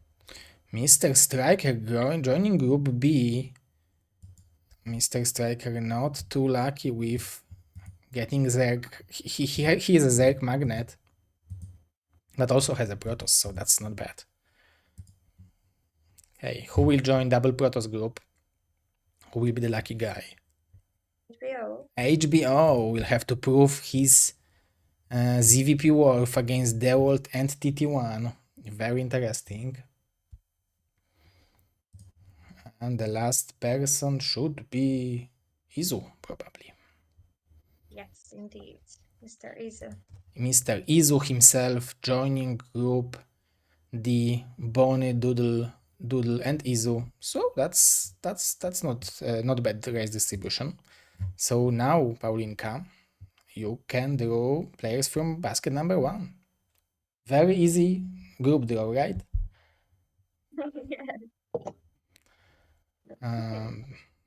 Probably I could look into not having people from the same group, but I don't know. Okay, let's go with it.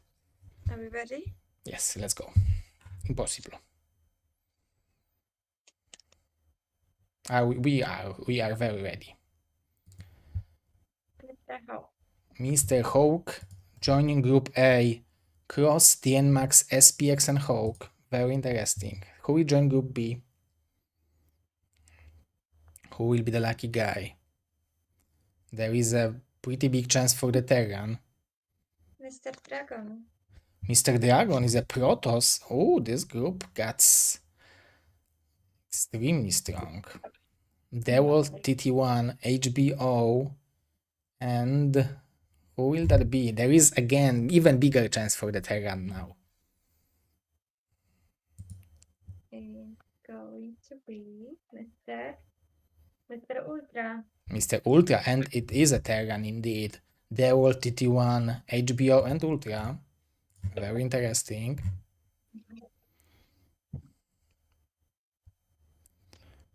And Group D, also big chance for the Terran. Bone, Doodle Doodle, Izu, and MadiNho joining Group D. Very interesting. Okay. So, who will be the lucky guy to join Group A now? Cross, DNMax, SPX, Hawk. It can be Protoss, it can be Terran. If it will be Zerg, it's going to be a lot of Zergs, but... JD Conan. JD Conan is going to be Zerg joining Group A. So Cross, DNMax, SPX, Hawk, JD Conan. Top 2 advance to the winner bracket. Third and fourth spot advancing to the loser bracket. 50 is eliminated. Who will join Group B, Paulinka? Mr. Tech. Mr. Tech joining Group B. Ziki, Ras, Striker, Dragon, Tech. Very interesting. Okay, and that should leave us with Wolfix and Terror, right? Fix. Wolfix joining Group C, Devil, TT1, HBO, Ultra, Wolfix. And Group D. And Group D. Bonnie, Doodle Doodle, Izu, MadiNho, and Terror. This looks very interesting. I need to figure it out the way to show it to you guys so you will know what's going on during the group, because the normal group bracket is much easier. Okay, Parinka, so usually you say who will advance, but to make it shorter, because I know you need to go to sleep, you can say one player from each group who will be eliminated. What do you think? Oh. Oh, okay. I'd say from a Group A, it's going to be Mr. SPX. Okay. Second group, the Group B, Mr. Ras. Okay. Group C is going to be Mr. TT1. Okay. Group D is going to be Mr. Doodle. Okay. Those are some bold picks. But anything can happen. This is going to be best of one, round robin, everyone versus everyone.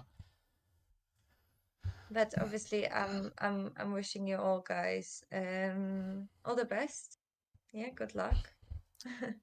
Yeah, Paulinka is not really following StarCraft, so she's just like, No. which nickname sounds strong, and I guess based on that, like, Yeah. Don't take it personally. yeah, like if you see the nickname Ultra, you know this guy is good, right?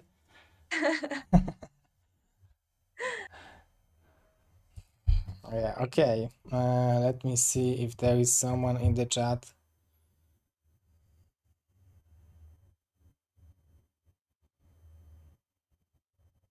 Okay. So,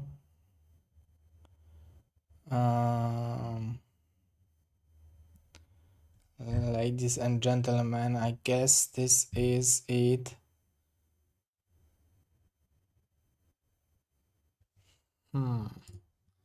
So, Paulinka, do you have any final words for our...